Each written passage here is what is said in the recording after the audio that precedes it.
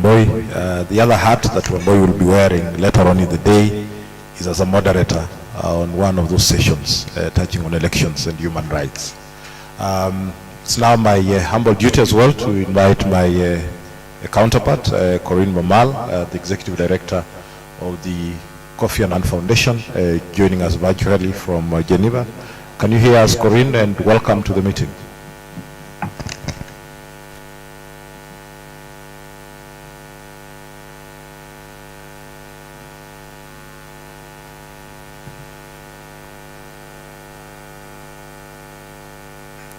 So I do hope you can all hear me. Good morning, everyone. Good morning, ladies and gentlemen, distinguished guests. It's a real pleasure to welcome you, albeit unfortunately from far, to this workshop, which the Kofi Annan Foundation is pleased to host in collaboration with the Center for Multi-Party Democracy. Let me also thank the United Nations Democracy Fund for their support to this workshop and to this initiative, and for their commitment to deepening and improving the quality of democracy and elections, not only in Kenya, but around the world. I very much regret that I cannot be with you in person, and especially since this workshop convenes an impressive and varied group. And I know your discussions over these next 2 days will be fruitful and important. I'm also sure you will agree that this is also an important moment for such discussions. Kenya's recent elections were held against a backdrop of significant democratic backsliding around the world, including in Africa. Across the continent, citizens, particularly the young, the next generation, are calling for improved democracy and more open, transparent governments. Unfortunately, in too many places, these aspirations are not being realized. There's a palpable sense of frustration with democracy, a challenge which is made worse by numerous coups d'etat or efforts by some rulers to overturn term limits and extend their time in office. In this context, Kenya's largely peaceful and very successful elections were a bright spot. I have myself quoted these elections several times when people tell me everything goes well, democracy is in retreat everywhere.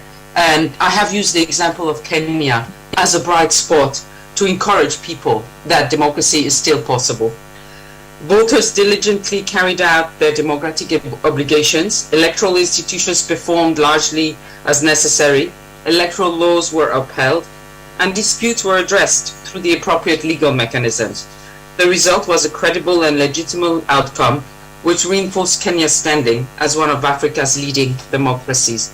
Yet, as we all know, there are some issues which require consideration and may necessitate some degree of reforms to Kenya's electoral institutions, laws, and processes. Kenya is not unique in this. No election is perfect, and there are always lessons to learn. And as Mr. Annan often observed, and I quote, reform is not a process. Reform is a process, it's not a one-off event. It is in that spirit that the Kofi Annan Foundation and the Center for Multi-Party Democracy have convened this workshop. We have found that there is great value in holding such discussions shortly after elections, and have done it in various countries, when the lessons are still fresh in our minds and before everyone's attention returns to business as usual. It also means that there is sufficient time to further discuss and implement any reform that may be necessary before the next election cycle. This is not only an opportunity to look back and take stock, but as the distinguished speaker said before me, it's an opportunity to look forward. The stark reality is that our societies are changing rapidly, and new challenges to democracy continuously arise. So over the next 2 days, I would also urge you to look ahead and consider the emerging trends which can both reinforce or undermine the integrity of elections.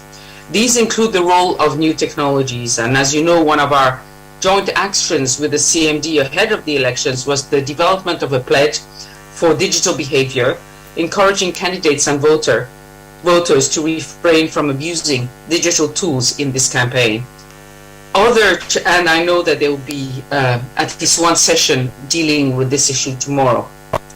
Other challenges include mechanisms to increase the participation of young people and other marginalized groups, or models and processes which can facilitate direct participation of voters in matters of governance in between elections.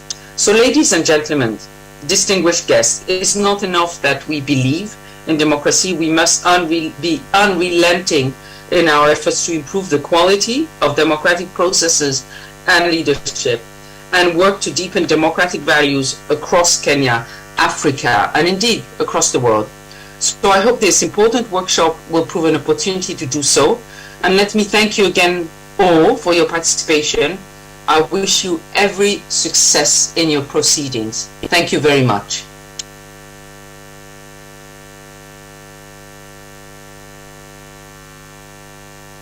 Thank you, Corinne, for the great words about Kenya elections and the need to hit the iron while still hot, have the fresh memory of the election process, and share views on how to improve the process going forward.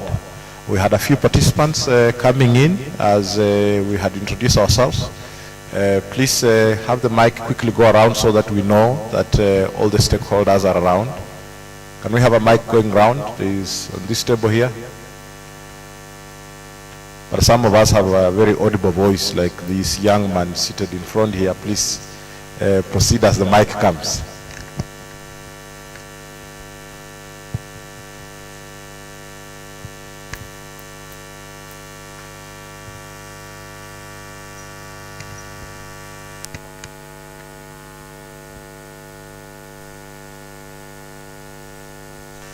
All right, great.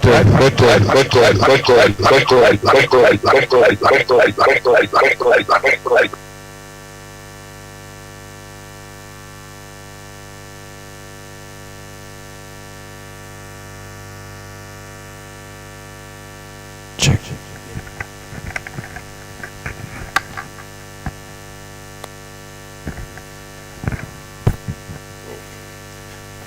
Good morning.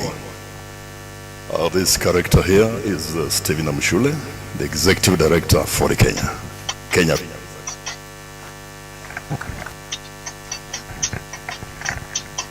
Please, yeah, pass the mic. Good morning, everyone. Good morning. Good morning. Her name is Veronica Waidera Maina, this beautiful girl, young, from Democratic Party. That is where you left me when I was a youngster. Now I'm good. It's not working. Oh, it's my age. Yes, or energy, and I'm that energetic. Karibuni sana. So I'm in CMD, in charge of finance and establishment. I've grown FedEx from the time you trained me. I cannot take it for granted. Thank you.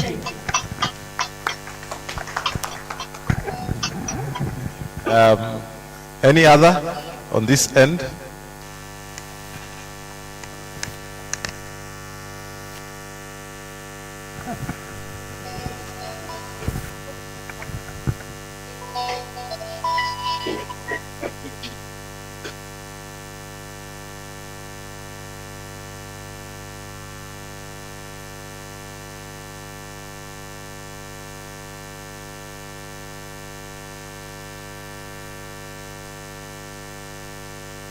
Thank you very much. I think the other guests will get us going. The technical team, please, let's have at least 4 functional mics so that we can get down to business without disruption. I think we're very good with time today, so we will get on now with our first panel. I want to introduce my elder brother, a good friend, Felix Owuor, who is the Executive Director of the Electoral Law and Governance Institute for Africa. He will be moderating 2 back-to-back sessions on taking stock of the 2022 Kenyan elections. The first presentation will be on key findings by local on international election observation missions. And after tea break, we will be looking at recommendations by the election observer missions. Welcome, Felix, and you will also invite your panel to take their seats. Karibu sana. At least you can clap for me if you don't want to clap. Thank you.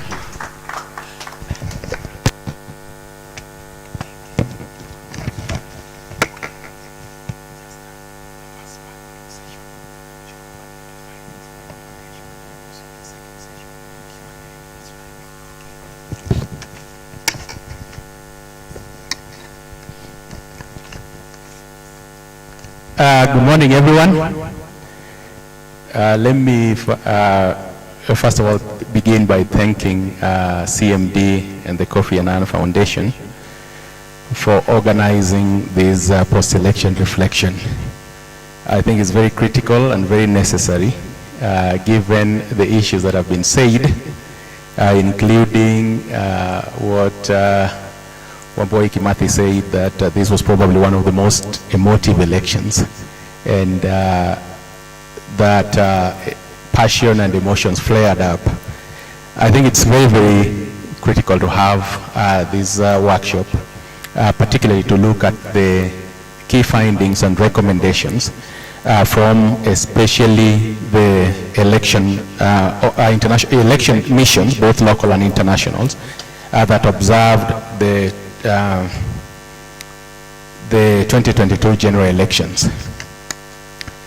It's been said that democracy is a process, and I also just right from the outset just take this opportunity to remind ourselves that an election that realizes significant improvements, at least in the technical and operational aspects of it, including the various processes, the electoral dispute resolution, among others, can itself be followed by a very shambolic election afterwards. For those of you who can recall 2002 elections, that was widely regarded as very, very credible, was followed by the 2007 election that was probably the most shambolic, and you remember very well the post-election violence that followed. And that is probably the most important justification to have this workshop, to have this reflection, and to have this dialogue forum, to look especially how we can be able to take stock of what happened, improve on the good things that happened, share experiences and findings, and also make concrete recommendations that can improve our elections in the years to come. And so, ladies and gentlemen, without wasting any more time, let me invite the distinguished panel, who will, which is really the first session, who will take us through the various findings, the various recommendations that they had during the just concluded general elections. And it is my pleasure now to invite them here, Mule Musau, David Onen, Abeba Balechu, Dennis Omondi, and Elena Digani will be joining us virtually. So I wanted to kindly request them to come so that I can give them a proper introduction, and also to guide us on how we are going to have the two sessions go up, how we are going to have these two sessions. As you can see in your program, they are back-to-back sessions. And by the way, Waidera, thank you very much for reminding me of how old I am. For those of you who underestimated my age, Waidera and Madam Shule is here as well. I started in with political parties, basically. So, first of all, let me introduce our distinguished panel. Mule Musau is the national coordinator of ELOG. ELOG, for those of you who know, is the umbrella election observation mission that we have here in Kenya, but also is very, very active in the Horn of Africa. And Mule will be able to say specifically what they do in the Horn. But I want to say that ELOG has observed elections in this country for a number of elections now, and is probably the closest that we have to a national umbrella domestic election observation mission. So welcome, Mule. And next to Mule is Mr. David Onen. David Onen joining us from Arusha, from the Political Affairs Division of the East African Community. And for those of you who recall, EAC not only deployed a mission during the 2022 general elections, but has also continuously been deploying the international election observation mission, not just in Kenya, in a number of elections that we have had, but also within the East African Community sub-region. And then next to Mule is Dennis Omondi, the country director of the National Democratic Institute. For those of you who remember, I worked for NDI and we worked with Dennis very closely. NDI, within the context of, other than the fact that NDI has had continuous presence in Kenya for some time now, NDI and IRI convened or deployed a joint international election observation mission, which was also did a lot of work during the 2022 general elections, and Dennis will be able to share with us the key findings of that. And then finally is Abeba Balechu from the IGAD Political Affairs Division. We haven't met, but I'm assuming it's you, sir. All right. Thank you very much and welcome. And I hope that I'm pronouncing your name correctly. You will also share with us the key findings and recommendations of the IGAD International Election Observation Mission within the 2022 general elections. And then finally we have, and I've been informed that Elena Digani from Zessen, who was here with the African Union Long-Term Election Observation Mission, will be joining us online, and I can see her here. Ellen, thank you very much, and nice to see you again. So, in terms of, if you look at your program, and I've been able to consult with most of the panelists, the way it was structured was that the first session was to involve presentations of key findings.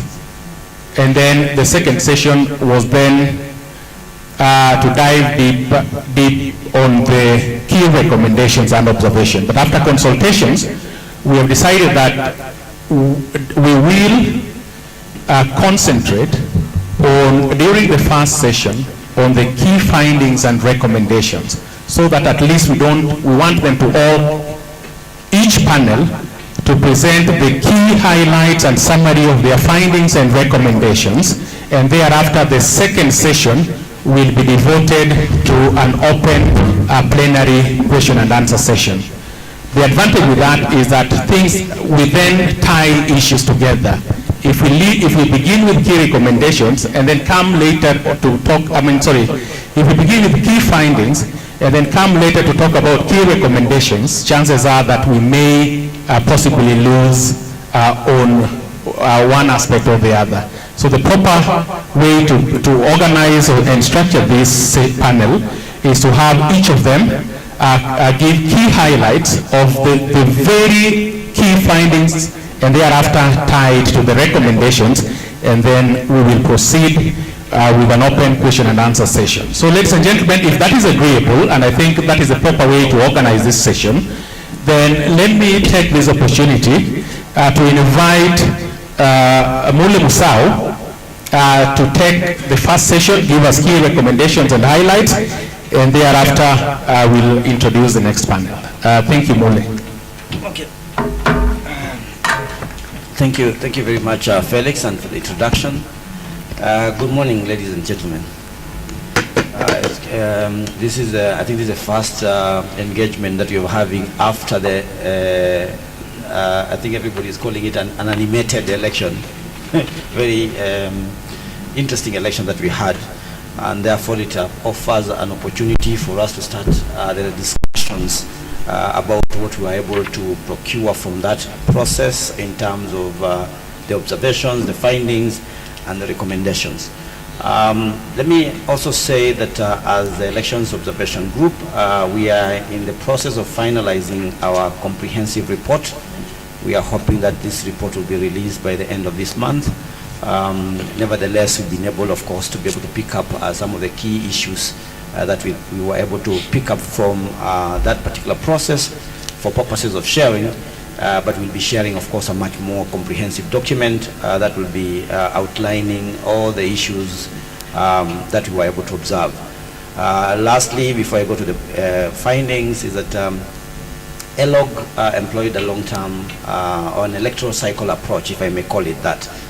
Although we never got enough support to be able to track the entire process from 2018 or from 2017, at least we did put what we call a robust deployment over the period to be able to observe a number of activities, by-elections and other election-related activities over the last 5 years. But much more importantly for the election is that in the start of 2022, from January, we had a long-term observation mission that covered all the 290 constituencies. We also had a team which was observing the media. We also had another team which we deployed in the hotspot regions in the country. So that gave us some much more well-rounded observations of that. Let me go very quickly.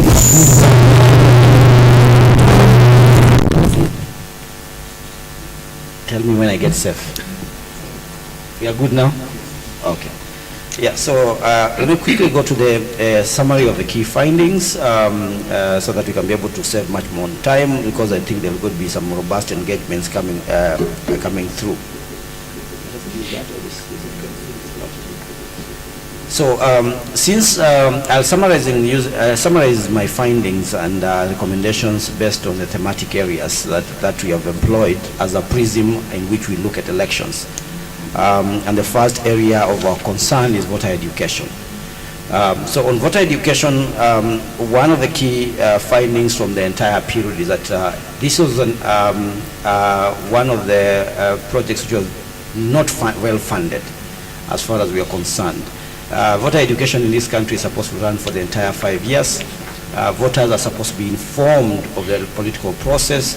They are also supposed to be informed of any changes which affect the landscape of the elections. We found, our findings indicate that this is one of the areas that we suffered, Kenyans suffered the most. IBC claimed they did not have enough funds.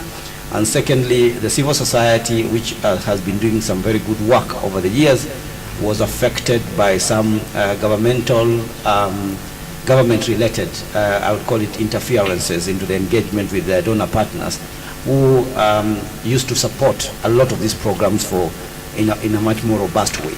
But within this particular electoral correctly in terms of facilitation. So our findings were that the voter education which was conducted across the country was not comprehensive. We also found out that it was not targeted. We expected the special interest groups, for instance, that's the persons with disabilities, women, young people, marginalized communities, that there would be targeted engagements with them, whether through the media or whether through the civil society or whether through the election management bodies which were assisted with that responsibility. So it was not well targeted. So the main, of course, recommendations which we are able to accrue from this, we want a very robust engagement in terms of voter education. The electoral cycle approach needs to be utilized for this. And that means that with the end now of the last elections, the Election Commission, that is EMB, and other actors, Parliament, which also make sure that we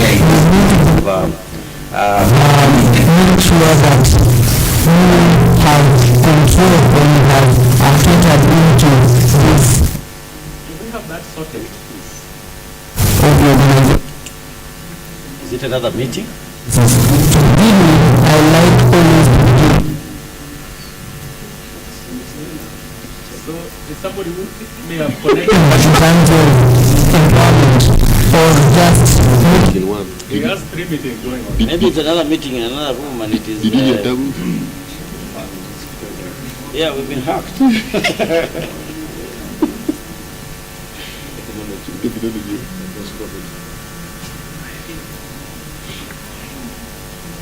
We are good? Yeah, it does seem there is somebody on the other side speaking that same thing. But I think we're good to go. Let's just continue until the next interference. Yeah, so we're saying that an electoral cycle approach in terms of voter education is required, as is stipulated by our laws. So Parliament, which needs to fund the EMB itself must have a very robust program moving forward in terms of educating and especially the young, because when I'll be discussing the question of voter registration, we know there were quite a number of impacts that affected that particular category. So targeted engagements, targeted voter education is required, and a much more robust engagement with the different stakeholders, which also brings in the civil society organizations and the media, because these are the two other actors which can be able to support the process of voter education. On the voter registration, we know that we had the voter register was enriched by 2.1 million more voters, but we missed out on 4.5 million of the eligible voters who should have been part of that register. And the majority of these people were young people. So that's what I was talking about earlier when I was talking about the targeted voter education, because there does seem to be a major problem attracting young people to participate in electoral processes. So the incidence of voter apathy was noted, especially among the young people throughout the process. And remember again on the same issue of voter registration or voter register, is that despite the fact that the IEBC procured the services of KPMG to audit the voter register, we are still not very clear in terms of those findings. Yes, we got a report from KPMG, but by the time we were coming to the elections, we were not very clear that all the issues which have been raised under that audit had been attended to. So the chair, if you remember, in the run-up to the election, kept promising that he was going to share the matrix of recommendations of actions that the commission had taken in respect of that voter register, but so by the time we held the elections, that has not come through. So as a result of that, we are still not very clear whether we have a very clean voter register, and that integrity therefore of the voter register is one of the issues that we need moving forward. It must be ascertained. So we feel that we need to get a comprehensive report that is within the shortest time possible of the voter register, and be able to be clear whether all those issues which were raised by KPMG were attended to, even as we start planning for a new election cycle.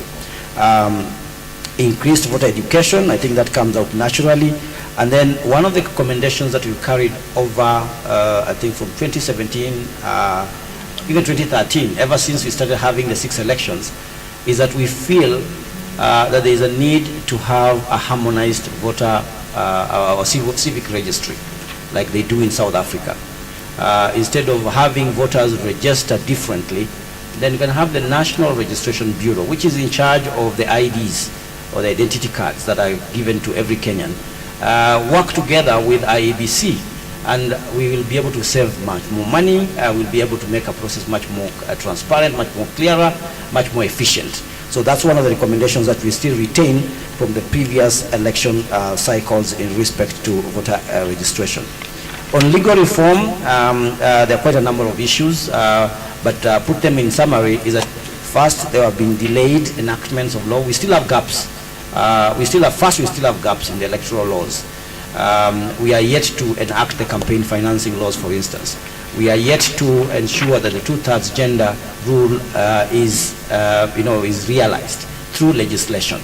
And then we had quite a number of delayed enactments, or at least attempts to change or make reforms to the legal process very late in the day, and majority of those reforms or changes were never processed because they came very late in the day.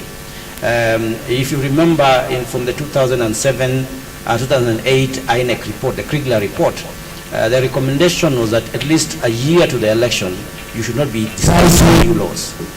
You should not be discussing new legislation. So you need to discuss the issues about changes in the legal framework while you're still in a sober period, and the sober period happens right after the elections are conducted, because at that time you can be able to reflect on what issues need to be changed. So we still find that there was mischief, and this is not just from IEBC, but from all actors, including Parliament, in terms of ensuring that the required legislation, some of the proposals about changing, for instance, the campaign financing laws and some of the election laws had been taken to Parliament as early as in 2020, but nothing happened. There were delays. In this respect, we would expect a quick, comprehensive review of the legal framework very early on to inform the electoral reform agenda, and then an engagement, a robust engagement, public participation with the political parties and other actors then is attended to. And we believe that IBC needs to take the initiative as far as the electoral reforms are concerned, to be able to come up with the necessary bills which can be presented in Parliament in good time.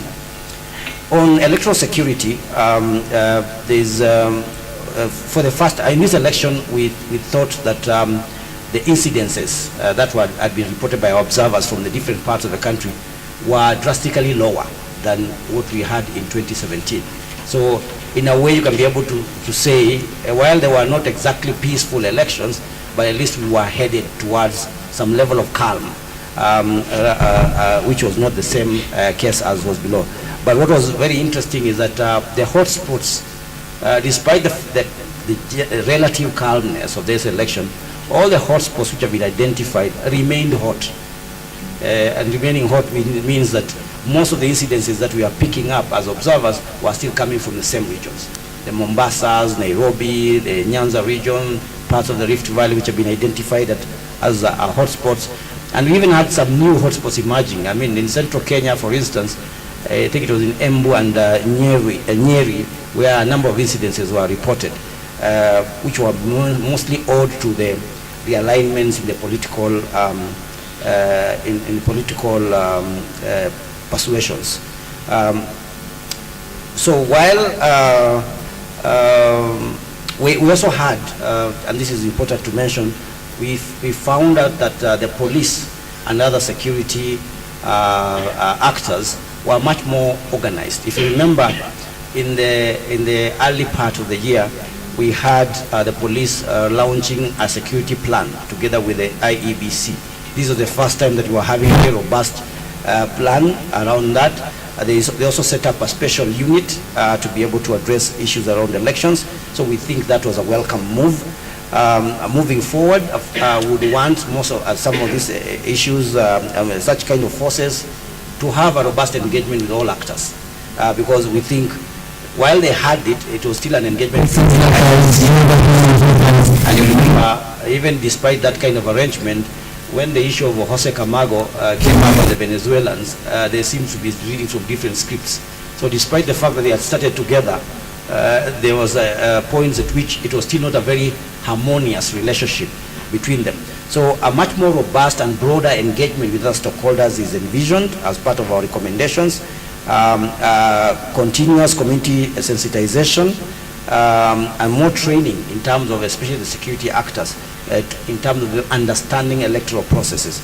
Let me quickly hasten to mention that there was also a role within the issue of security and violence that was taken care of by the faith-based organizations. Remember, their shuttle diplomacies, whether it is around the election time or even before, they carried peace campaigns across the country. So we believe there was an impact that had. So a much more continuous and sustained community engagement would actually be able to lead to a much more peaceful environment in the elections. Let me finalize by talking about 2-3 other things. One, on the media, that we saw better media coverage of the electoral processes than before, which even included such activities as the political party nomination exercise.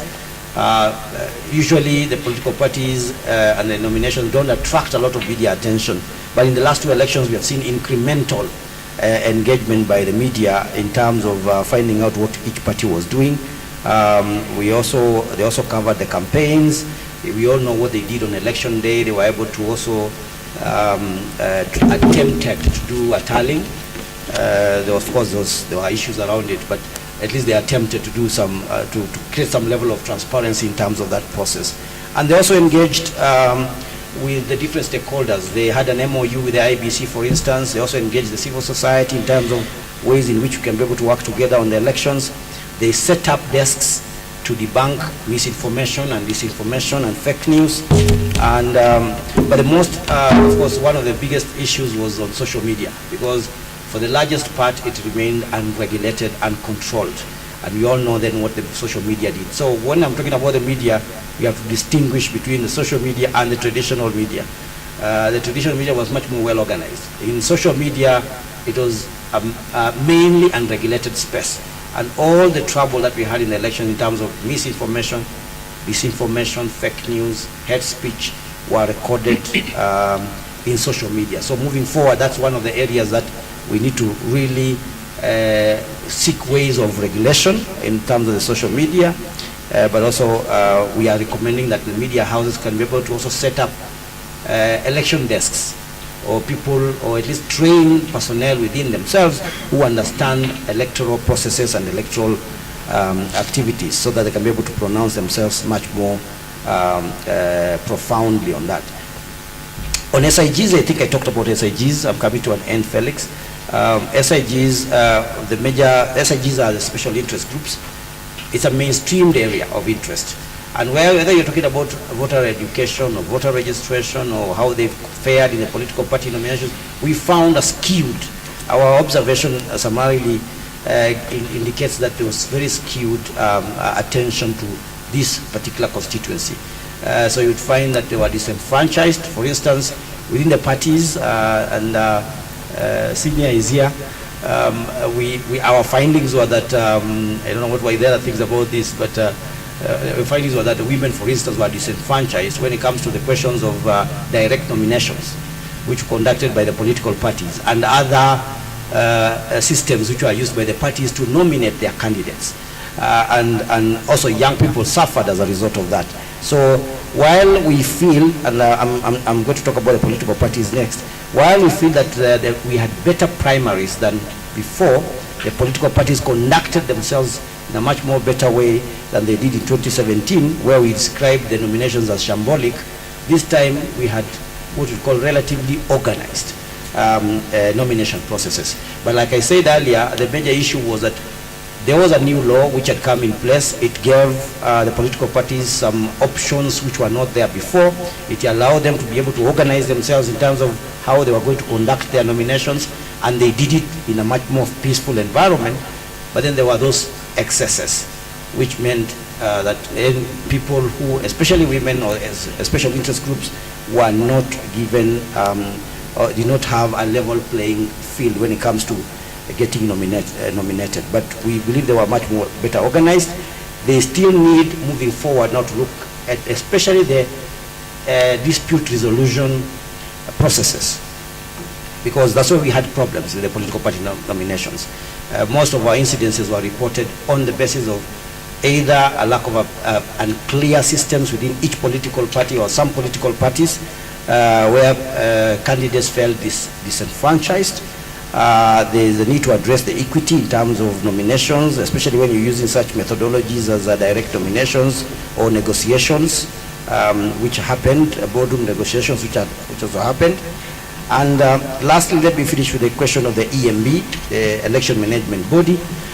We all know what happened with the Serena teams and the Bomas teams, the split in the IBC. I think for most of us who have been here, and Felix has been here before, this was nearly something which was expected.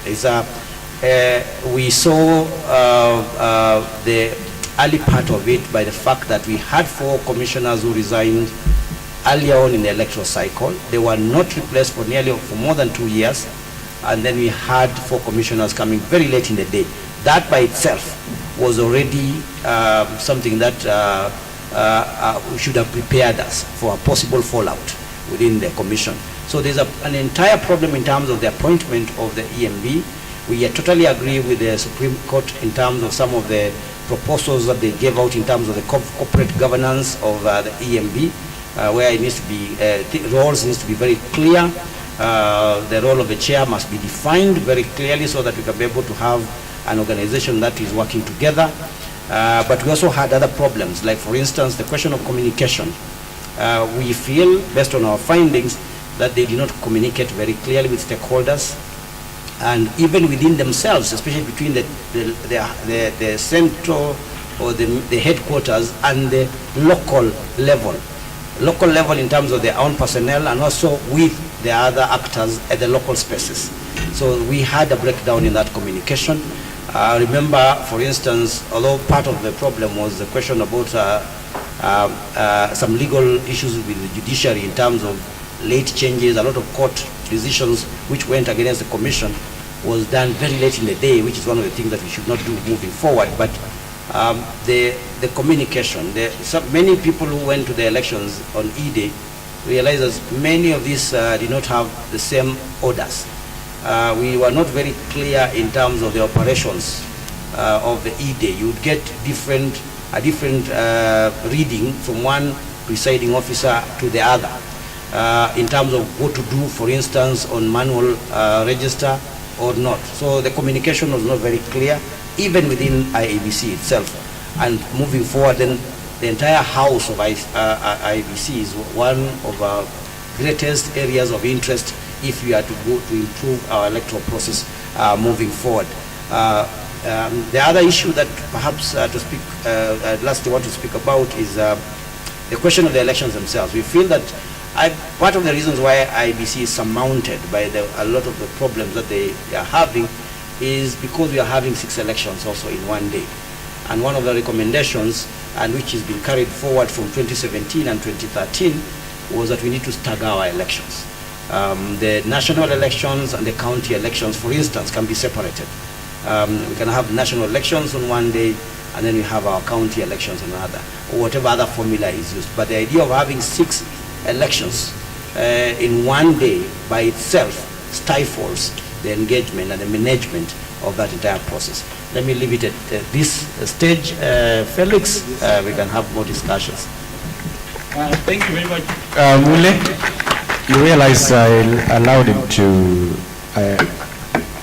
take more time because we all know the significance of ELOG in Kenya being a domestic election observation mission. And given what Mule has said, they began their observation work much earlier. And so they had a lot of ground to cover and a lot of issues to bring out. Let me then invite David Annan from the East African community. And let me just consult if 10 minutes, is that going to be enough for the remaining panelists? Or let's say 10 and then we see how we go from there. Thank you very much, moderator. I can always fit within any time you give me. If you give me 1 year, I'll fit. If you give me 2 minutes, I'll still fit. Ladies and gentlemen, good morning. My name is David Annan. I head the political affairs of EAC, and in many of our observation missions of EAC, I'm also the technical coordinator. And I must say that we have had experience with election in East Africa, and in particular Kenya. From the time the new constitution was promulgated, 2022 is the 3rd round of election we are observing. Just to make sure that I fit within the 10 minutes, let me go straight to what perhaps we wish to hear more from. From the EAC perspective, we observe election from 2 dimensions. One, we observe the capacity and the conduct of the key stakeholders in the election. And then also we observe the electoral cycle and how that is performing. I would like to start from the bigger picture. The bigger picture for us in EAC is that there is political stability in the county organizing election, but also in the EAC region as a whole. And that means also that elections must not result in violence. And that also means that, but more importantly, the outcome and the government elected must reflect some element of legitimacy In other words, representing the interests of the voters. Generally speaking, we feel this has been achieved in the 2022 elections in Kenya.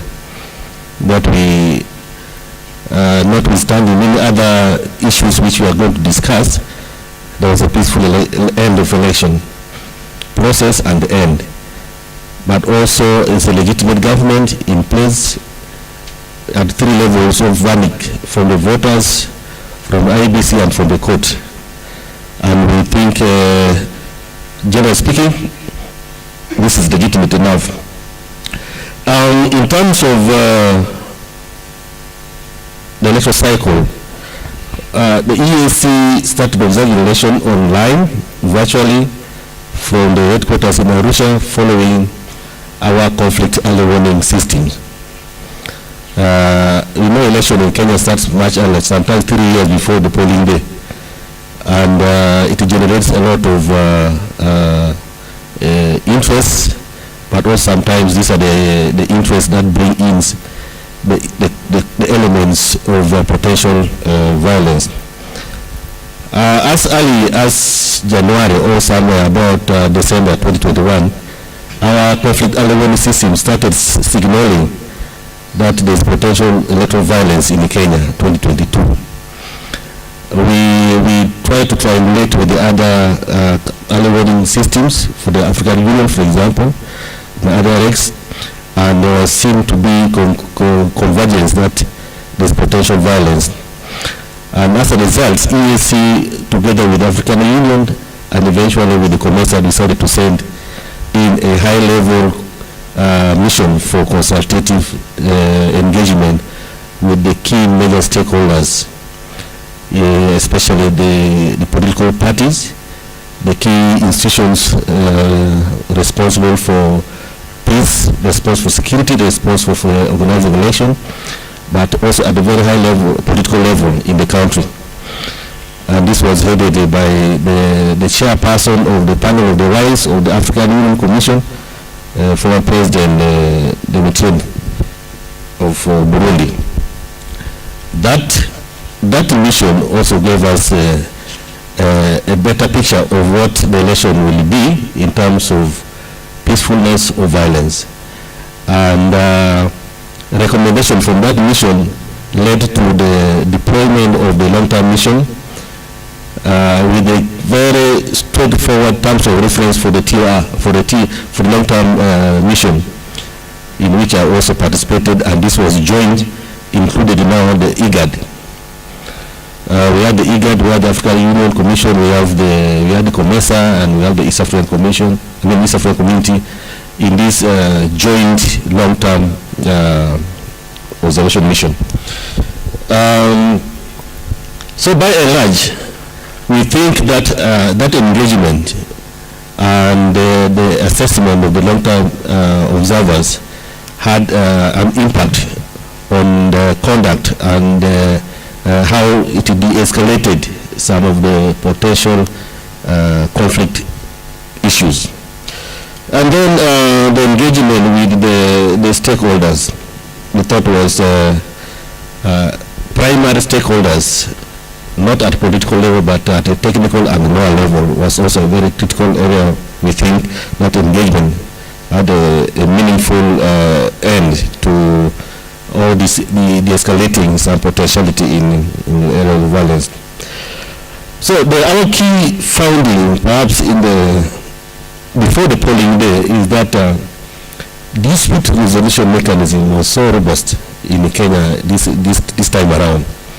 At every level, from the community level, from the intra-party, from the IBC, from all other stakeholders, and also the general community itself, there was a high level of organization for dispute resolution. We highly commend, for example, the registrar of political parties and the role it played in dealing with political parties and dealing with the conflict issues or dispute issues. I think this made a very big impact on the performance of the IEBC, and it became the clearinghouse for IEBC in many ways, the registrar of political parties. Of course, there are other, at county level and lower levels, were also community processes that handles community issues and which were deemed to be potentials for conflict. So these are the key areas we see. But the others which already Mlea has already talked about, the issues of voter and voter registration. Our key observation was that voter registration, apart from, leave alone the voter education, listen, voter registration and cleaning of the voter register was not adequate. We already heard about the significant number of potential voters who are left out, and the process of cleaning the register disenfranchised so many people who would have actually been on the register but did not.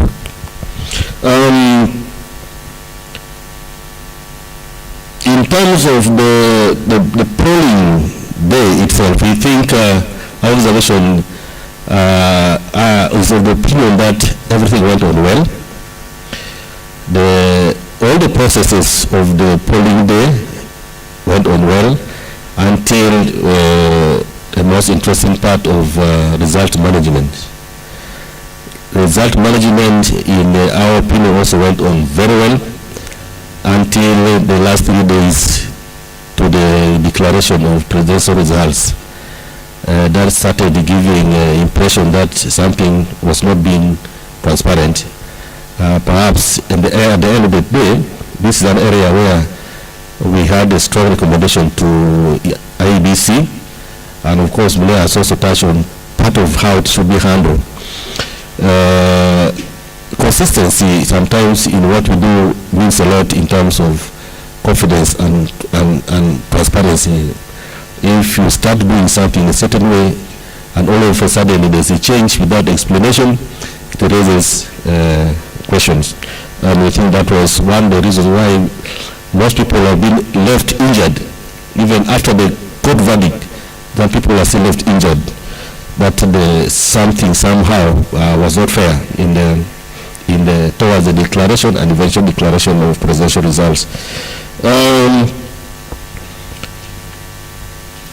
The post-election, just after the declaration and declaration of presidential results, we think because of the earlier submission that conflict resolution mechanism were robust, the court was very ready to receive and to hear and to pass verdict on the petitions that arise.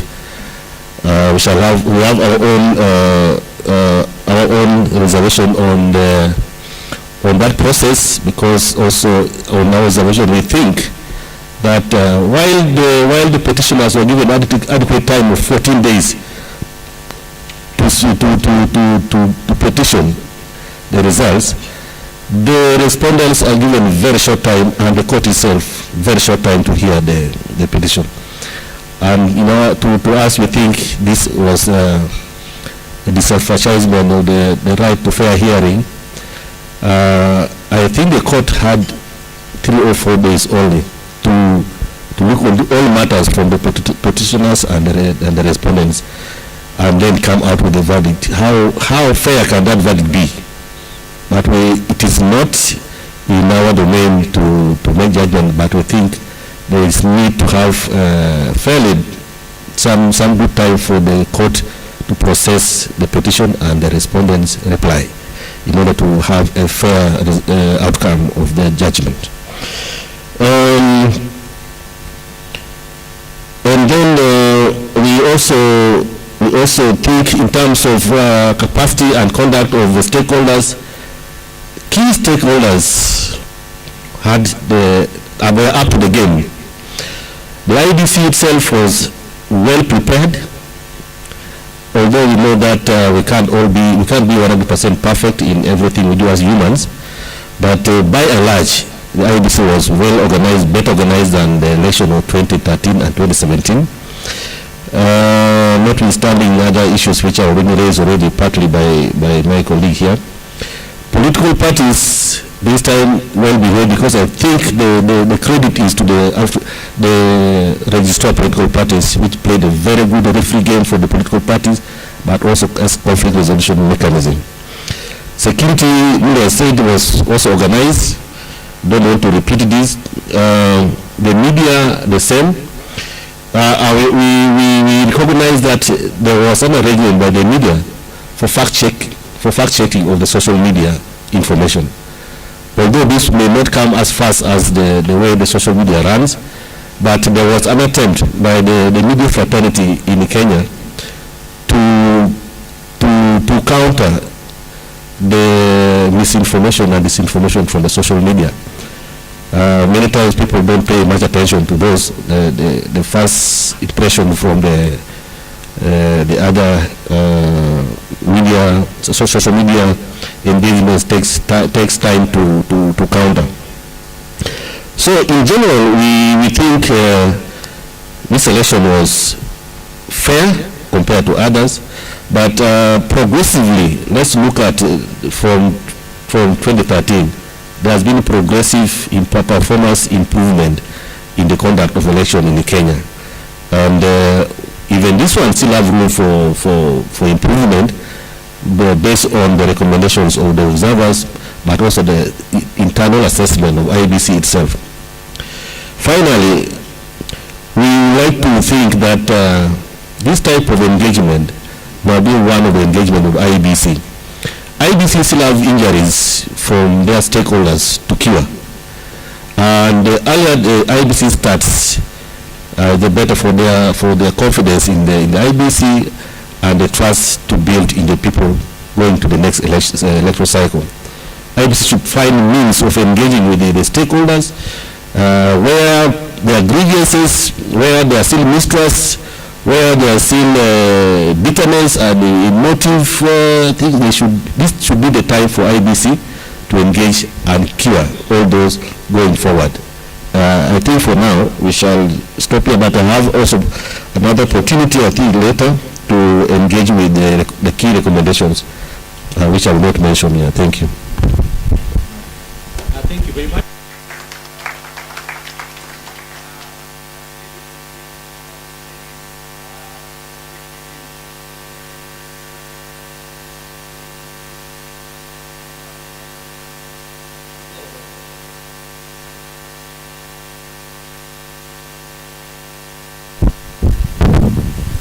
Thank you, Felix.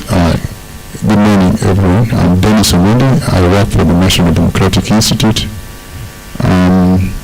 As Felix stated, ahead of the 2022 election, NDI and IRI deployed an election observation mission in Kenya. It took different formats. We had two pre-election assessment missions, one in May, another one in July. Then we had long-term analysts who looked at different aspects of the electoral process, and they were here for 6 months, just trying to study the political environment, media environment, campaigns and all that stuff. And then on the election day we deployed also a group of people. Up to now we haven't finalized our report, so I think that's very important that I state, but it's close to, the draft is being reviewed, I think, at the very final or the tail end of it. So we'll be able to share the report when it is finalized. I don't want to repeat what Mule and David was speaking about, because I think the beauty of this conversation is that you see that things are actually marrying. The divergence is limited. And so I'll just focus on areas that I think I haven't heard them speak about, so that we can also save time, as Felix states. So we have grouped, or perhaps in our draft we are looking at grouping recommendations to key stakeholders in the electoral process. And the first one is really to target the government and parliament moving forward. And what I've not heard talked about is the budget to IEBC. We believe that the budget to IEBC needs to follow what the IEBC is requesting for, and not under the authority or perhaps the decision of Parliament to decide. As what we have seen is IEBC budget is appropriated late in the day, but does not allow IEBC to conduct all aspects of what they want to do. For instance, voter education suffered largely because IEBC didn't have the budget. And so I think that needs to be looked at. The other aspect that I think was also followed the recommendation in 2017 is the aspect of the commission vis-a-vis the secretariat. And I think a clarity in the definition and how those interactions should happen is required ahead of the 2027 election. Otherwise, even if we define the role of the chairman and we still fail to define how the commission and the secretariat relationship is, we probably will be looking at challenges. The other aspect is the definition of criteria for meeting the Leadership and Integrity Act. I think it is in the public glare. The former cabinet secretary for internal affairs telling us how many corrupt people or people of bad backgrounds are going to be in parliament. Now, if what is said is true, and I have no reason to doubt, then we need to be sitting here knowing that parliament has so many crooks that are going to be making our laws. But then what does that mean for the future of our governance? Then there is also the aspect of the public resources used in campaigns. And I think if we are serious about the laws we enact, then we need to enforce so that the use of state resources is actually limited around elections. Then there is the aspect of the 2/3 gender quota requirement, which I think we also, if it is in the Constitution, then I think we need to legislate to realize it, and that has failed over time. Then there is the element of the period for which the Supreme Court have to make a decision on the presidential petitions. We think that the 14 days is very short, perhaps lining up with what David is saying, and we think it needs to be expanded perhaps even to 30 days so that there is considerable amount of time for either the petitioners, for defendants, and the judges themselves, or the justices, to make a fair decision. And then there is the element of the freedom of the press. And if you look at the Cyber Crimes Act, there are elements that I think needs to be amended so that even as the press were trying to do the tally, at the tail end they could not go to the end because of fear. And if you look at the Cyber Crimes Act, then those provisions are actually there that don't limit aspects. The second aspect is the recommendation to the Independent Electoral Boundaries Commission itself. And I think that strategic communication plan is very important, and that will then bring in all elements of how do you engage with political parties, how do you engage with civil society, how do you engage with candidates, how do you engage with all actors around the elections. We believe that while the IEBC strived to engage, it came too late in the day, and I think if it probably started much earlier, it would have helped them in terms of building relationship. The second aspect to that is really the results transmission system. I mean, communication around what it is, managing expectation about what it is, and being consistent will be very important in terms of looking at that. And also countering misleading information. Being proactive in terms of countering misleading information that often goes out there, and we know exactly how lies tend to spread better than the truth. And I think doing something about it would be very helpful. And then the other aspect is the open data principle. And we believe that, while, providing results online was a really positive aspect of what IEBC did, we believe that, it is not only the presidential results that need to be made available. We can actually make available all results from the MCA up there, so that when people are making conversation around tallying and trying to reconcile the tallies, then it is out there. So it's not like somebody is doing it and then you have to believe whether it is true or not true. I think that then they can actually help us. Then there are recommendations or perhaps discussion and findings around inclusion. And the first one is about how we get inclusive with persons with disability. So if you look at persons who are visually impaired, perhaps a recommendation on tactile ballots will be something that is necessary, so that going forward, then people who are visually impaired can also be able to make these vote. But there is also the aspect of access to polling stations themselves. I mean, for majority of us who went to polling stations, if you are physically, impaired, then there are also challenges. If you are visually impaired, there are also challenges. So I think looking at that would also be very helpful, as well as strengthening partnership with the disability organizations generally, so that because they are the ones who will understand exactly how you need to implement aspects that are inclusive for them. The other aspect is about disaggregation of candidates, aspirants, data sets, so that if you look at the IEBC data, it does not even provide the gender of candidates, it does not provide the PWD status of candidates, whether you are youth or no youth, So I think those disaggregation are very helpful, and also to make that data available in machine readable formats for citizens and the civil society to continue analyzing and providing greater input in terms of the processes. Recommendation to political parties, of course, the internal disputes process within political parties needs to be looked at.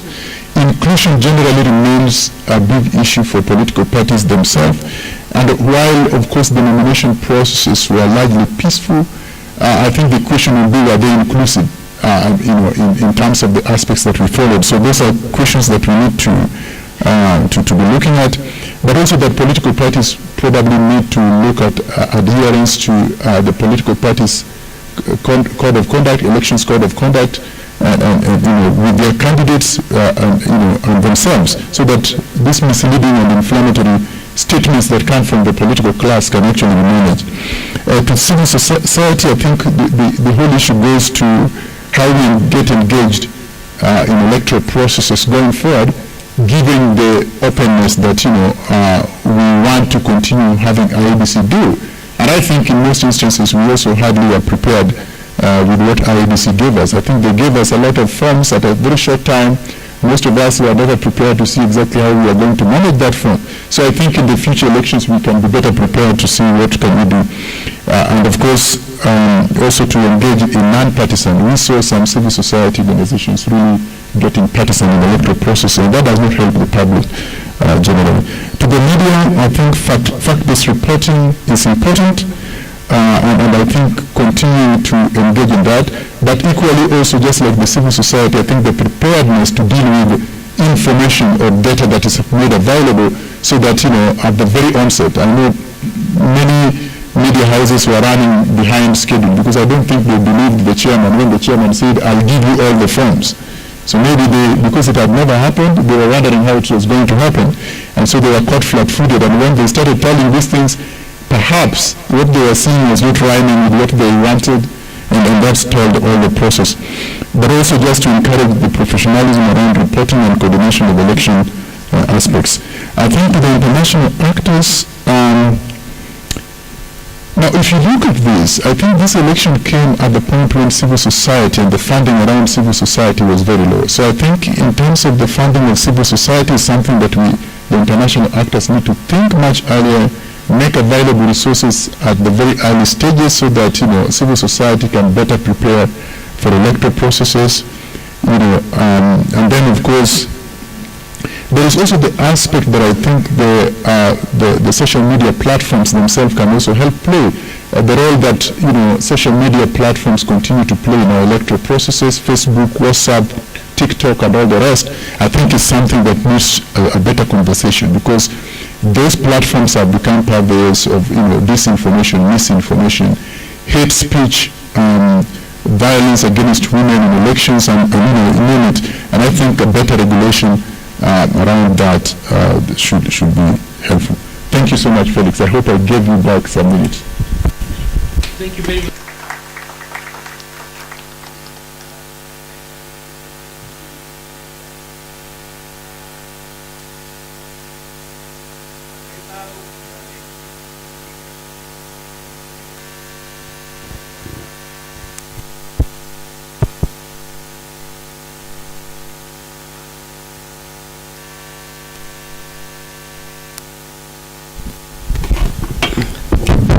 Thank you very much. We're almost close.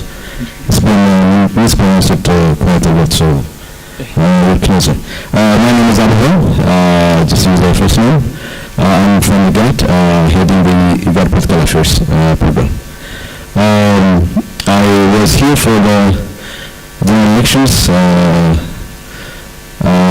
technical coordinator for the IGAD Election Evaluation Mission, Kenya 2022.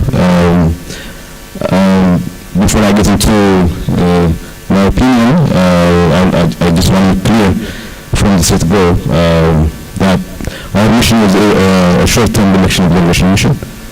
So our mandate, the mandate that we are accredited to, was to observe the day remains of August 2022 general elections. So we didn't, that mission was not mandated to observe the pre-election process or the post-election, what have been in bonus. And we had 24 short-term observers. We put into 12, a team of 12, and we have observed 19 constituencies across 10 counties on about 213 polling stations. So my views, comments would be within that scope. And we've released our preliminary report on the 11th of August, but we haven't yet the final one. So when we observe, we have some basic criteria. One is security. How secure not only police stations, how secure cities surrounding Seoul. So because we also sent a couple of teams about more than 300 kilometers away from Nairobi. So they drove. So they observed how the roads were secure.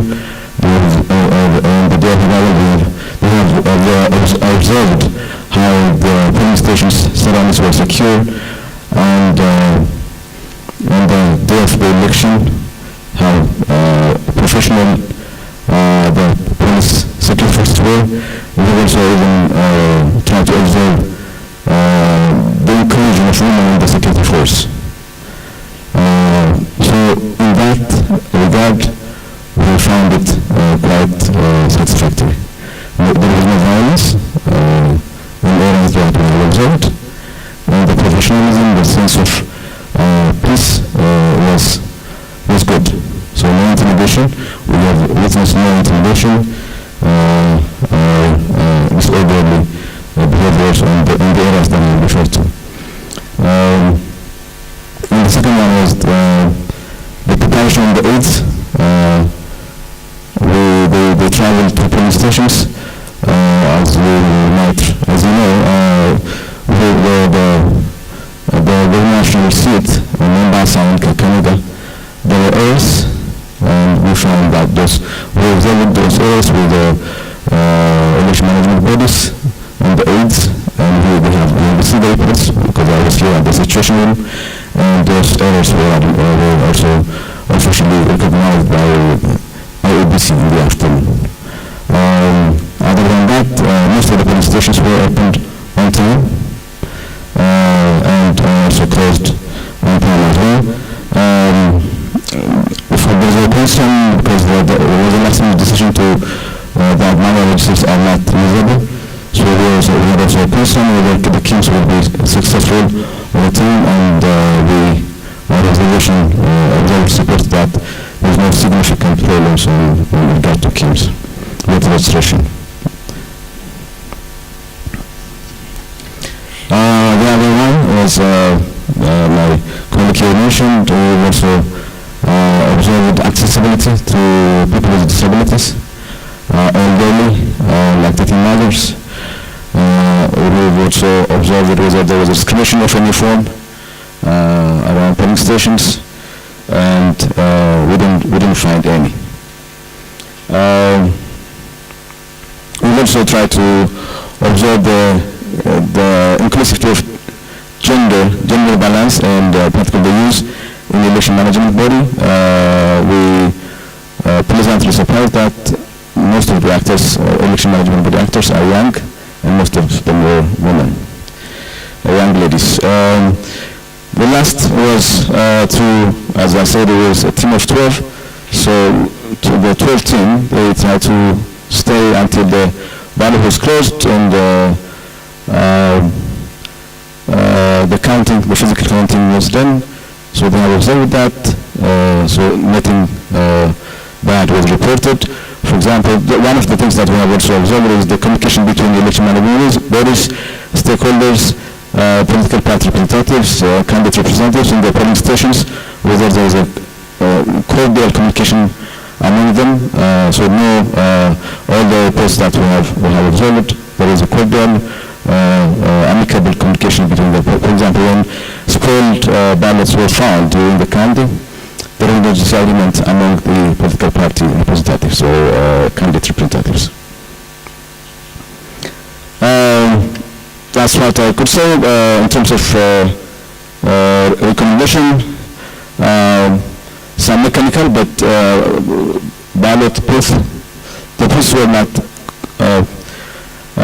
good enough to keep secrecy when people are selecting what they're waiting for. So some of them were exposed to kind of a very close naked eye.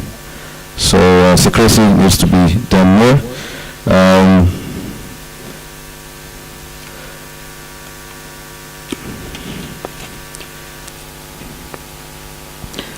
Voting materials, distribution and also accuracy, as I said, in Mombasa and Kakamega, they found errors and the governor's seat that has impacted the timing, and we don't know how much that has impact on the turnout, but generally our average turnout, voter turnout, was about 55%. And we encourage that more effort needs to be done to get a higher number of turnouts. I'm aware that NDR report indicates that much of that number is from the youth, so the youth didn't show up as strong as based on the NDR report.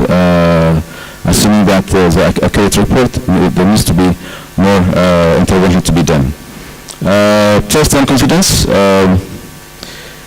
have observed that IBC has done, at least in this period that we have observed, IBC has done a great job, quite an improvement from the previous one.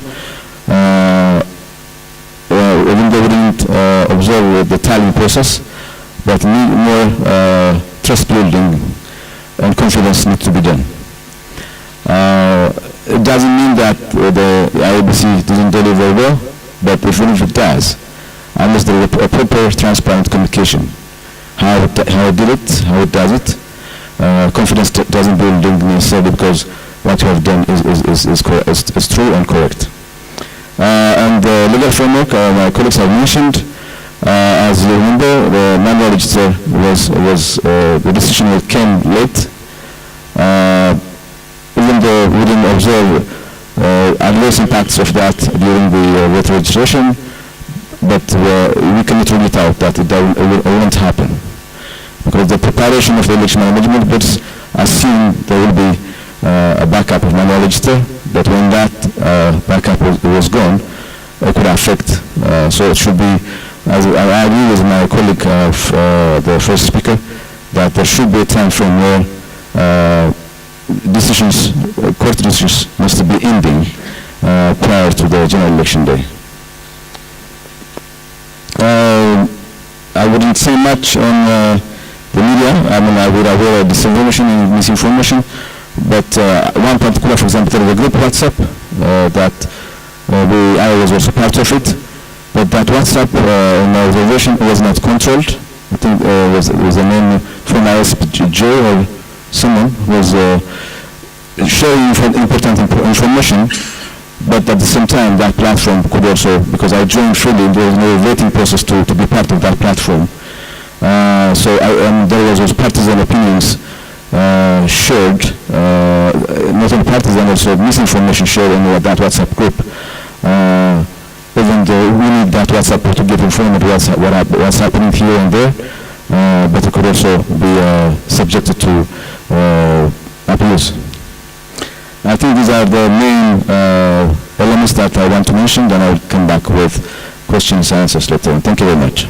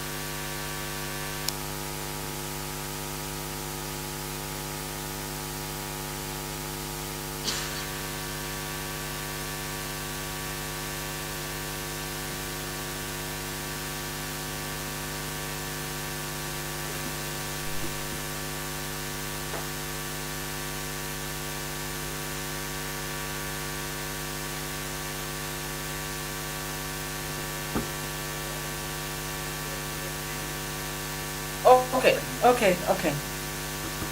I can't see anything from that end, but it's okay. I can start. So let me start by thanking CMD and also the Kofi Annan for organizing this workshop. I really applaud you for the timing. I think in terms of timing, and also it's now evident that Kenyans have decided to move on. I also want to put just a brief disclaimer that yes, I was the team leader for the African Union LTO mission, but I'm not representing African Union. I'm presenting as the programs director of the Zimbabwe Election Support Network, because we also had a mission in Kenya. I cannot speak on behalf of African Union, but I observed during the period when I was in Kenya. So I will try not to repeat what the previous panelists have already alluded to with regards to key observations. I will try to skip some issues that I think were sufficiently dealt with.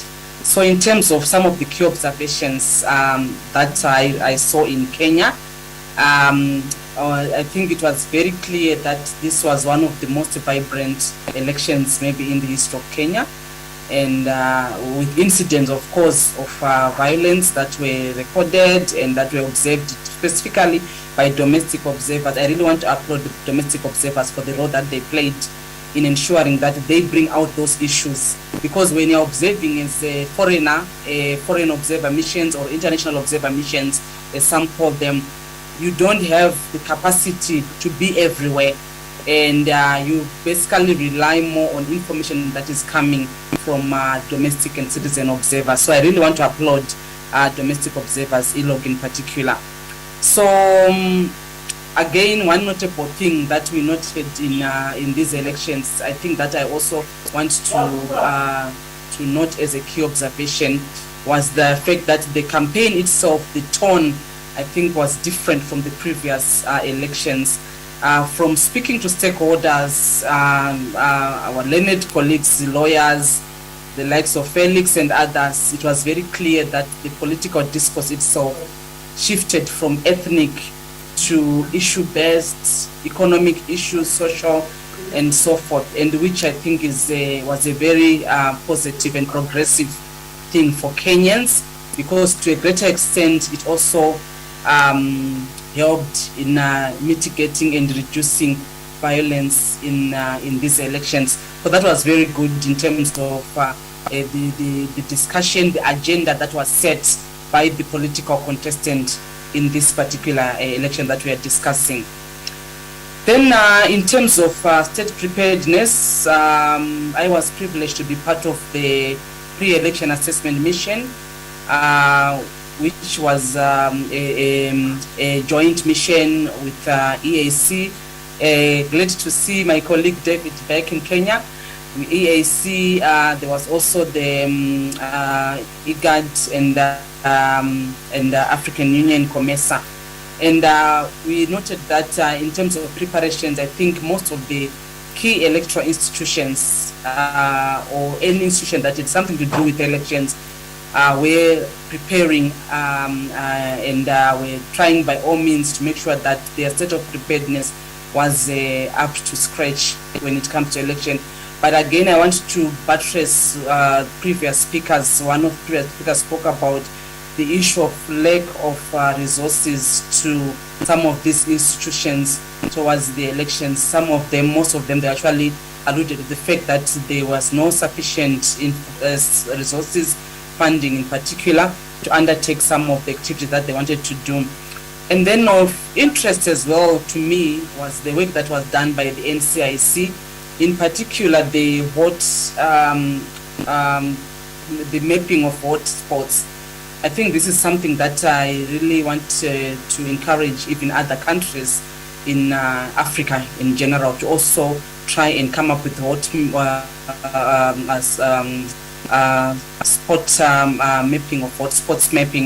I think it also helped us as even observer missions as a leader of the AU, and even when I was also deploying our mission, the ZESIN mission, it also helped us in terms of making sure that we strategically deploy observers. I think it also helped many other international observer missions. I think even the likes of in EU, I think they were really assisted with that particular report that was done by NCIC, and also the updates that were also being observers.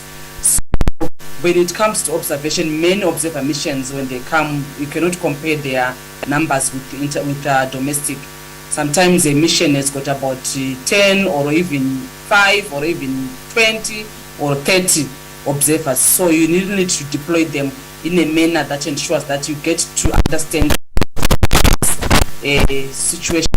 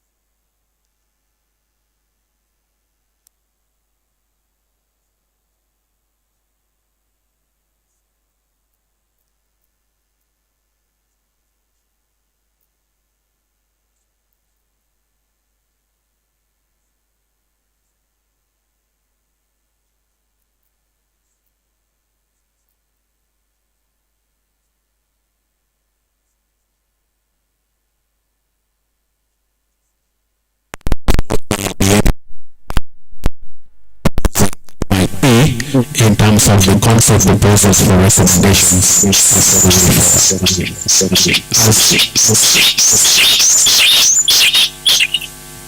I'll seek the guidance of CMD and Kofi Annan Foundation on how to proceed.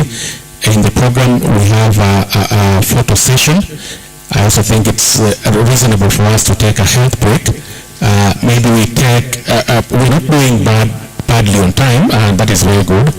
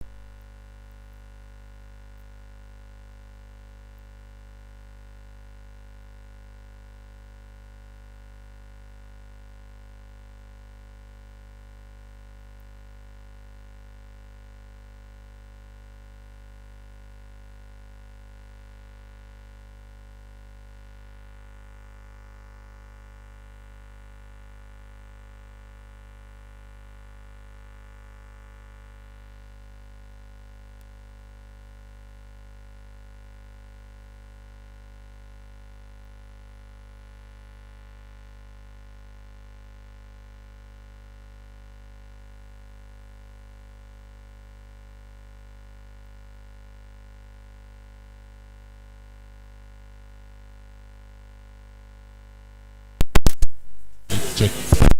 Mic check. Mic check. Mic check. Mic check.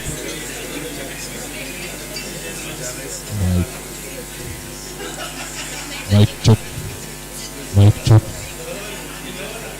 Mic check as we are continuing the break. Mic check.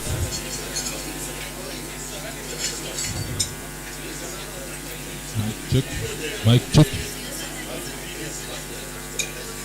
Mic check.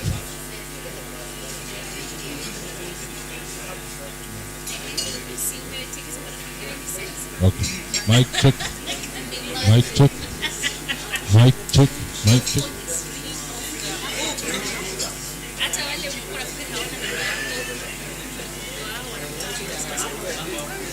Mic check. Mic check. Mic check.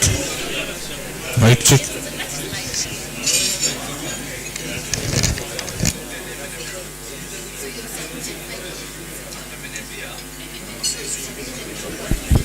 check. Mic check. Mic check.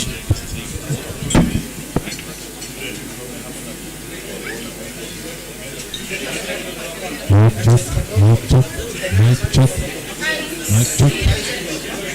Mic check. Mic check.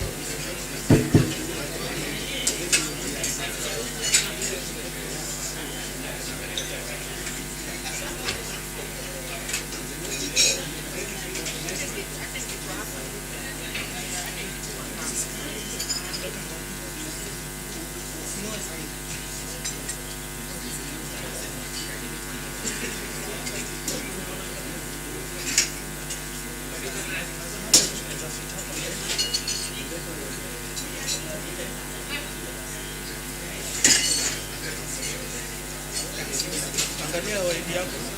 Usiende. Nataka kuangalia ID yako inakaaje. Niachie hapo.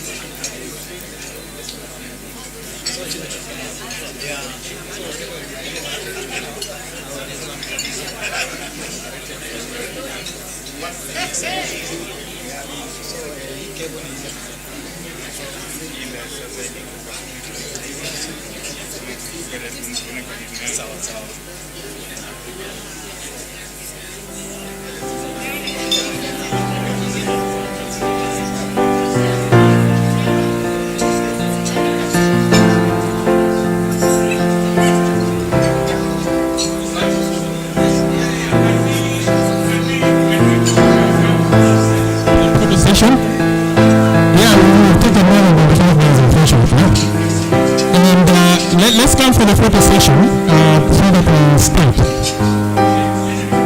Milton.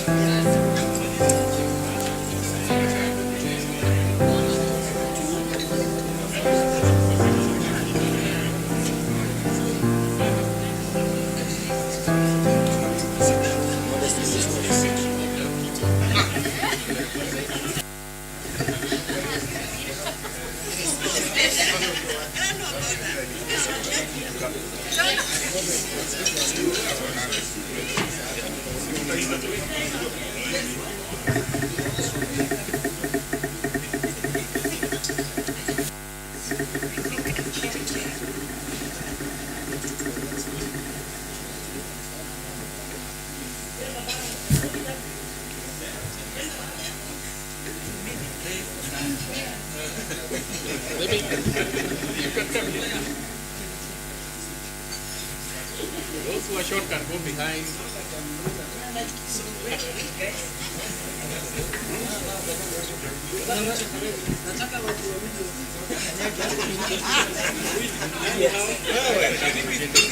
Are you going to cover everybody the way I see it? Wengine wawili hapa.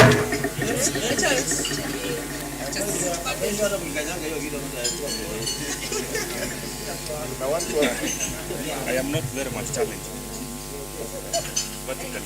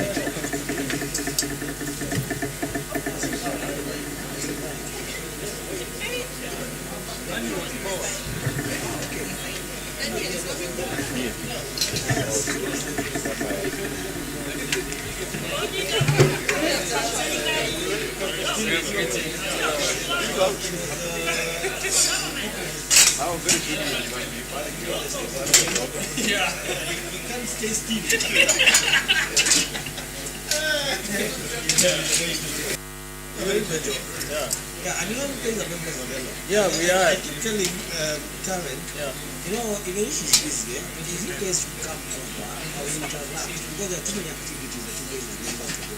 Yes. You've never even conducted those in terms of yes. You're going to fly something. Yeah. What are you going to do? I am the head of governance and security. So exact person. Please come to your office. So you don't have my number? No.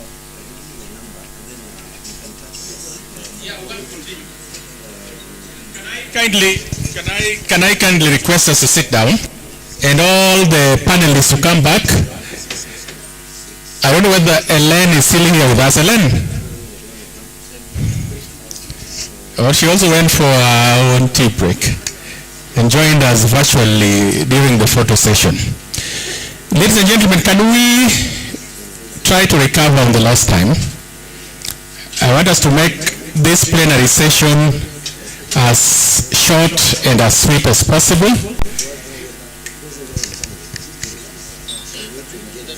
Can they help us with this slide? Yeah, sure.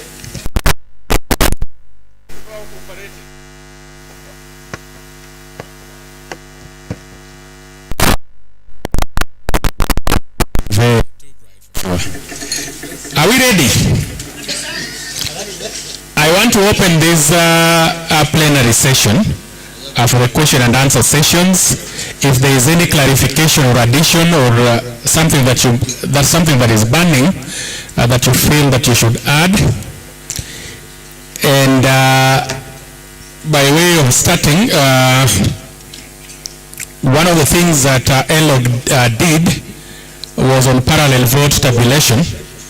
And I wanted Mule to talk very briefly about it, and especially if there is any relevance or value that it adds to the elections. And I think I'll leave it at that. We'll also pose other questions to other panelists as we continue. So can I see, by way of anybody with a question or who wants to go first? Yes, please. Tabu Daniels, yeah. We have, is there anybody going around with the mics?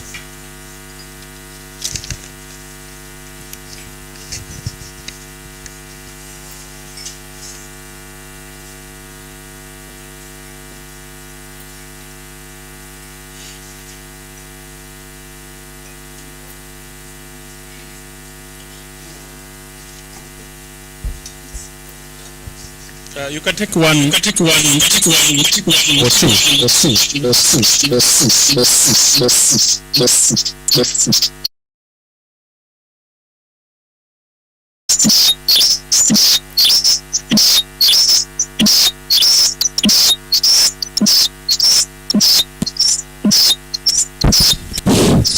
Thank you very much, Felix.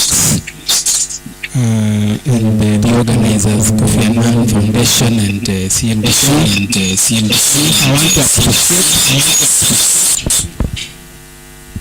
I want to appreciate presentations by the panelists. However, I wish to raise the following. One, I may begin from the last to the first. I am yet to understand understand Helen's affirmation that in Kenya the election-related laws are usually amended 1 year to election. That is not the Kenya that I know, because as we speak we are aware that even at the time of going to elections there was some amendments that were still being awaited. So that is the misinformation that I would like to be clarified. Two, I wish to understand from our IGAD friend how practical it is that an election can be observed on 1 day, and then on that 1 day the verdict is everything is good, not even nothing that we have been told which is of concern. Speaking from the perspective that coming from a political party perspective, we had issues with IBC with regard to agent badges, that you have given the agent all the requisite documents and yet they are still denied the badges, or the badges are not available. So how would you give a clean bill of health to everything when that is not the case? I want to also raise a matter with our friend from ESC, that is David Onen.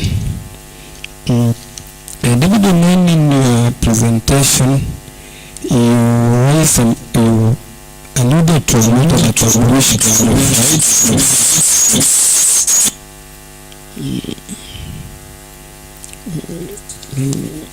Just a moment, I'm looking for where I had taken the notes on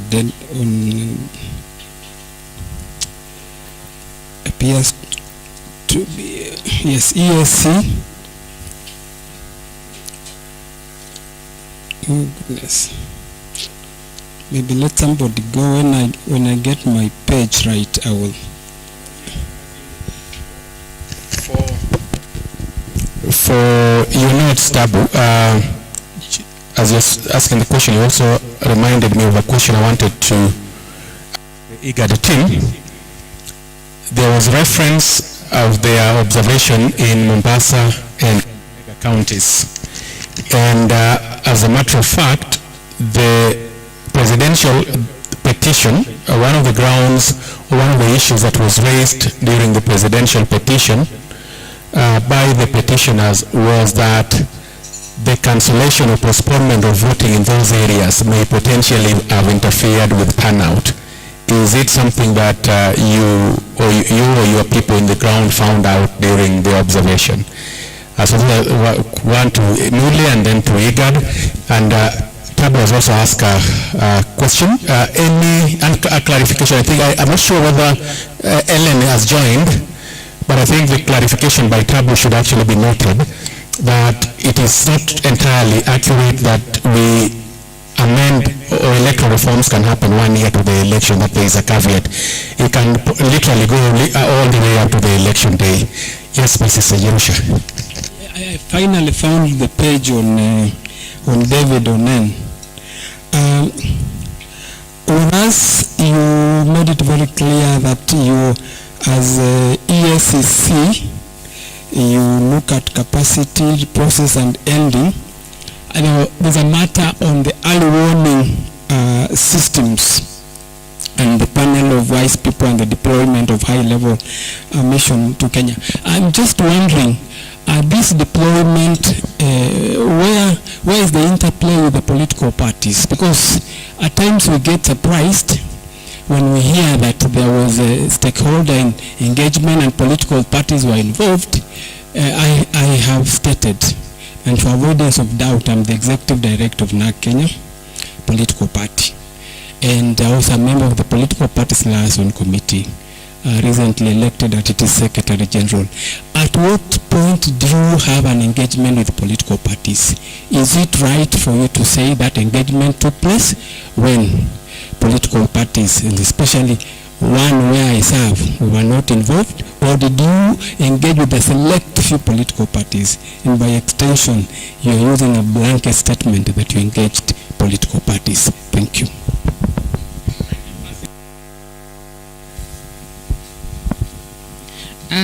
Thank you so much. First of all, let me thank the panelists for comprehensively covering the issues and coming up with good recommendations. So mine is not necessarily a question, but I would like to add some 3 issues. One is the abuse of incumbency, which remains a big problem in Kenyan elections. I think this time around we saw abuse of state resources by both the 2 leading coalitions who are somehow both in government. And so my recommendation would be that it is important for us, the actors, to understand the rules of the political game, both formal and informal, so that we have a better understanding of the candidates, the election officials, and generally how the public is likely to act around this. Number 2 is the cost of Kenyan elections, which remains high, mostly due to, one of the things contributing to that is use of technology, which unfortunately only mostly used for transmitting the presidential results to the National Tallying Center. So unfortunately, this has also not taken away the lack of public trust, which is really a big problem in Kenya.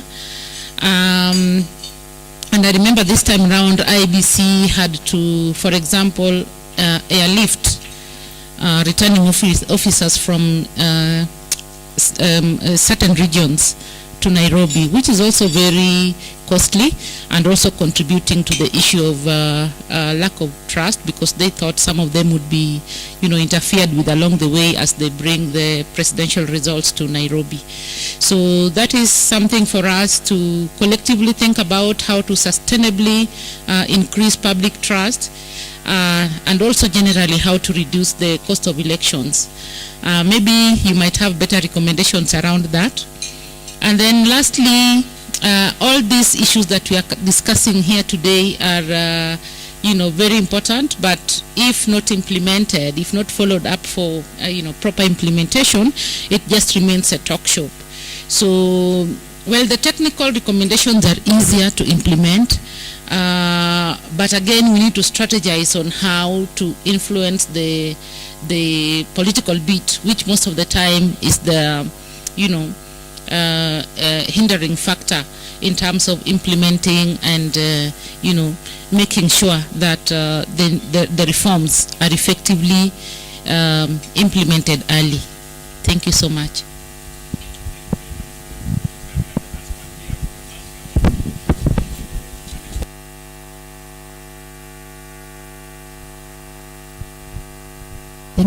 Thank you very much. My name is Christine Domo from Democratic Party of Kenya.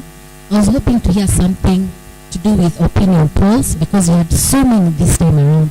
So I'll direct my question to Mule of Europe on what your thoughts are regarding the opinion polls, what impact they had, and perhaps if you have any recommendations regarding the same. Thank you.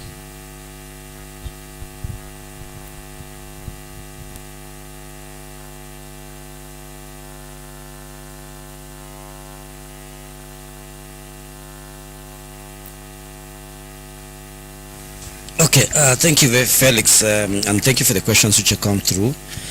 Let me start with the first one that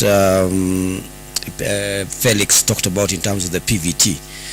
So ELOG does what we call the parallel vote tabulation process, which is basically a scientific method of tallying the results, the official results of the IBC. We use it as a means to verify whether the results which have been announced by the Election Commission are true, or at least give an indication of the right outcome. And PVT came about because many results used to be changed at some place. There used to be another station at which the results will be changed. And I think you also heard it from the last Supreme Court decision and the arguments, the petitions back and forth. There was even an allegation that forms were being changed in the space or in the air before they reached IEBC. So the idea for us is usually to collect the original results from a sample set of polling stations representative of the entire population of polling stations, and then on the basis of that, then we are able to make a projection of how the results are going to look like. Of course, because it's a scientific process, it would have a margin of error. So for the current elections, the elections that just recently passed, our projections, and let me just, before I say about the projections, is that our process allows us within a day or so to have gotten those projections. So by 10th evening, ELOG had projections of how the results were looking like.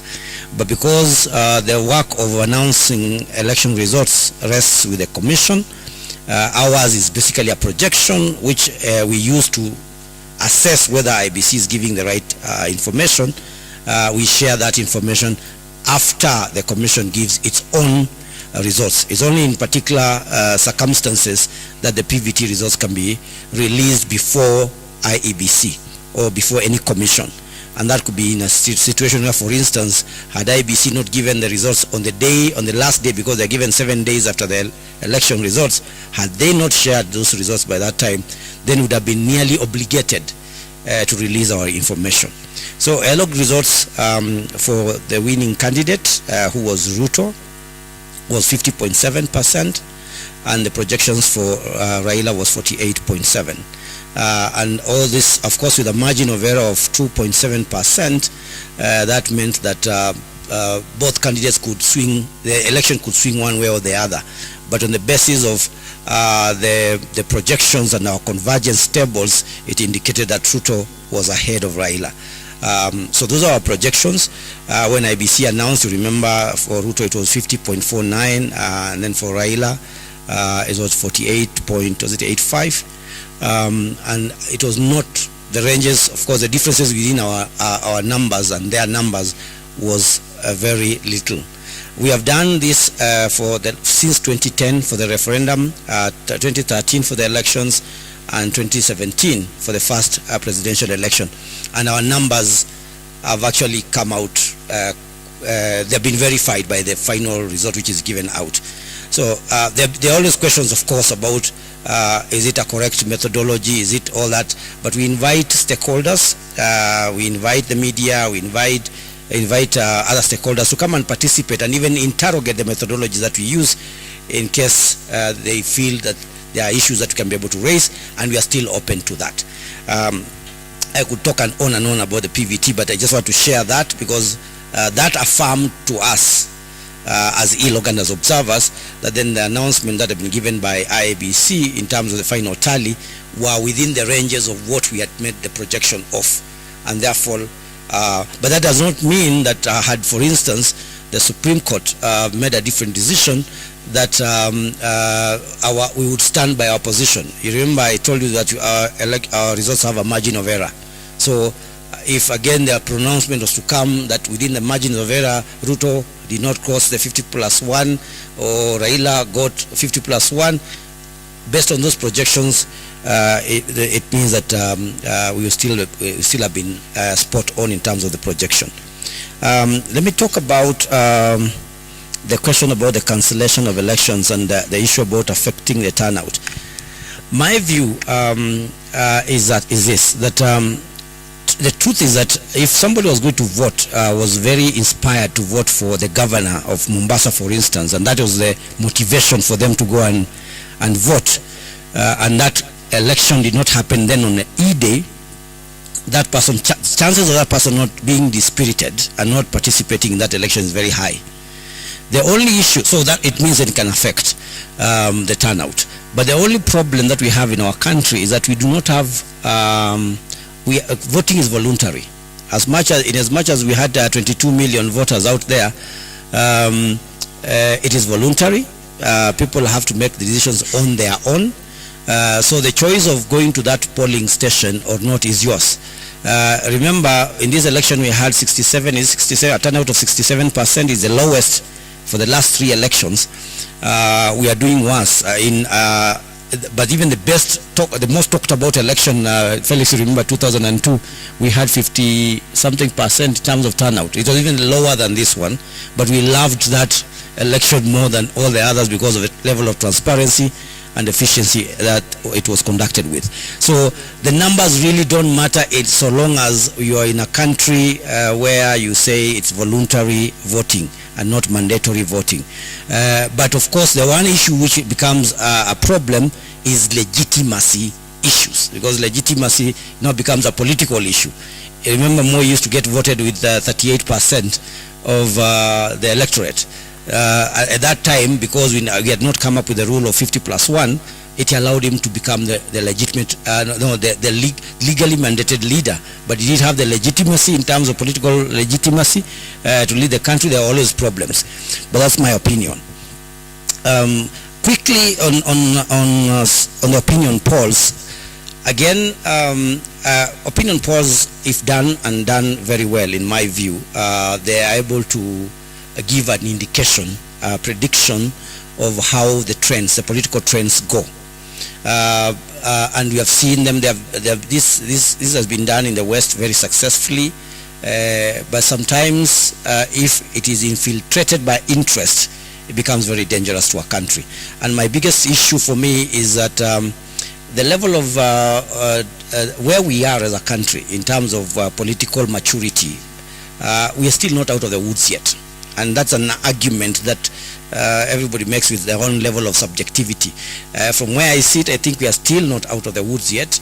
Therefore, when you make, if you were to capture the process of opinion polling of any institution or any politician captures that process, that can actually, disorient voters. It could shape the opinion that is given or the final decisions that voters are making, and therefore we need to be very careful. And it's for this reason that even Parliament saw it wise to have an end time for when you can be able to do an opinion poll. I think it is 7 days to the election or something like a few days to the election. It stops at some point. So they have tried to come up with a framework for it because there are fears about how we can influence voters. So I think it is possible to influence voters, but if you conducted very clearly, then or efficiently, then I think it would be a very useful tool in examining and analyzing the trends that we have in the country. My prayer is that even the opinion polls, they need to open themselves up for scrutiny, more scrutiny, so that we can be able to understand their processes, just nearly the same way I'm saying that we are conducting PVT, and therefore we invite stakeholders to come and also interrogate whether these processes make sense. Then these TFAs and the others, Infotrucks, also, although they are private companies, also need to invite people to scrutinize their methodologies maybe a little bit more. Perhaps through that, then you can be able to gain confidence. Thank you. Thank you, Mule. I think we can have Dennis especially comment on that opinion poll, because that's one area that NDI has worked extensively in Kenya, and then we'll go to David. And any other question that you want to respond to, Dennis?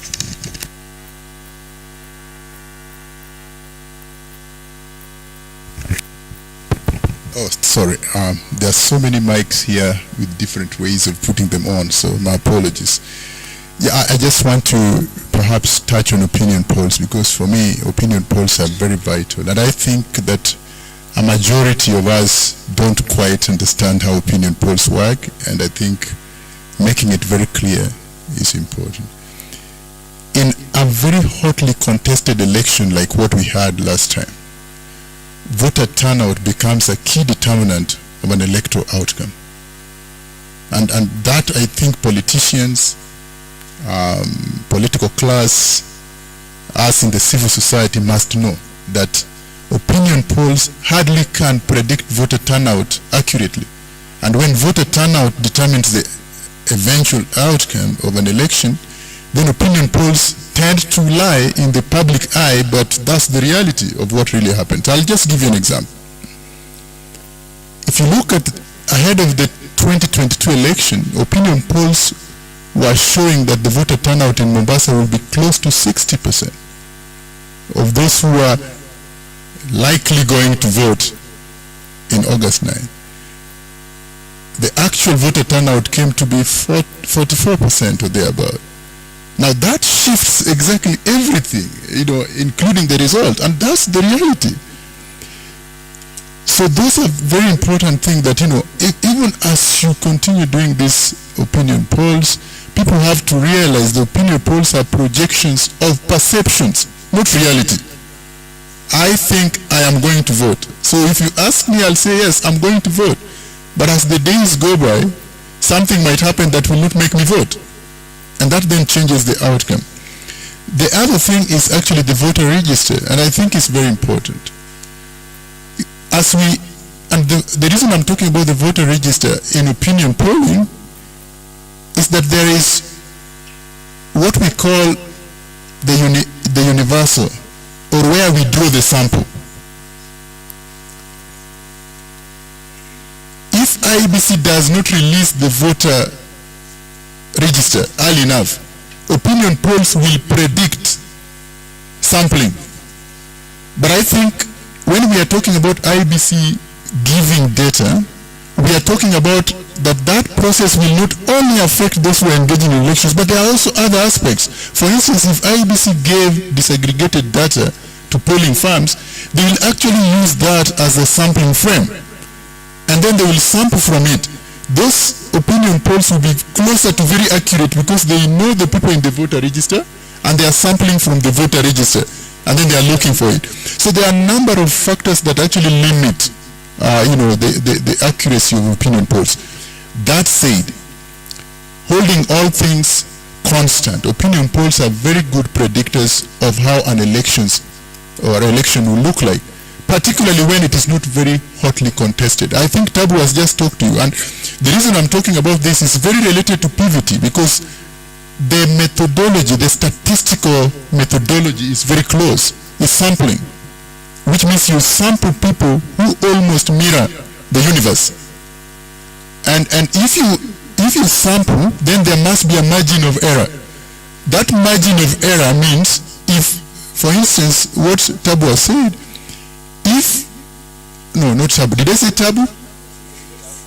Oh, sorry. Because Tabu is I'm looking at Tabu. Mule, I'm sorry. Everywhere I have put Tabu replaced with Mule. I'm very sorry.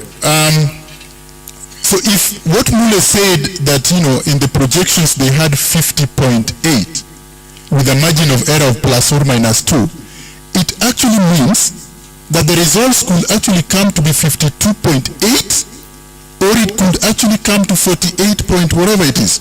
So the true results lies between that margin. So you can't say that it has just to be that, because these are scientific aspects that have margins of error. I hope I have helped clarify that. Thank you.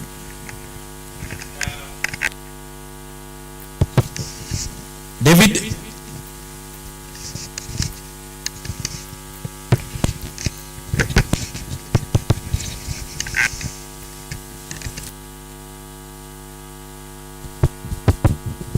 Thank you.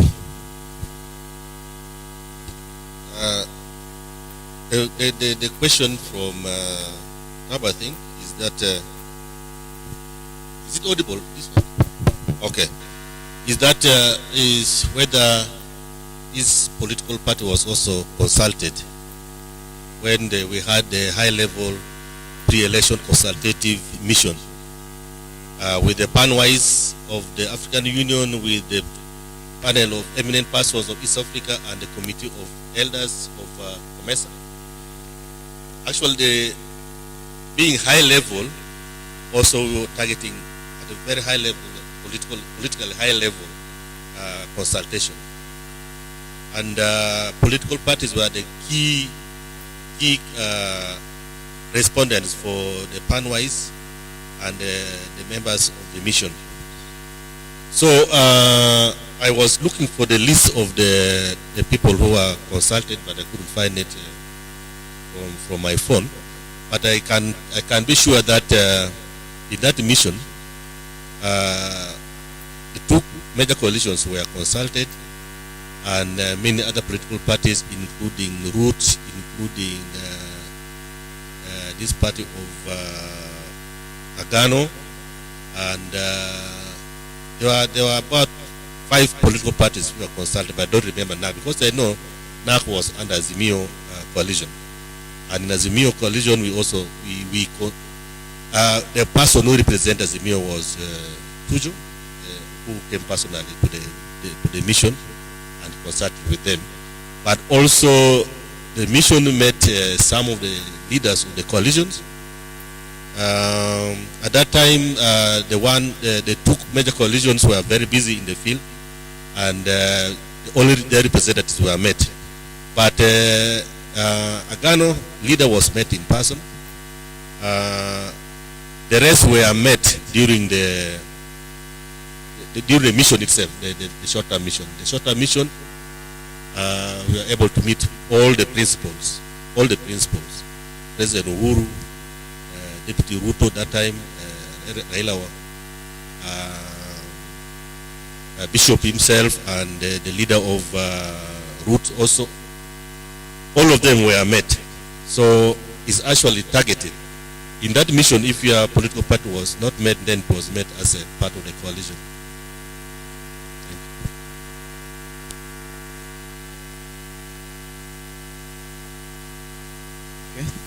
Thank you. There is a specific question raised to Guardian Observation Mission. So the question, if I am right, is how come an observation mission only observing the day of the election could be sufficient to produce that report?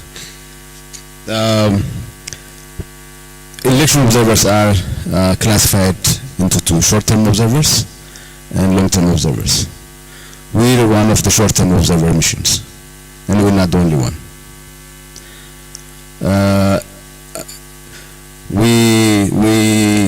The mission came here upon the prior invitation of IABC, and is duly accredited. And you raised the question of badges. Every one of our observers, including the core team, were badged. So we acquired all the badges and accreditations, and we conducted the mission based on the fully accredited and based on the law of the land. So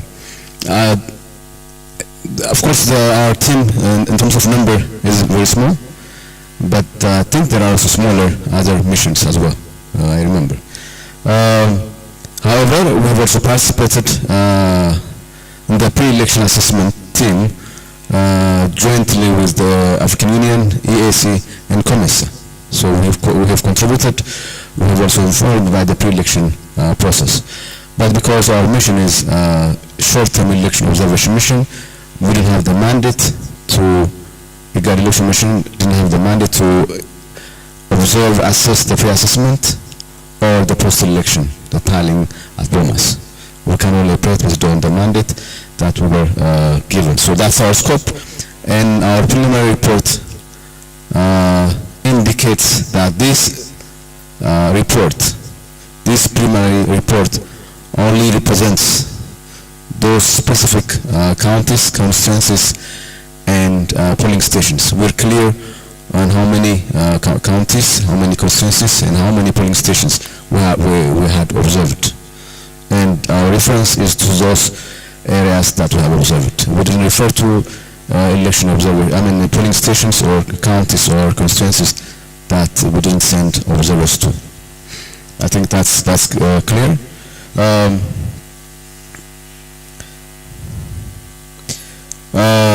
Just for information, prior to deploying our observers, we provided extensive training on the Constitution of Kenya, relevant electoral laws, and the political context, and the code of conduct of IABC and ICA.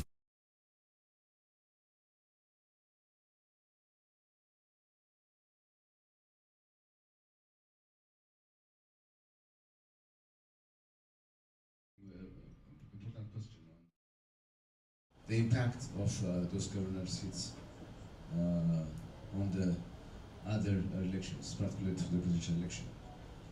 I could simply agree that they could have impacts. Just for information, in Mombasa County, that area was only on two constituencies.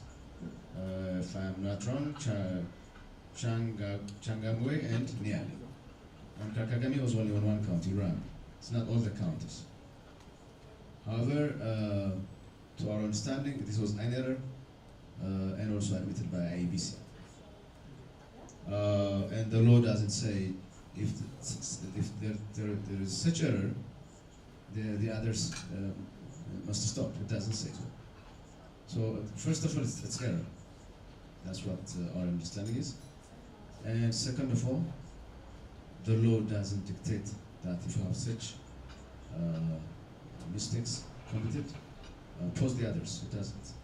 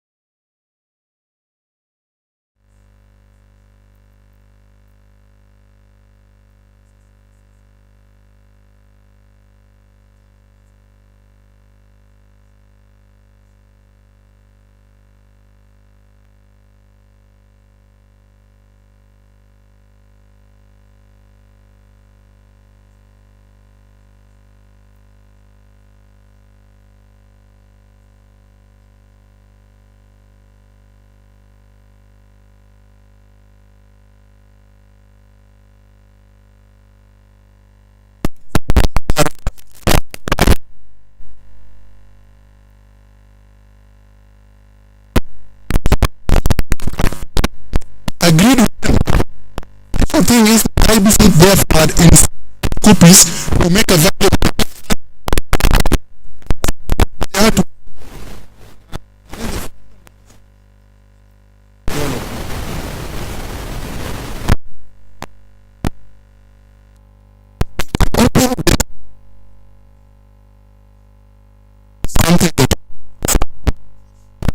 organizations, particularly public organizations, to ensure that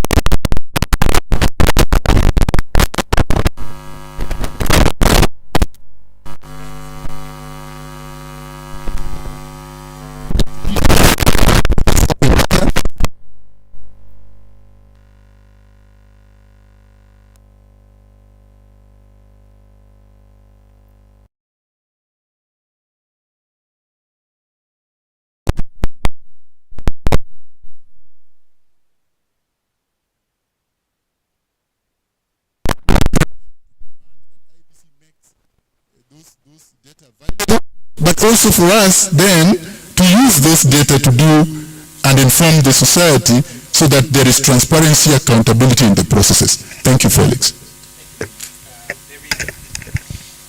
I think I will add very little on what the first two colleagues have already said. But I want to make a very passionate opinion about Kenya. I'm a Ugandan, and this relates to two questions. One about what is that one thing that Kenya must do in order to overcome these challenges related to elections. The other one is relating to my elder sister about the national value and the peacefulness of election. And the point is, usually there's a joke made about Kenyans by people who are neighboring Kenya, that if you come to Nairobi street and say hello to a Kenyan, she or he will first draw back and say, who is this? What does he want?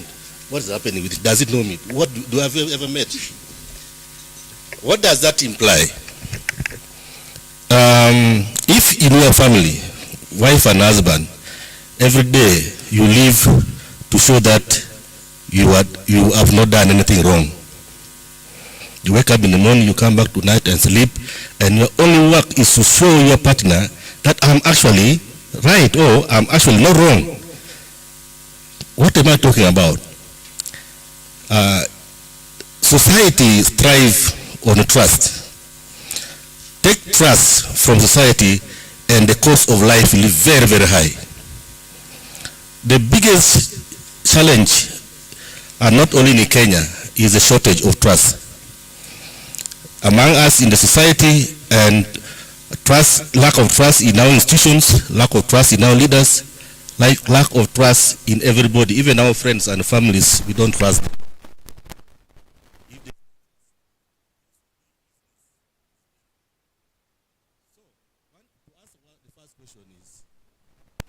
It is very, very hard, but the biggest virtue and asset you can have in your society is trusting each other. Trust does not necessarily mean you are right, the other one, I mean, everybody is right, but just that at least you trust somebody. So if we do not cultivate that aspect of trust, and for Kenya, it's highly historical, it's structural, the political economy of Kenya is such that it takes a while for people to trust each other.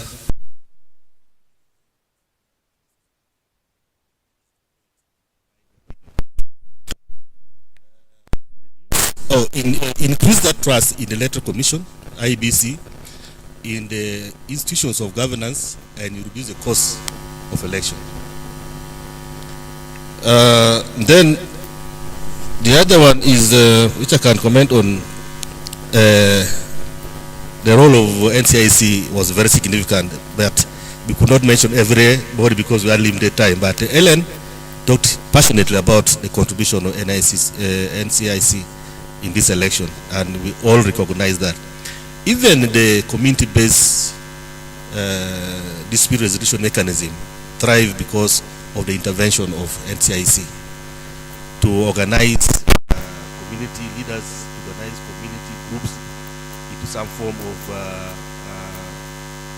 dispute resolution mechanism.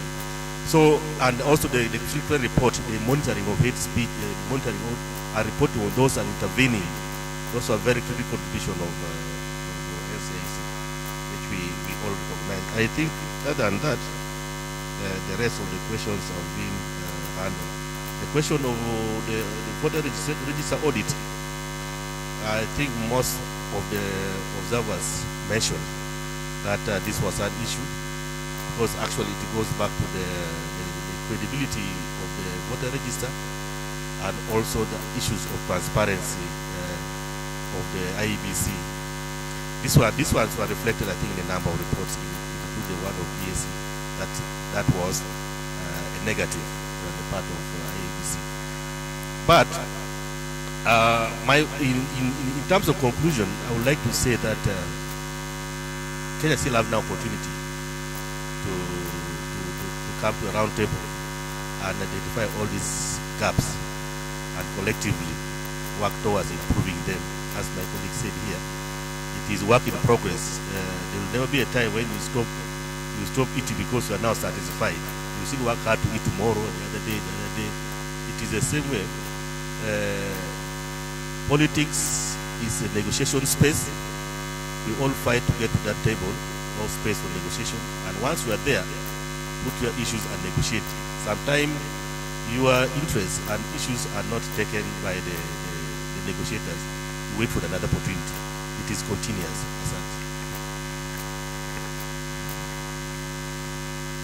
The good thing about doing this last is that I think every question will be answered.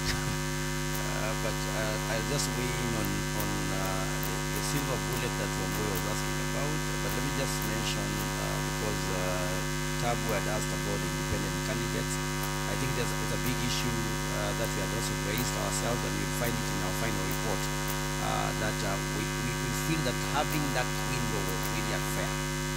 And it's something that the civil society has been advocating for a very long time, that you have the same, you terminate those activities in the same day, so that you don't give people room to maneuver and hope to other opportunities from the same elections.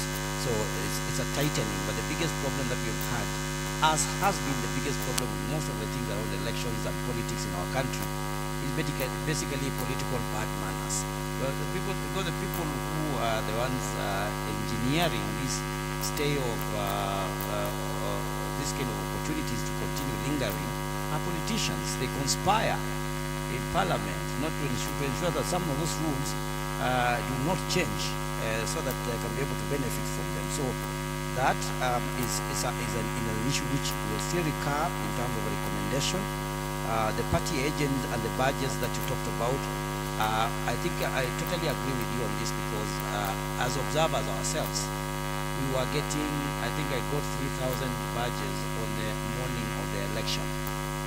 On the morning of election. And because our people were at IBC, I was also seeing what the political parties were going through, because they also had never had badges. So it's a big area.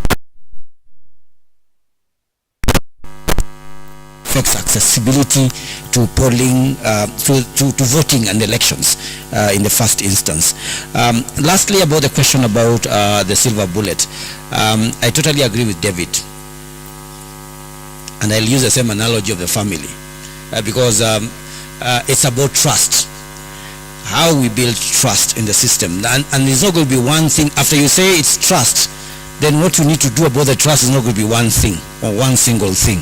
It's going to involve every of the issues that we'll be talking about. If we have an agency, a citizen which is very active, which is informed and which is engaged in the political processes, if we have an EMB or election commission which can be able to deliver on its mandate professionally and efficiently, if we had political actors who have integrity and are willing to abide by the rules of the game, all those things contribute to the establishment of trust.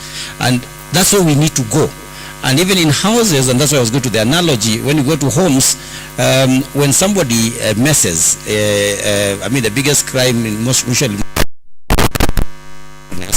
if one partner becomes unfaithful, what is usually the process of recovery? it's much more openness, much more engagement. If the person was coming late, after that, after they pardon each other, they start coming very early. They start making sure that everything they are doing is visible, it's transparent. Honey, I'm in a cafeteria, I'm not in a bar. I'm here. I mean, they try to build a process which the other is aware of. And that is the process of rebuilding that confidence. If IBC has done something wrong, it has to come out open, as Dennis is saying. We have just seen much more transparency. The political class has to interrogate issues, ensuring as many people are involved in those decision making as possible, so that everybody is aware. If we have voter education, and we have decried the lack of voter education in this particular election, if we do that, then the people are aware of the processes. They are aware of the new laws, the new rules of the game, where they're supposed to be voting. And even issues like what Annan was talking about the publication of that. Yes, it's true that from Dennis, ABC was tied. They never had enough copies. But law is still law.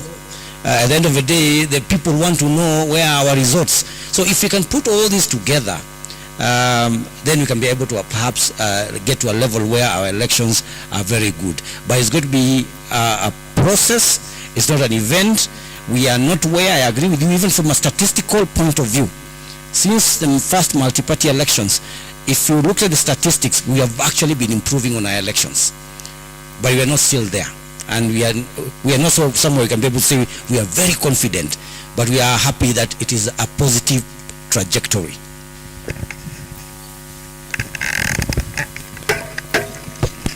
Thank you very much, Mule, and all the panelists. I think they deserve a very hearty round of applause.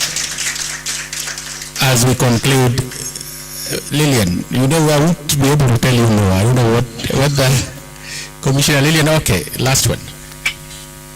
I just would like to do a rejoinder to what Mule has talked about, the bit about the badges, and in answer to Tabu's question. In answer to Tabu's question, I think, as Mule said, the law is the law. These badges may seem to be a small issue, but we all know it is in the law. You are, as political parties, supposed to comply with what is provided for in the Elections Act. Every political party, an independent candidate, is supposed to have one agent at every polling station, at every constituency tallying center, at every county tallying center, and at the national county, national tallying center at the Bomas, you're supposed to have one agent. And I want to respond because I was involved in the training of agents. What I realized is that a lot of agents came and we are asking them basics. These basics are provided for in the law. They did not have basics. And this is where the disconnect is between political parties. Here I'm wearing the shoes of a commissioner, not in defense, but in showing there is a disconnect. Political parties, today I'm sitting here with a Secretary General of a party. Did you say so, Tabu? Oh, Executive Director, look at that. But during training, I did not see anyone in decision making come to support their agents. And again, this is another disconnect in terms of the internal structures of parties. So I think we need to go back, even as political parties, have those critical conversations amongst yourselves. It is not the first time it is happening. It happened in 2013 general elections. You cannot just appear at a polling station and just say, I'm an agent. So have you fulfilled the requirement? Do you have an ID? Do you have your letter of appointment from the party? Did you apply to IBC for a badge? And did you have all the requisites under the law for you to go and claim you did not have? And I'm not trying to belittle this issue. These are the issues that make you accountable to your party. And I was telling the agents, if you do not know the basics of what is expected of you, you have no business coming here for training. So I think we need to have these conversations internally, and between parties, IEBC and ORPP. This is why we even have the PPLC, to resolve all these tiny, tiny, minute things, but be reminded and be minded that it is the law. Thank you, Felix. Thank you. Let's clap for her. Unless we were doing the final round of applause for the panelists. I think they did a very good job, and especially in responding to the various questions that were asked. For those of you who don't know, Lillian Mahiri was the former, or was the vice chair of the Independent Electoral and Boundaries Commission. Part of the reason why it was very difficult to not to let her speak. But you'll be happy to note that there's a session in the afternoon that is devoted to election administration framework, for which Lillian Mahiri is one of the presenters in that session. So in case anybody has a follow-up, you can raise that concerns in the afternoon. Finally, there are 3 questions that were asked during in the social media, I think, by virtual participants. Can I propose, because they don't exactly touch on this panel, a question on political parties, a question on nepotism and exclusion, as well as a question on civic voter education, which I think is should appropriately be addressed in the session that is coming on electoral administration. Other than that, ladies and gentlemen, we bring this session to a close. And at this point, I want to revert to CMD Kofi Annan Foundation. I don't want to assume the responsibility of inviting you for lunch. Maybe there is no lunch and I don't know. So we can... Yes. All right, let's have a hand clap for Felix and team. Thank you very much, Dennis. Thank you very much, Ababao, Mule, and my brother from the Annan. So we're going to break for lunch for exactly 1 hour, so that we can be back here at 2 p.m. And be able to handle the 2 remaining sessions in the afternoon. We already have the 2 moderators for the afternoon session here. I can see a number of panelists as well for the sessions in the afternoon. So let's please keep time so that we can manage. I think sitting there, the question of agents is a real critical question. And boy, if you are to ask me the question of what is the one thing we need to improve on, the issue of the agents is really critical. Both how they are trained, and we observed this as CMD as well, that you would get agents in a polling station that could barely explain even the kind of documents they are submitting, so that they tell you why they have been denied or not. I think the capacity of the agents is an issue.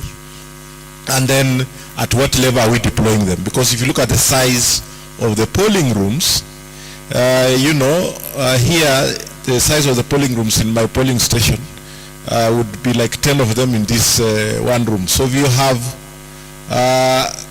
come from a ward like mine where there were 37 MCA candidates, each one of them having an agent, how do people vote? I think that's a conversation that we really need to move forward significantly. So I'll try to weigh in that regard. That's the beauty of having a microphone throughout in a session like this. All right, thank you. So please, lunch is served at the first floor, Tulip Restaurant. Just go by stairs, the floor down, stairs after the stairs. And let's please come back here exactly at 2 p.m. so that we can continue. You're welcome for lunch. Bon appetit.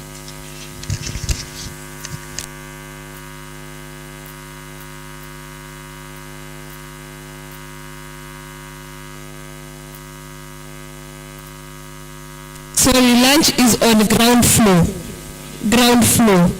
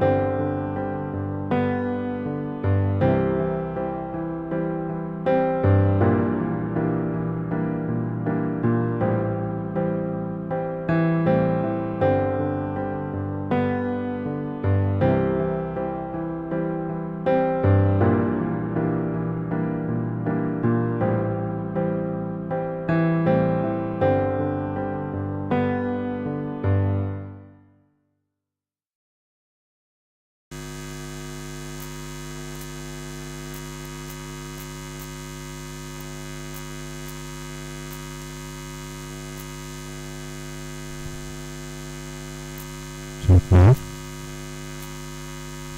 Checking mic 1, 2. Confirming if mic is working.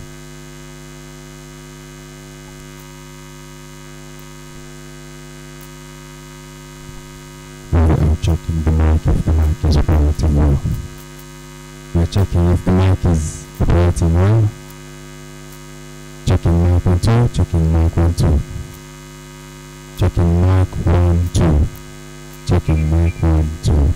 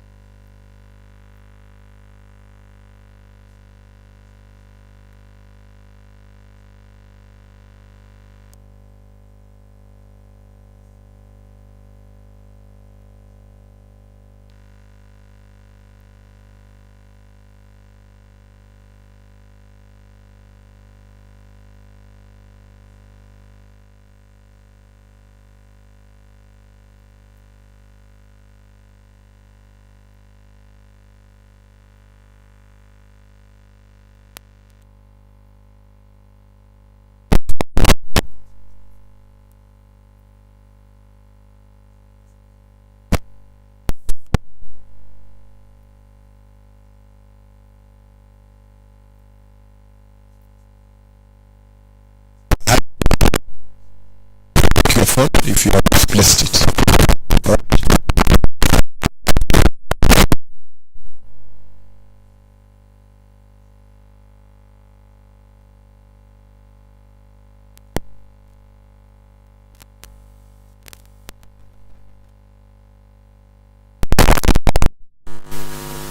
I understand why.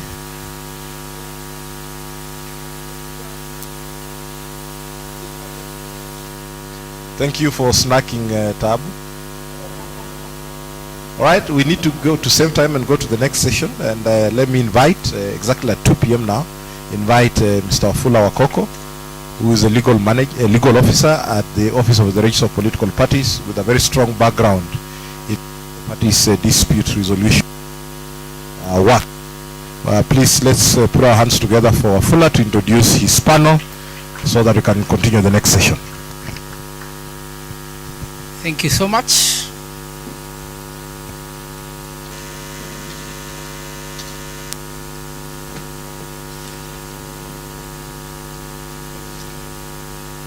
To our hosts, CMD and Kofi Annan Foundation, thank you for this opportunity.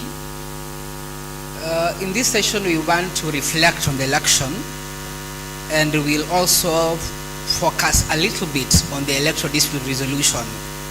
But the general question we'll be posing is, what is the state of our democracy? And to enable us to have that, we are going to have panelists. We have Commissioner Mahiri Zaja, the former IEBC Vice Chairperson. Karibu sana, Commissioner. Please come.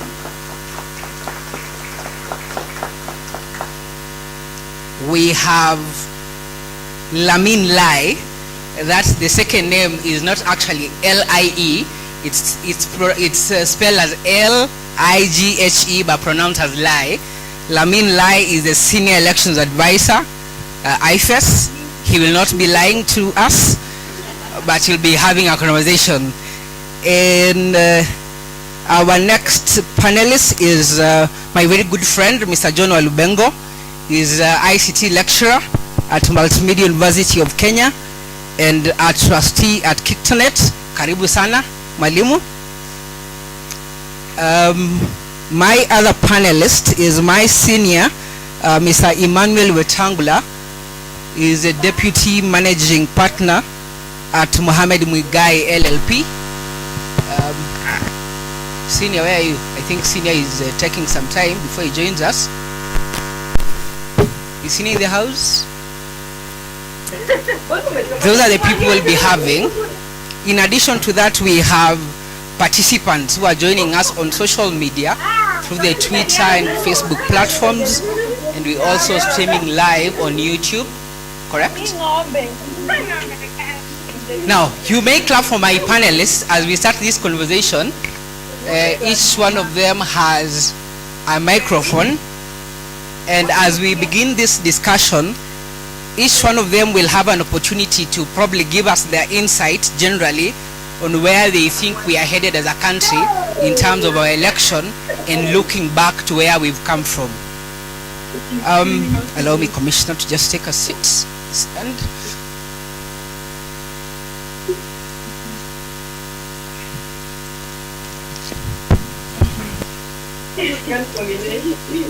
Commissioner, I have a general question, and I want to start with you for deliberately. The discussion is, as voters in this country, do we reflect our leaders, and should the voter bear a certain level of accountability, or has the system been rigged so much that we should not blame the voter? Commissioner.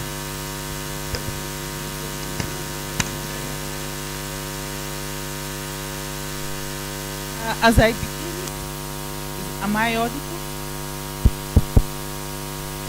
Okay. As I begin, allow me first to thank CMD. To thank CMD for this invitation to come and look at our electoral processes. Wakoko, with all due respect, I don't want to use the words rigging. You know, do we reflect our leaders? We are not yet there. We are still in the process of democratizing. And if we use the words rigging, then it means we are really not focusing on improving the electoral process, and yet we have a new system under the Constitution of Kenya 2010, which gives us an opportunity, and a very big opportunity, because we have progressive principles which are geared towards ensuring there is electoral justice.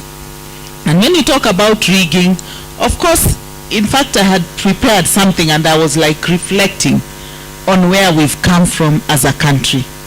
We've looked at, we've gone through many stages in our electoral process, and sometimes we look like we are backtracking. We seem like we are backtracking. We started with a system looking like we were having regular elections. But remember what our leaders were those days. And today we can look back and say it was wrong. It was wrong for our late president, the second president, Moi, to unleash the red card when closing parliament, the red card when others were unprepared. And earlier on we talked about him getting 38%. That was reflected from all the things that happened. In those days, and I remember there are so many of us with experiences of the 80s when some of us were old enough to see elections, you'd see very embarrassing situations like the Mulolongo. People being beaten in queues. Why aren't you standing behind this person? People are beaten, there is chaos, and before you know it, the wrong leader is picked. So somehow we have been going through this process until such a point where we've come to the Constitution of Kenya 2010 and Chapter 6. What does Chapter 6 say? We are now going to court even to challenge what Chapter 6 says. We have seen leaders who have been removed. And I use the word removed because those are the words used in the Constitution. You have been removed from public office, and Chapter 6 says you should never hold public office, but these are the leaders we want. Even as Wananchi, these are the people we say without this person on the ballot, we are not having elections. We have seen our electorate voting for leaders in prison. We've had an example, I think, in the Mount Kenya area. Thank you. Mount Elgon region. Thank you, Commissioner. Thank you for those sentiments, Commissioner. That was just introductory sentiments. I want to go to Mr. Lai here, and I'm posing the same question. As voters in this country, and with your experience from other places, do we reflect the leaders? If we elect leaders of a certain character, is this a reflection of the voters, or the voters do not have enough information to make informed choices? Well, thank you. And firstly, on behalf of IFES, we appreciate the opportunity to be part of the panel. And also thanks to our donor FCDO of the UK for allowing IFES the opportunity to provide support with stakeholder institutions as far as the 2022 elections is concerned. I mean, your question to a large extent, there's this common saying that, the leaders are a representation of the people, but there's a caveat there. And as we've seen in other places, there's this deliberate attempt, where voters are kept in, and they are placed in such condition that they are basically to a large extent ignorant. So you see, so they are conditioned to it, in as much as you find yourself in a state where people are denied basic services. And so the issue that comes before this voter is, am I looking at integrity and person who has a capacity, or am I looking at this guy who is capable of providing me handout during elections? So these are the questions, and a lot of these things come about because the design of the state, where people are not provided the necessary information, they are not capacitated. So basically, their entire livelihood is centered around these political actors. So they have to make the hard choices as to whether I get bread on my table or as to whether I follow my instinct to ensure that we have the candidate who has the requisite, capacity and qualification to represent me. So again, there are two sides of the coin. Yeah. Thank you, Mr. Lai. Malin, you interact with students and probably I should have, as you come in with your perspective and you interaction with the students, a good number of a certain age bracket towards the general election this year thought that they had no reason to go and vote. What is informing this? Okay, thank you. I also want to thank Kofi Annan and the stakeholders who made the invite to Kiktanet. My name is John Walubengo from Kenya ICT Action Network. We observe elections from a technology perspective since 2013. We also had the opportunity to offer some guidance to the judiciary in the recent presidential petition as amicus curiae. Now to your question, the original question as to whether our leaders reflect ourselves, to a large extent I think they do, especially because the elections ideally and to some extent have been improving, as Commissioner has been saying, to the point where to 99% of the times the leader you vote for is the one you get. For the Kenyan context, I think the problem is more of tribal voting, such that even if I know the leader has a bad reputation in court, and I think Commissioner mentioned Bungoma, where I come from, I know we had MPs getting elected with serious cases. For some reason, Bungoma County had like 2 such cases, and historically had somebody in Mount Elgon.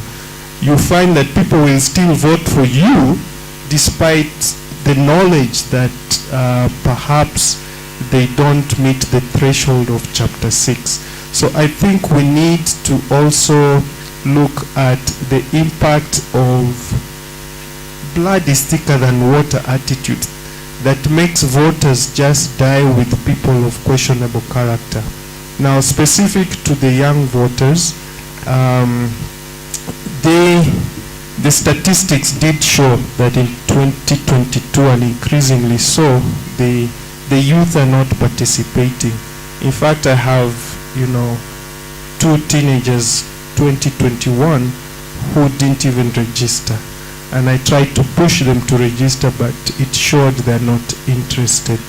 To some extent, it's lack of interest. They don't see the direct impact elections would have on their lives. But also to another extent is the electoral body in terms of how is IEBC meeting the youth in their spaces, not in the, if I may call it, analog spaces. Do we have presence of IEBC on Facebook, in TikTok, and how do they communicate voter rights and importance of voting in those spaces rather than in traditional media where you'll not find this youth?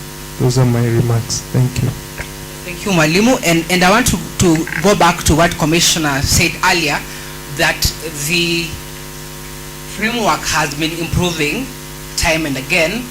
And maybe, Commissioner, that's why the Constitution came about with the pre-electoral dispute resolution measures, so that we have an avenue where disputes can be resolved at a particular time. I want to pose a question, Commissioner. In the 2017 election, we saw the political party dispute tribunal sitting in Nairobi alone. But in the 2022 election, they had devolved panels. What does this speak to in terms of dispute resolution and free and fair election? Where is that linkage? and what can we do to improve as we go forward? Yeah, I think you're right in making reference to pre-election disputes. Those of us who are familiar with electoral dispute resolution, we know that pre-election we have IBC having a role in the resolution of disputes, and we also have the PPDT having a role. And if I go back a little bit, 2013, we had a very big problem trying to distinguish the two roles. And we've gone limping until 2017, when the court came up with the dichotomy between the two terms, party primaries, which now happen within political parties, if I'm not wrong, and then there's political party nomination process, which is now the domain of IBC, because that is a constitutional mandate. And there was that conflict because IBC has a constitutional mandate, whereas the PPDT has a statutory mandate under the Political Parties Act. So once that was settled, then we now saw the problems of 2013 overcome in a way, but not so much, because in 2013 we saw political parties and candidates forum shopping. But as we have improved and all these decisions being made from the court, clarifying the roles because of the obvious overlaps, we've seen that yes, parties now have a responsibility to adhere to the principles that are well stipulated in Article 91 of the Constitution. In fact, now, other than that, parties are supposed to establish their internal dispute resolution mechanisms, which now is a subject of PPDT, and I think Section 40 of the Political Parties Act. Whereas IBC and Article 88 must resolve disputes which arise from nomination or related to nomination. And then, of course, there are the party list disputes. So I think looking at that, I may say that yes, parties should be held accountable because even the PPDT, by the way, does not even have jurisdiction until political parties exhaust their own internal processes. Then they go to PPDT. That is where their jurisdiction begins. And IBC also, I remember even when I was in the commission, when the parties and candidates came before us as the dispute resolution committee of IBC, we would ask them, what does your party constitution say? What are your nomination rules stipulating?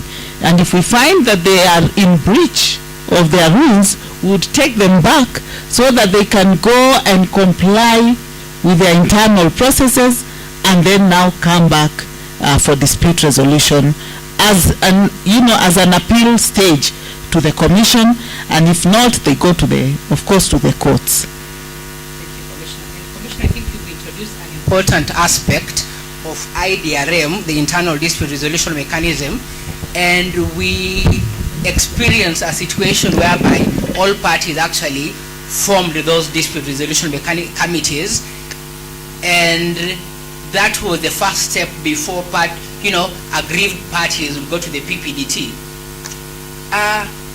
Now the question arises whether we have equipped our political parties enough for them to be able to carry out IDRM. And I want to bring in Mr. Lai from your experience across board. What is this thing that we need to do to build the capacities of political parties to conduct their IDRM properly? As the commissioner rightly stated, there are different channels, there are different levels of intervention as far as pre-election disputes are concerned. The first stage is you try to ensure that within the political parties they have their own internal mechanism, and if there's a party who still feel unsatisfied, then he can now take that to the PPDT, and then beyond that maybe the court. Okay, but again, we need to look and see to what extent. We have different players, especially in terms of support to the different stakeholders around this election. We need to see to what extent were political party capacitated. If you remember in our earlier conversation, there was the issue raised about party agent. Okay, there was the issue raised whether agents who were being assigned, whether they were even knowledgeable of what role they were going to play, whether they even knew what requirement.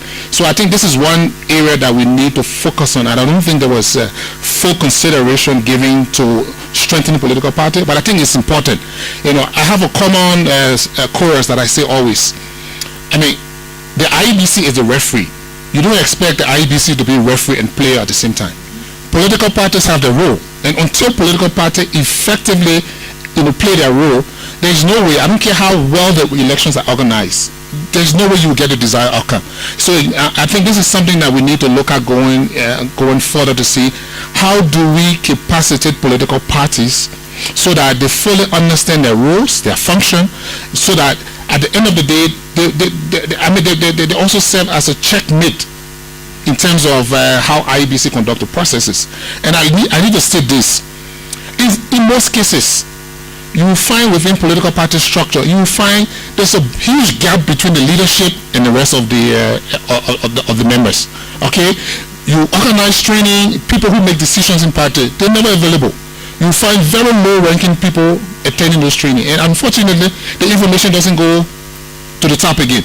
And then so again, this is something that needs to be addressed in terms of the structure of political parties, so that you have this balance in terms of the party as a unit fully aware of what the rules are. But trust me, there's this huge gap between the decision-making body and the rest of the people who are more like the foot soldier who exercise on behalf of the party. Yeah. Thank you so much. Now, to link what both Commissioner and Mr. Lai have said, we want to bring the tech aspect of it. If you will recall, the PPDT, for instance, aggrieved parties were appearing through either Zoom, a virtual platform. It is something we'd want to see political parties also looking at. And Mr. Albengo, I don't know what's your take on that in terms of technology and EDR and bringing in political parties. Is this something we'd want to go to, and would it add value to our election?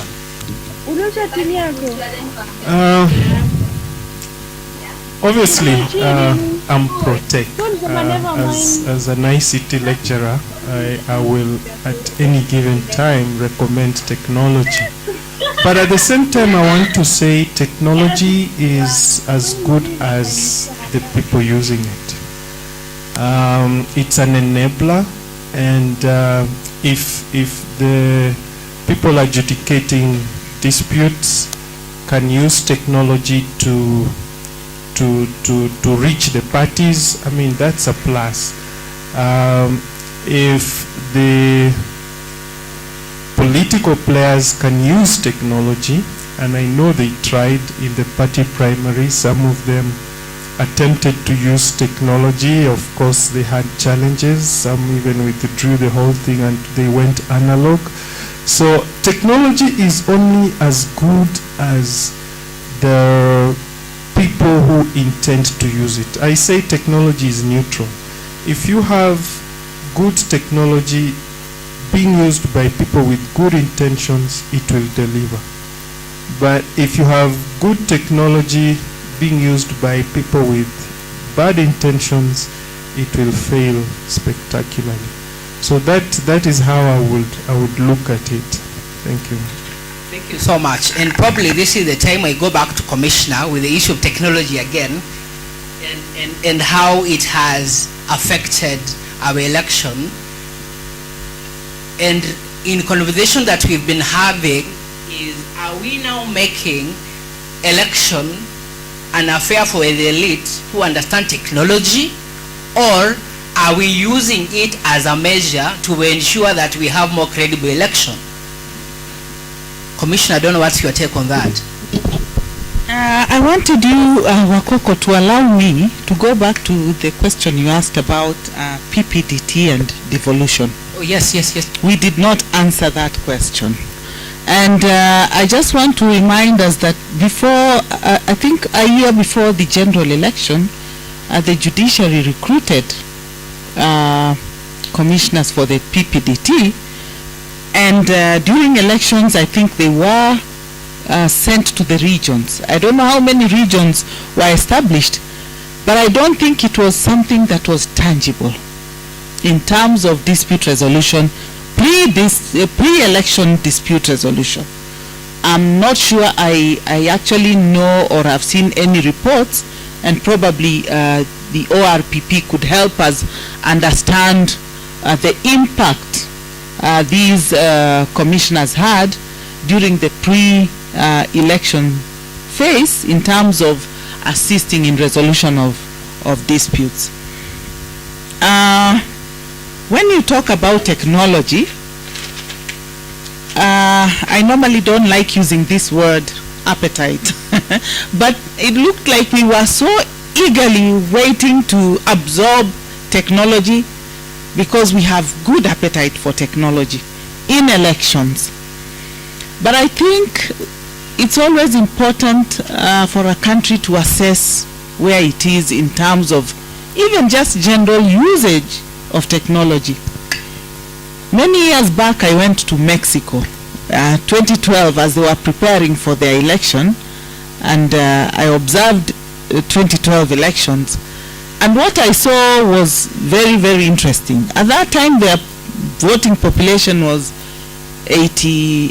around 88 million. And what they did was they never used technology then. I think now they do. And what they did was to put out gadgets outside every polling station. As you went to vote, you just have a feel of what to expect as they were preparing to introduce technology in the next election. And yet they were doing everything manually. Even their voters register was just, handwritten, and I was so shocked with 88 million voters.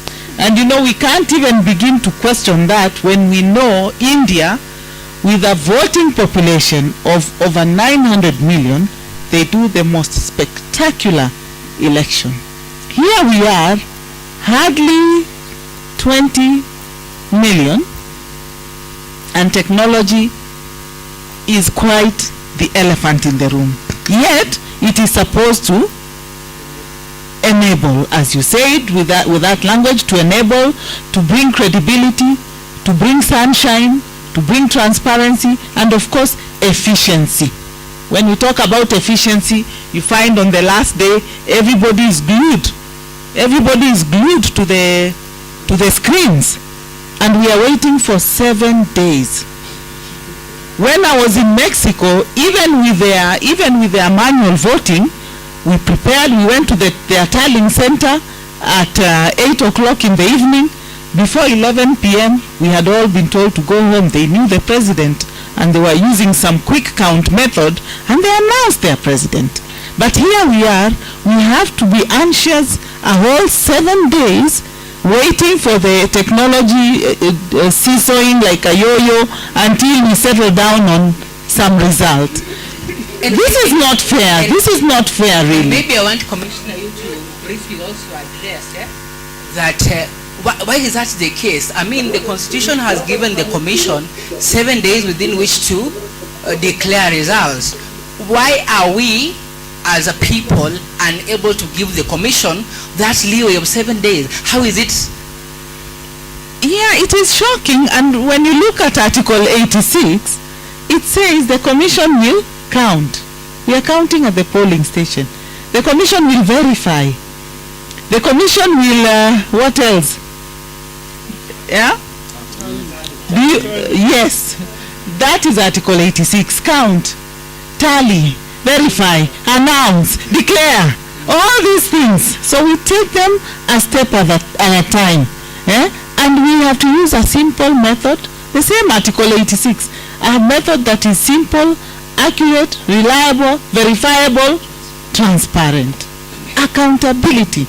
We are calling for accountability, but with the anxiety in elections, and in particular, how come the other results we are not so anxious, but the presidential, we have put a big premium on it, and we are like on tentacles when we are waiting for it.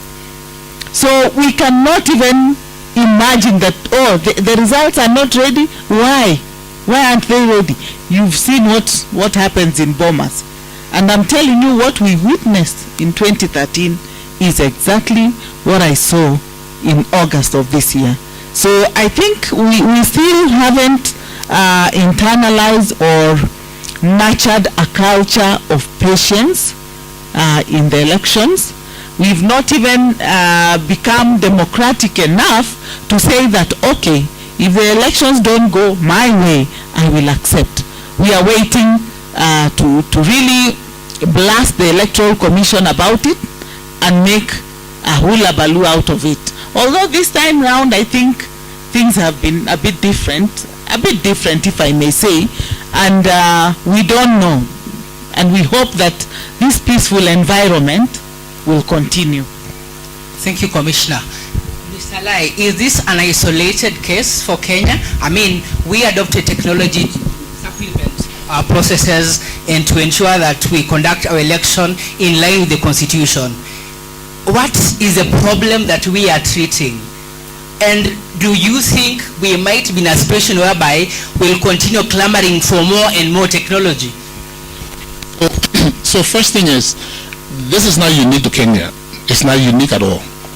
I remember a couple of years ago, I think more than a decade or so, the late Kofi Annan, when he was then Secretary General for the United Nations, he made this observation. Unfortunately, I cannot quote verbatim thing, but his concern was there was this increased desire of elections commission across Africa wanting to invest in technology. I mean, I'm talking about, that was the period when we had the introduction of biometric registration. So this was the new thing across the continent. Everyone just thought technology was the solution. And unfortunately, like my brother here just stated, technology is simply an enabler, but then it doesn't work in isolation. It doesn't work in isolation at all. And another factor around technology is you need the environment. That's the first thing. You need the environment. And one key thing here that I see, and you can see, it's not just Kenya, it's across Africa, is there's this trust deficit, unfortunately. And to be honest, people have right reason to lack trust because it depends on the history. I mean, where you've come from as far as election is concerned in Kenya, you know the experience. So people have genuine reason to have that deficit in trust as far as electoral institutions are concerned. I mean, that's a legitimate concern. But again, until you address the issue of trust, trust me, at one point in time, everybody is clamoring for introduction of technology. You bring technology and everybody sees it as a big black box, and we don't trust what is happening in it. So the question we ask ourselves is, what do we want? Are we putting the house before the cart? So I think one key thing we need to address there is the issue of trust. And how do you do that? What I've seen in other countries is people have realized, even it also tie in with the issue of voter registration, civic and voter education. People are now introducing civic and voter education in school, from elementary school, so that as students build that culture within them in understanding their roles as a citizen. Okay, I'll give you a common example. I happen to observe election in the West. The first thing is the ballot paper had no security feature. I'm telling you, just a simple A4 paper that you print from any printer. There's no security feature on the, no watermark, no hologram, nothing. And then so this guy completes his voting, he comes out. And so I'm concerned, there's no ink. They're not inking finger like we do. Everyone who come out, it'll be unusual if someone voted and they came out and there's no ink. And there's no ink on this voter's finger. And so I asked the question. I said, don't you have concern that voters are not being in and there's a possibility that they could vote twice? And interestingly, I got a very embarrassing response that I felt a bit ashamed. And his response to me was, why would I even want to vote twice? That was his response. Why would I even want to vote twice? So you see, I'm just saying all of these things, I think what we need to do now to correct it, we need to go back at the foundation level and see how we try to build, the younger generation so that before this person turns to an eligible voter, those basic principles will already be a part of him. So you don't have to create mass awareness program to get people to go vote, to go and register. You don't have to do that because it's already part of this person, is already become a part of his social requirement. As a good citizen, this is my own obligation to state. And then so I think to a large extent, we tend to achieve much rather than waiting for running electoral processes, organizing this huge campaign, and think we can overnight, like people will say, fatten the pig, before the market day, and that you can convince something that you didn't do this guy entire youthful life, you didn't get to him, and you just think few months before election, you can be able to get him to build that confidence and understanding that he has a role to play in election. I think that's what we need to do. But I think the cardinal thing here is there's a serious trust deficit. Yeah. Thank you, Mr. Dai. Mwalimu, you advocate for technology. Can we be saved by technology now that we have these trust problems? I mean, in the run-up to the general election, I could go to the IBC website and see how the results were trickling in. Is this a step forward? Do you think we can be saved by technology, regardless of our trust issues? I think he nailed it. There isn't any amount of technology that can give you trust. In 2007, we had an analog election, and it had a lot of issues, according to the Kriegler report. People were double voting. The voter register, people didn't know whether there were 3, black, green, blue, and all manner of things. And in their wisdom, Kriegler Commission said, we could sort this out with technology. And I can say here without fear of favor that that was to a large extent sorted. The issue of biometric voter registration tries to curtail issues of people voting twice. I mean, if you voted, the biometric is supposed to flag your record as you're done. You're not supposed to come back again. And if you do, the technology should flag that out. Issues to do with ghost voters, where people used to stuff the ballots after elections close. Technology is able to say, in this polling station, according to the biometric record, we only had 400 voters. How then are you announcing results that has a total of 600, for example? So to a large extent, the common roots of, stealing or rigging elections were sort of suppressed.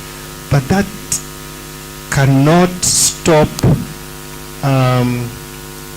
a society that is hell-bent on stealing elections.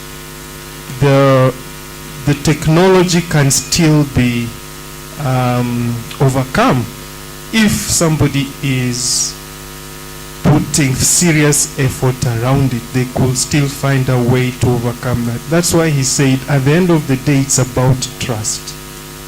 If we are raising a society that doesn't appreciate truthfulness and say, I don't need to vote twice, I've already voted, let me go home, with or without technology. If we don't address that at the root level, there is no amount of technology that is going to save us. Thank you. Thank you so much. And is this the reason why we are still hung on the issue of how many agents did we have at the polling station? And I want Commissioner to come in.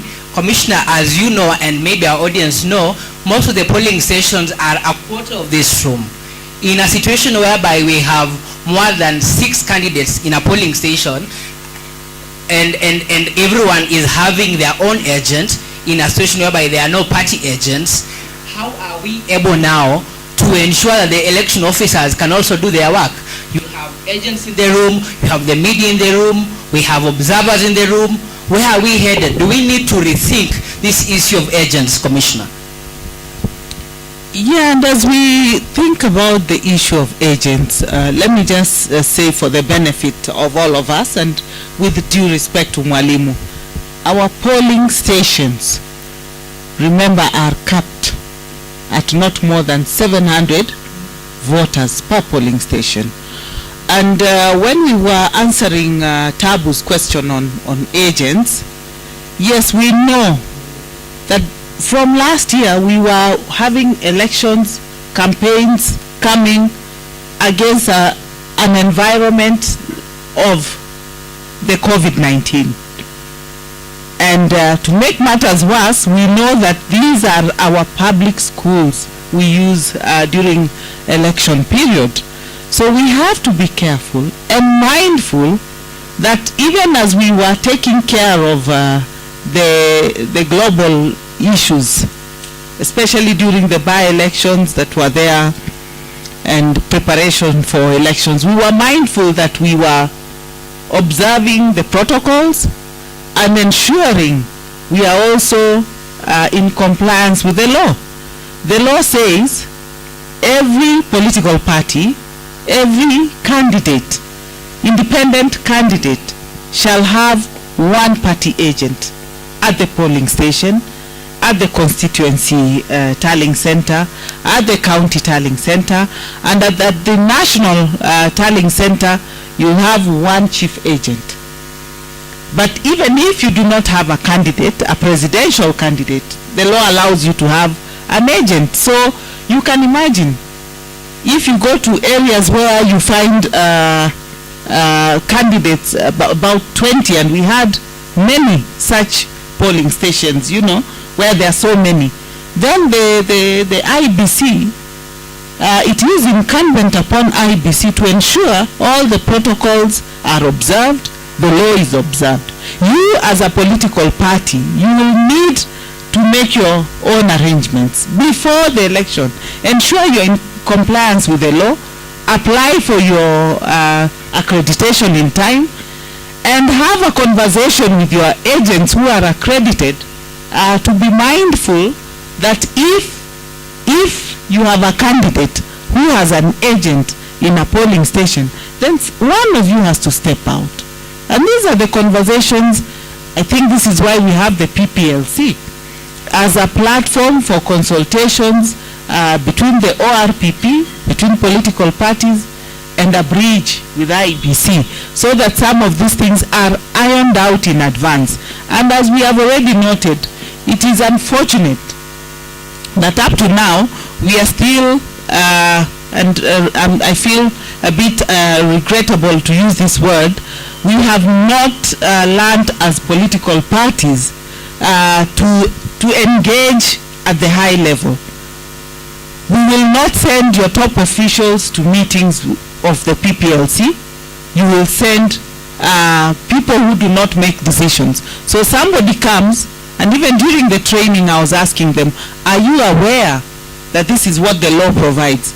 Then of course, and in most instances it is a youth, I take time to educate them and tell them you need to go back to your SG or to your ED and explain to them that these are the requirements and this is what you have learned today, so that they ensure compliance. So I think, yes, it is a conversation we shall need to keep having, and more specifically to ensure that while we are having that conversation, we also understand the role of agents. What is the role of an agent? To ensure a credibility of the process and transparency of the process. What else are they doing there? They need to know that. Yes. Thank you, Commissioner. Mr. Lai, as Commissioner just was concluding, she mentioned the role of agents in an election, the issue of credibility and transparency. But now we are faced with a situation whereby we may have so many people in a room that they are not able to perform their functions. Do we have experience from other countries of how they have dealt with such a situation? So, as the Commission stated, so we have the issue of law. The IEBC is under obligation to follow the law, to the latter. But then you also have what is practicable on the ground. You know, like the colleague mentioned earlier this morning, where you had an MCA election and you had 37 candidates. So, is that practical to have 37 agents in the room to be news? And you also need to understand, the IBC uses existing infrastructure. You know, it's not part of the mandate to create police. The IBC uses the schools. We all know the average size. So it's impractical to have 37 agents in a room, plus the IBC staff, and also to create the room so that you can have an ease of voting, obviously that's not practical. But yet, there's still the legal requirement that the IEBC needs to fulfill. So again, this is, I mean, it's going to change from one area or one polling station to another. And so that's the reason why there needs to be conversation around this thing prior to. You don't wait for the election day and start to find solution for this kind of circumstances. Nor, as you rightly stated, that's the reason why you have the platform of the PPLC. You know, the party consultative committee where these issues are resolved. And it's important to know that you need to resolve this issue before election. It's just like playing a match or football game. You know, the rules are set. You don't want to start creating rules in the middle of the game. And then the tendency for chaos is very high. So I agree with you. These are conversations that needs to be, you know, I mean, they need to be held so that we see what is practical. Because at the end of the day, you want to ensure that people are allowed to vote. So you don't want to compromise the voting just simply because you want all the agents in the room. So what benefit it is if all the agents fill the room and people cannot vote? So again, there need to be a conversation. So either if this is the number of candidates, we kind of divide ourselves into group at a particular point in time. Because again, all these candidates have, I mean, the interest is to ensure the transparency of the process. So if you have maybe the first 5 or 6 who sit in the room, and then maybe after a couple of hours you interchange. But I'm saying these are discussions that can be here prior to the elections, and there's a general consensus among political parties, because it's important that that information is relayed. That information is relayed to the agents again, because this is something I've noticed. In a lot of cases, you find disruption and confusion at the polling station because there is lack of proper communication, and it's important. So hold those discussion earlier. There's a consensus so that the parties are able to communicate this information down to the agent, so that should such situation arise, they are already aware as to how to deal with it. You know, trust me, when you manage election, it's like you're managing a crisis. Look, I mean, like she said, I used to be the CEO for the Liberian Election Commission for over 6 years, and I know what it's like to run an election. Trust me, there's nothing compared to organizing an election. The only thing, let me say, the only thing you can compare organizing an election to is like when you're preparing for war. I'm telling you, if you look at the scale of the human, material, and other resources, you look at other actors that you have obligation to deal with, but you don't have control over them. I'll give you a common example. In other jurisdiction, the legal framework say if you do not have a security officer, the presiding officer cannot begin pool. It's mandatory that there's a security officer or police officer at the polling station before they start the polls. But interestingly, does the commission have control over the security officer? But this is something they need to manage. So if the pool doesn't go well, who is held responsible? The commission. So these are some of the challenges that the commission face that most time on the larger basis we don't seem to understand. You know, you talk about the polling room. These are classroom, and even people of special interest group, people who are PWDs having access to facility. People hold the commission responsible for using the classroom that doesn't have a ramp, again, for people to access. But unfortunately, those things are beyond. You know, they are beyond the control of the commission. The commission is using existing infrastructure. So if those things are lacking there, you know, at times, you know, it's a huge challenge. But at the end of the day, everyone punches the commission.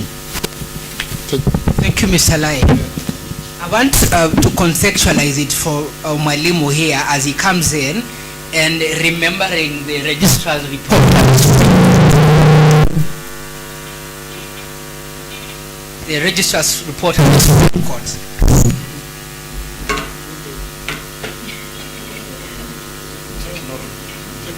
Technology. Test. I think we're okay now.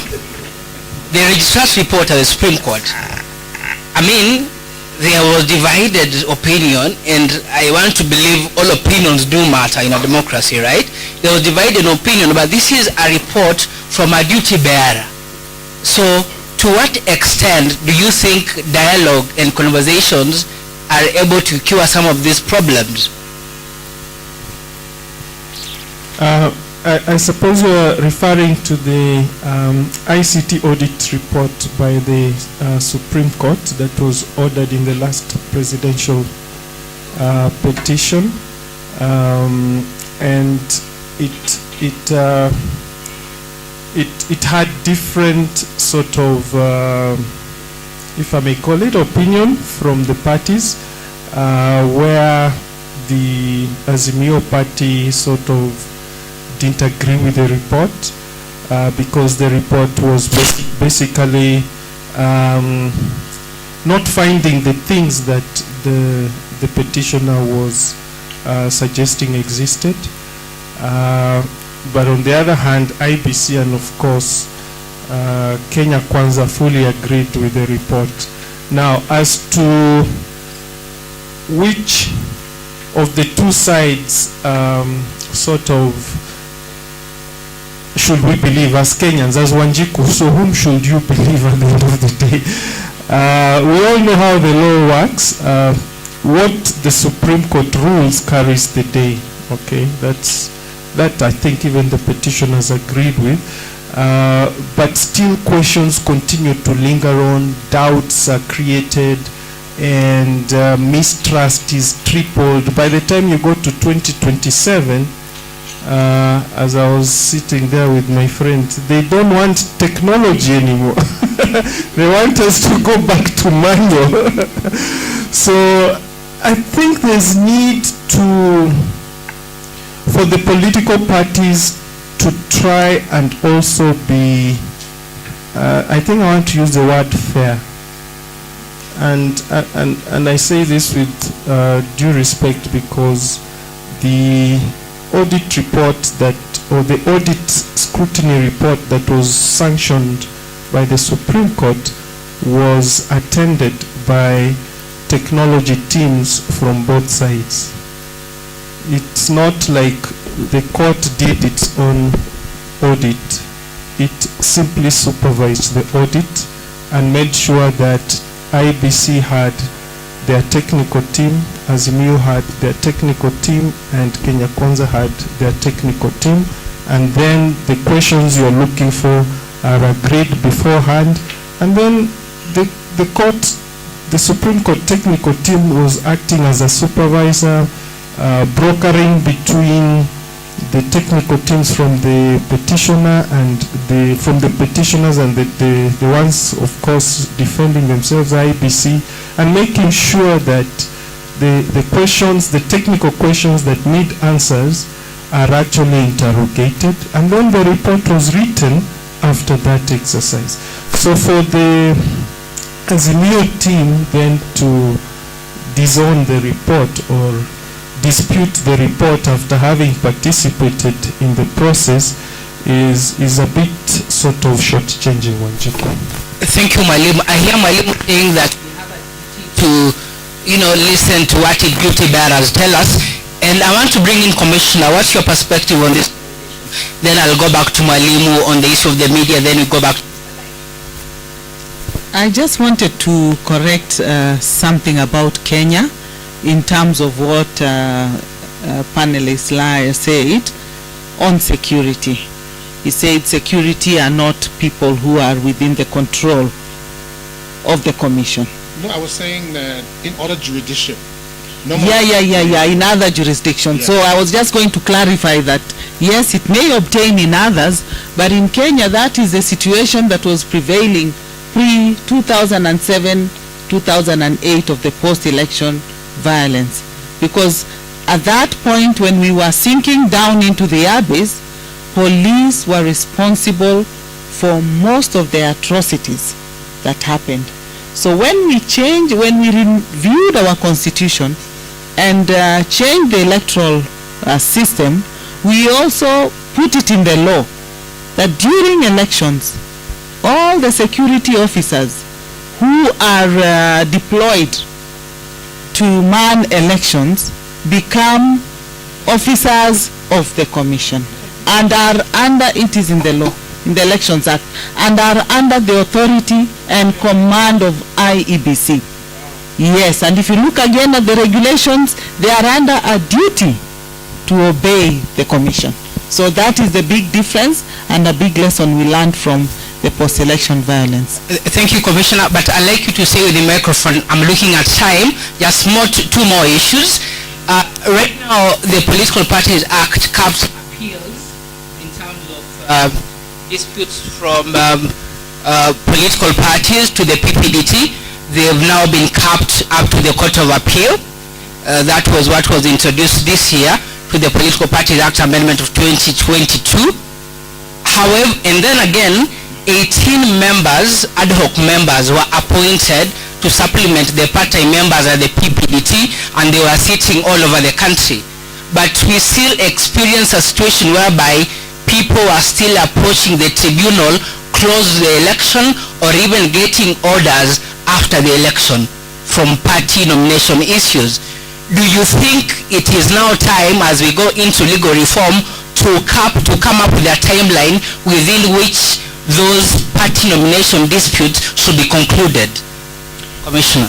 This is an area I want to believe we still have a lot of work to do. Remember earlier on I spoke about the role of IEBC in pre-election dispute resolution and the role of the PPDT. And remember, I have said PPDT's mandate is very clear under Section 40 of the Political Parties Act, and they only come in when parties have exhausted their IDRM. Before that, they will not. Then, after PPDT, they are free to go to the High Court, and the last point of call is the Court of Appeal. I think looking at what the courts have now done, they have pronounced themselves on this issue of the party primaries and party nominations. So PPDT will deal with party primaries, and IBC, as a constitutional mandate under Article 88(4)(d), if I'm not wrong, they will actually they will deal with disputes arising from nominations. And remember, there is a timeline within which those disputes must be resolved as we go into elections. Then after elections, we are talking of disputes post, where now the courts come in, and the High Court only comes in after it has been, and the High Court judges have been designated, including the magistrates, designated as the election court. Remember, they cannot be an election court until they are designated as such by the Chief Justice. This is why they have to be gazetted so as to handle election petitions, and you know the timelines, 28 days within which for filing, and 6 months for hearing and determining. So I think when we look at the pre-election phase, this is where we have a problem, and because of those overlaps, people run to IEBC, they'll go to PPDT, they'll go to IEBC and see where they can forum shop, and if they're still not satisfied, they go on appeal to the High Court, and yet now again they still have to go, they could still go rather to the Court of Appeal on appeal of their cases. So we need to go back and look at whether really the parties who go for this dispute resolution, are they actually getting electoral justice? If not, then is the mechanism adequate? Because we have said IBC is only restricted to matters which pertain to their mandate of conducting elections. So you come, and we are going to deal with an issue, you're going to IBC, they are going to deal with issues of eligibility to contest and those kind of issues. Have you passed the test to vie as a candidate? If not, then the Dispute Resolution Committee of IBC now has a mandate. So I think we can still go back during the reforms. We have that time to see how we have fared on, and of course we have very good examples, including other issues, not just eligibility, including even election malpractices. We saw the case of Sabina Chege, where the High Court ruled that this committee of IBC has no jurisdiction. Where does that leave the constitutional mandate of the IEBC? So I think we have to go back the same way we sat and discussed with PPDT on their role under the law, under the Political Parties Act, and the role of IEBC, because remember it's about regulation of the process by which. So when you unpack that, what do you have?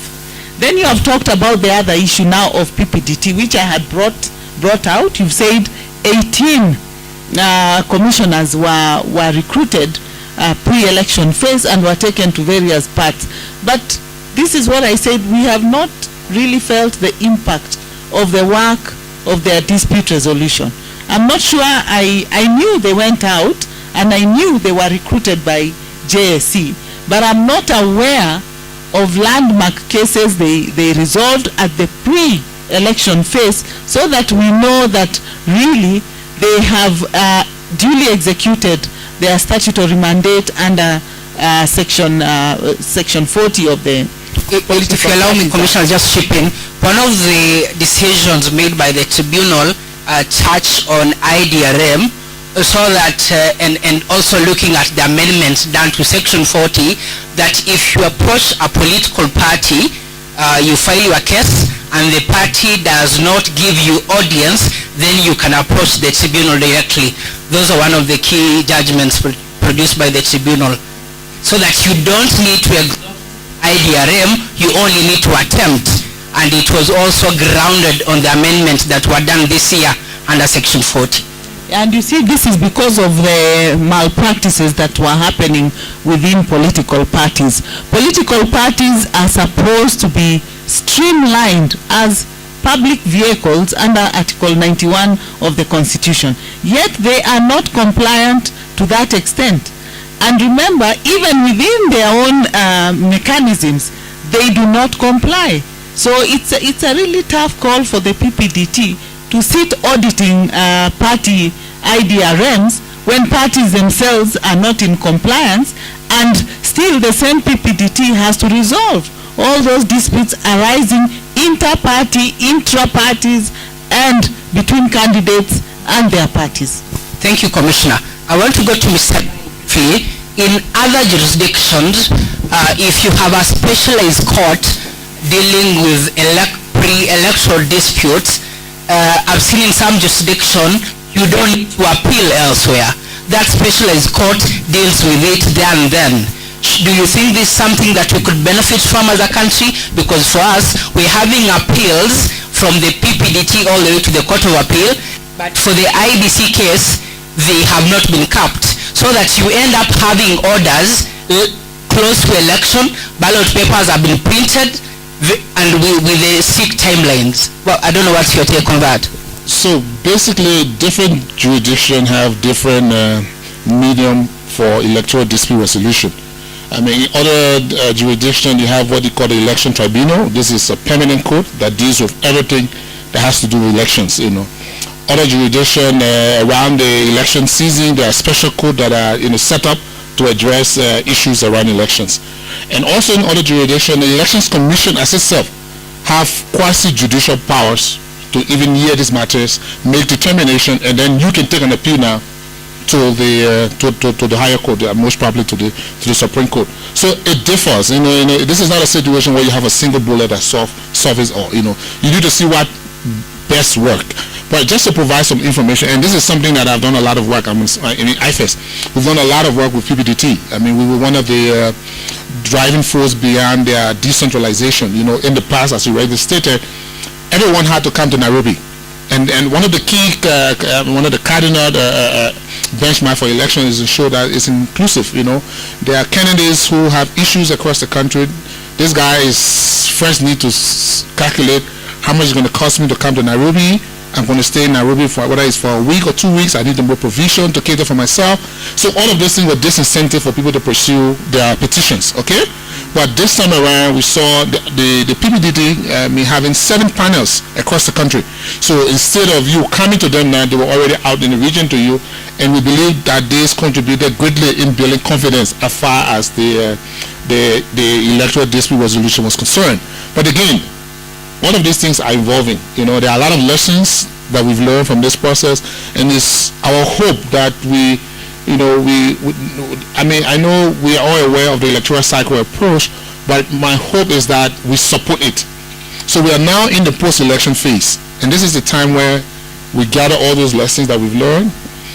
As the different observation group release a report, as the IEBC does their post-election evaluation, the judiciary does such, I think it's key that we document all of those things so that we do not lose the gains that we've made. Honestly, there have been enormous gain during the course of this election. In addition to what the commissioner spoke about between the IBC and the PPDT, this time around we went a step further. The IBC and the PPDT has an MOU clearly stating which cases the IBC handles and which cases the PPDT. All of these have helped improve the process. Following the decision from the High Court on the MP Shege, IBC again and the ODPP had engagement. There is now an MOU in place between IBC and ODPP in terms of how to deal with election offenses. So I'm saying these are significant improvement, and the only way we can sustain these things is we document them so that we don't let them slip back. Because again, like Phyllis stated this morning, it's very easy when you've had a process to a large extent that work well. It's very easy for people to take their eyes off the ball and relax, and by the time you get to 2027, all these gains that we've made, we realize again we're starting at the bottom again. So my appeal would be that there's more support towards this electoral cycle approach rather than just treating election as an event. Yeah.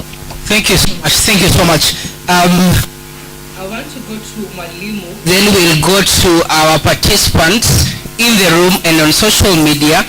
Mwalimu, we're extending grace to duty bearers today. Do you think we should extend the same grace to political parties so that where they missed a step, this is the time for them to grow? Should we do that? Absolutely. I mean, especially from a technology point of view, the way political parties behaved both during the primaries and after during the dispute leaves a lot to be desired, and the only way for them to improve is to look inwards, and I speak particularly to I think the Azimio aspect of it, because they're the ones who are aggrieved. It is important that as they move into 2027, they have a way in which they can use technology during primaries, and more importantly, in case of a dispute, how that is managed. The technology, the lawyers for that petitioner were depending on the technology advice. I don't think the lawyers were speaking out of turn, out of their own volition, to the extent to which they believed that there was some malpractice at a technology level. So the political parties must look inward and say, did we get the right technology advice? And to what extent did we make use of it? Because I know you can advise a political leader and they can still choose to do something else. So those are two different things. So they need to look internally and say, how can we do it better going forward? Thank you. Thank you so much. The take home is duty bearers have quite a lot to do, political parties have a lot to do, and we are extending grace to everyone so that we learn from the lessons from the past. I want us to go to our audience to pick a few questions for the panelists. Then we also check on social media. I don't know who's ready to go first. And I know them by name, so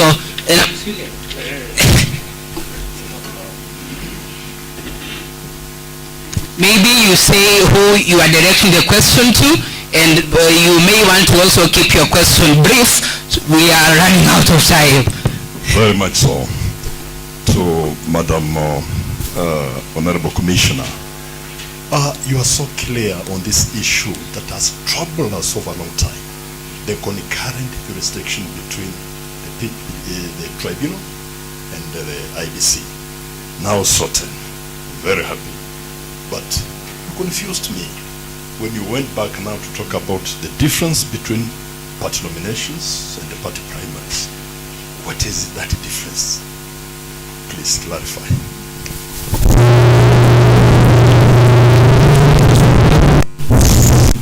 Thank you so much. We'll pick another question from Tabu. Let's pick a number of questions, then you address them at the same time.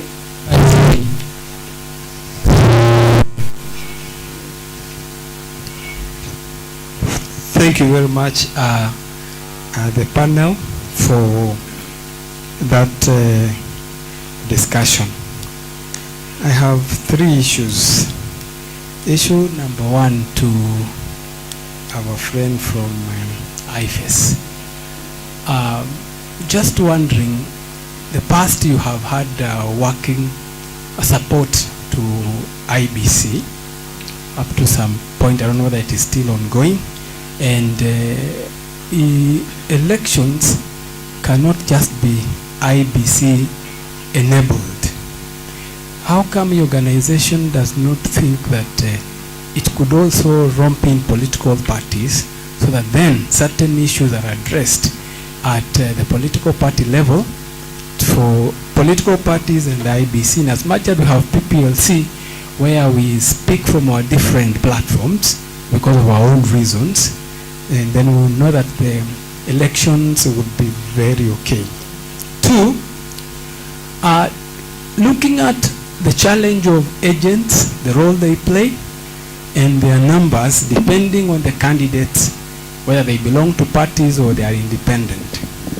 Isn't it possible that as a country we need to think that we need to create a pool of trained agents who are certified, and then they become part of the election officials, so that then from that pool, if we need 10 agents, then they are actually appointed, they go through the process, and all of us sit pretty knowing that the election is well-being and technology. I'm one person who declared that technology is the biggest enemy we have. We were made to believe that technology is the solution to our problems. But to date, even IBC is still struggling with the question of where there is no 3G. How do I transmit the results? Yet, the law says transmit from where the election took place. And because we don't have the capacity to provide the 3G, whether it is intentional or not, how then do you convince us that technology will help us in our situation? Lastly but not least, Madam Commissioner, dispute resolution is a big challenge even to the institutions that are charged with that responsibility. How do we deal with the issue of forum shopping? The law is very clear, and still we are still having forum shopping. Thank you. Thank you so much. We'll address those questions by Tabu and Amkule. Then we'll have to close this question. We'll continue responding to questions on social media because the next session is also about to start. So we'll start with the Commissioner. You respond to your questions. Mr. Lai, Mr. Albengo, then we close it at that. Yeah, my apologies, Sule, if I confused you. If you have read the Political Parties Act, Section 40, you will see that PPDT has been assigned a role to resolve disputes between candidates and their parties, between parties, amongst parties, intra-parties, that whole list of its responsibilities. On the other hand, IBC under Article 88 of the Constitution, 88E, IBC has a mandate to resolve disputes arising from or relating to the nomination of parties. And these are disputes that are outside of the jurisdiction of PPDT. As I said, from PPDT, when parties go to PPDT, it's about not having, or rather having exhausted their internal dispute resolution mechanisms. That means you look at your party constitution, your rules. Have you complied? Yes. If you are not satisfied, you go to PPDT. And if you are not satisfied with PPDT, appeals will not lie. That means appeals will not be taken to the IBC. They will be taken to to the High Court. And the last port of call, and at the High Court they will be discussing facts and the law. But they can still appeal to the Court of Appeal on matters of law. I think there I may lose you because, you know, that's now legal. They go to the Court of Appeal on matters of law. Now, whereas when you come to the IEBC, this is a constitutional mandate they have to discharge so that they clear candidates for election. Remember, IEBC conducts the election, parties contest, and candidates. So this is where now IEBC has been given a constitutional mandate to resolve disputes which arise from nominations but are not within the jurisdiction of PPDT. The courts now this year resolved this by using now the proper terms. In terms of the jurisdiction of the PPDT, these will be disputes arising out of party primaries.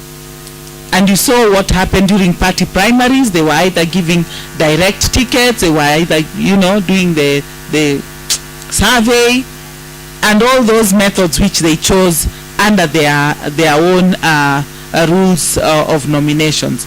Whereas now when you come to the IEBC, you've now given, the parties have given a list to the IEBC.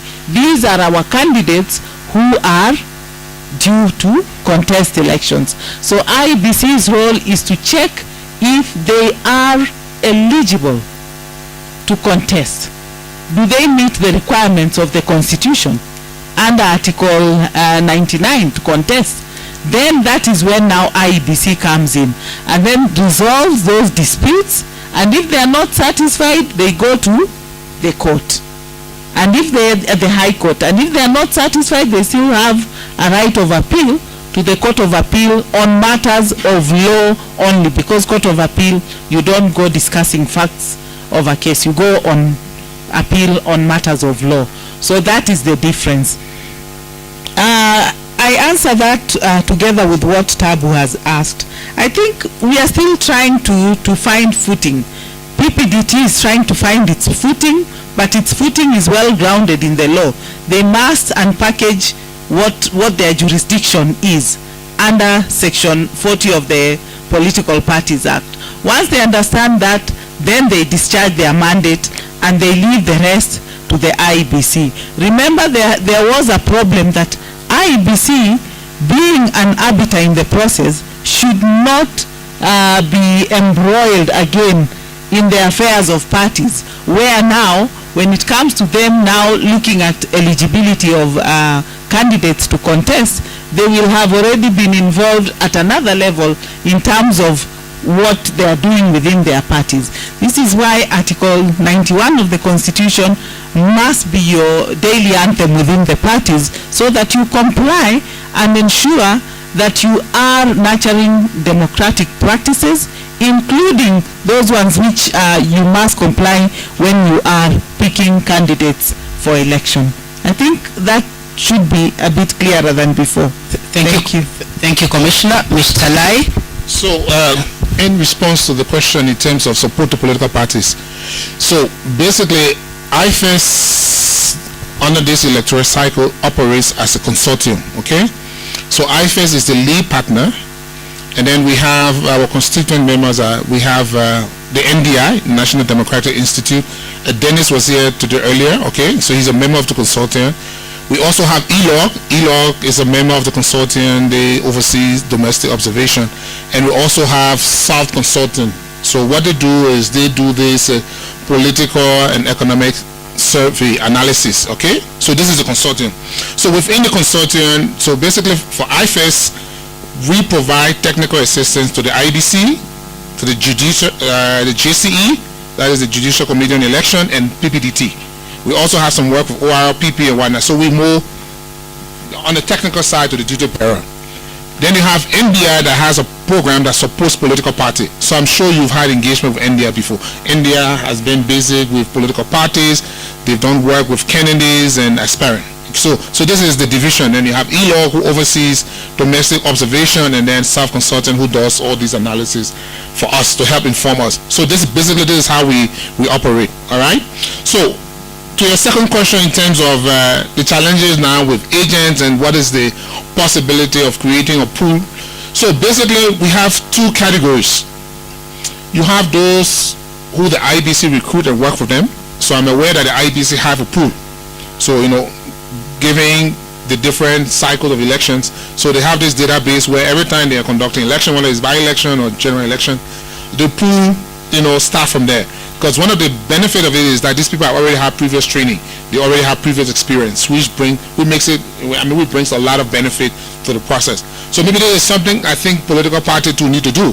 I think it's in their interest that you create your own database of, your party agents. So again, so that they come a bit more experienced and knowledgeable about the process. But this is something I definitely agree that political parties need to work to see how you create your own database or your own pool of agents. So every time you need them, you just revert back to your pool rather than every time you need to go finding new people again. And then it will require a substantial amount of training to get them prepared. Okay, so I hope I'm able to answer your question. Yeah. Thank you, Mr. Lai Mwalimu. Yeah, thank you. Mine is simple. 3G, some spots in Kenya don't have 3G, and that's true. How do you solve that? And I said when we started, technology is as good as the people implementing it. The solution to lack of 3G has been with us for the longest, satellite communication. And I remember I served in the technical committee in 2017 for IBC. I was consulting for a political party. And the capacity issue came up. And it was resolved that IBC would use satellite communication where there is challenges in terms of transmitting results, and budgets were approved by Parliament. But on D-Day, whether satellite will be used or not is a question that is outside technology to answer. Thank you so much, Mwalimu. I know we are running out of time, so there will be a few fact-checking issues and they'll be shared by the CMD handle. We might not have time to respond to the questions now, but just to go back to what Commissioner said earlier and Namsulia's question, we amended the Act this year, so we no longer call them party primaries, party nominations. I've been allowed by my panelists that we will breach protocol and not give our last words because we've eaten into time. We want to hand over the mantle back to CMD. Thank you so much.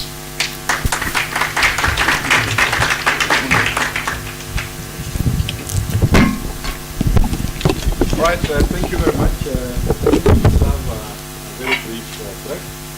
Then exactly at 3:30 we can come back for the last session.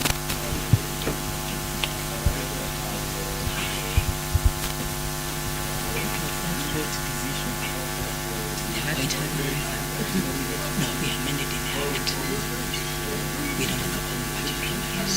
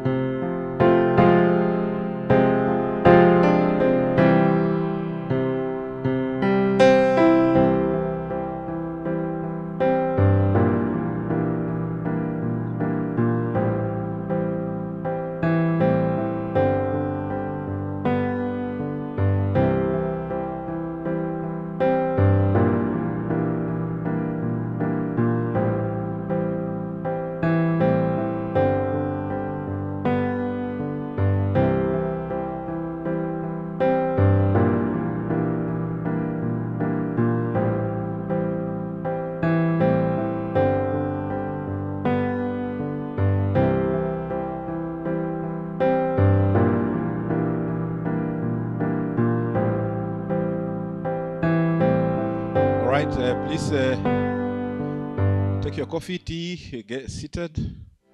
Can I have all those standing for a chair? Please. Tabu. Lala Okota. Mr. Wafula Wakoko. Please take your seats. Let us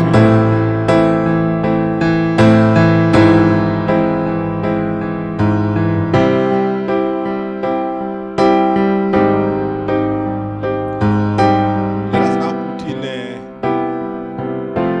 is our online team still?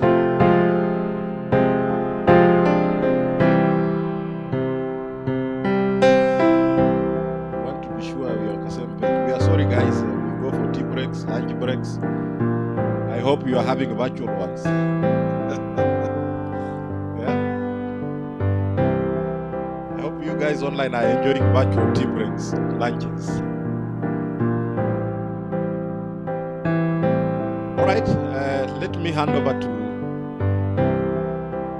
Omboy to moderate the last session of the day. Karibu.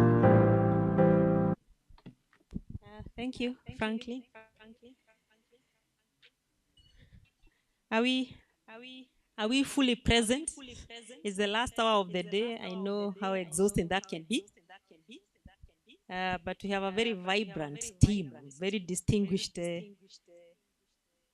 team of panelists that I want to invite to the front.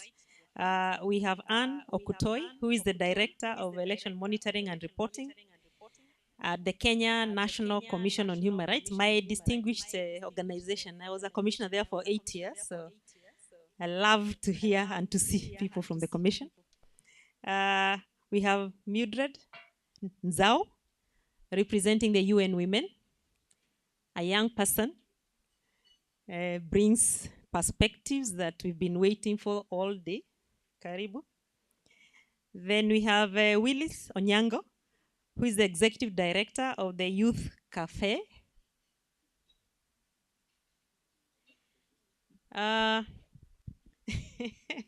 Did you offer coffee? Okay. We have Faith Odidi, who is the lead in Kenya Inclusive Political Parties program of the Westminster Foundation for Democracy. Is she around? She's coming.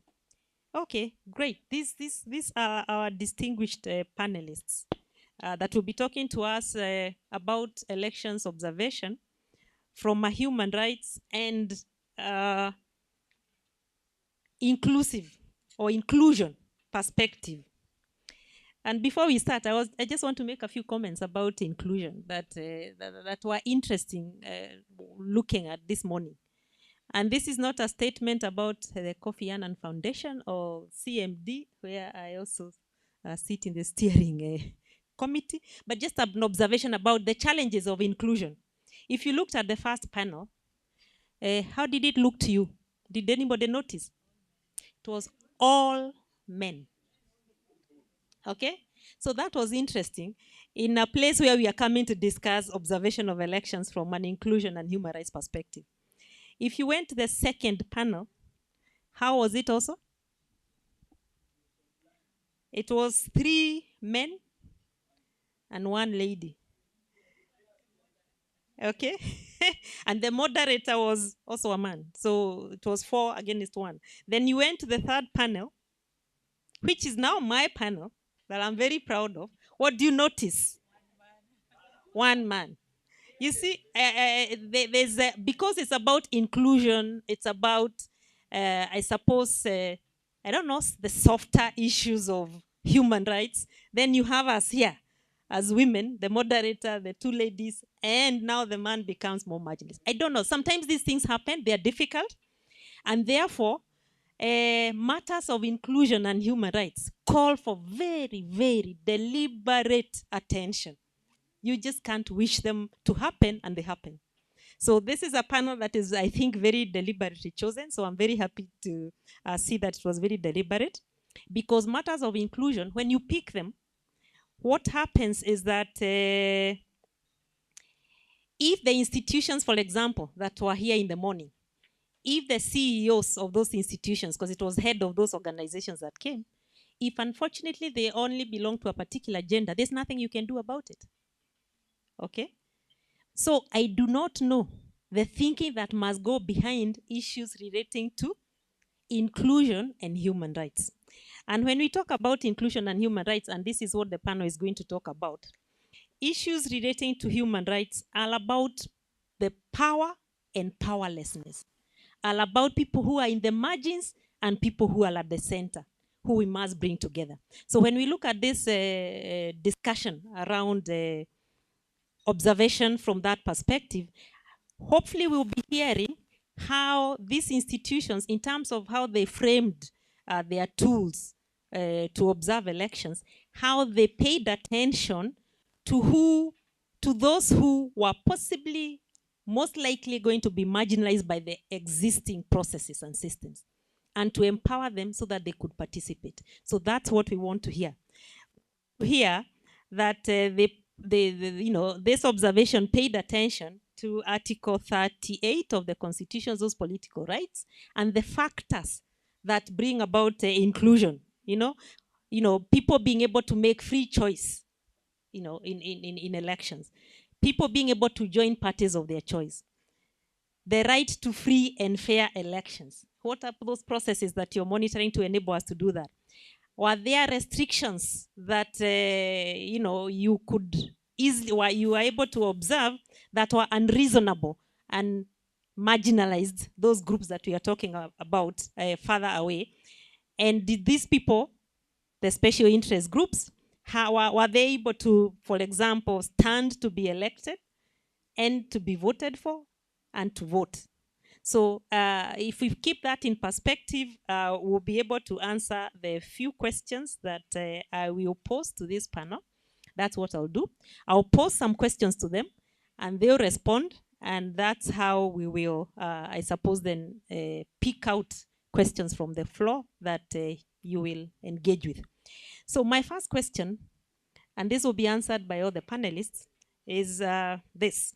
In framing your elections observation tools, which particular special interest group were you looking out for, and what were your key findings? So if you make it like 3 minutes, we'll be able to move on to the next questions. So please go ahead. Are the mics available? Yes.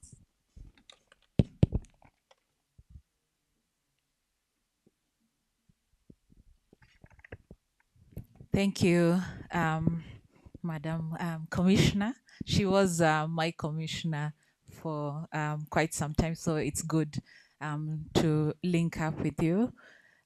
First, just allow me to thank the organizers CMD and Kofi Annan Foundation for inviting the Kenya National Commission on Human Rights to be part of this very important discussion.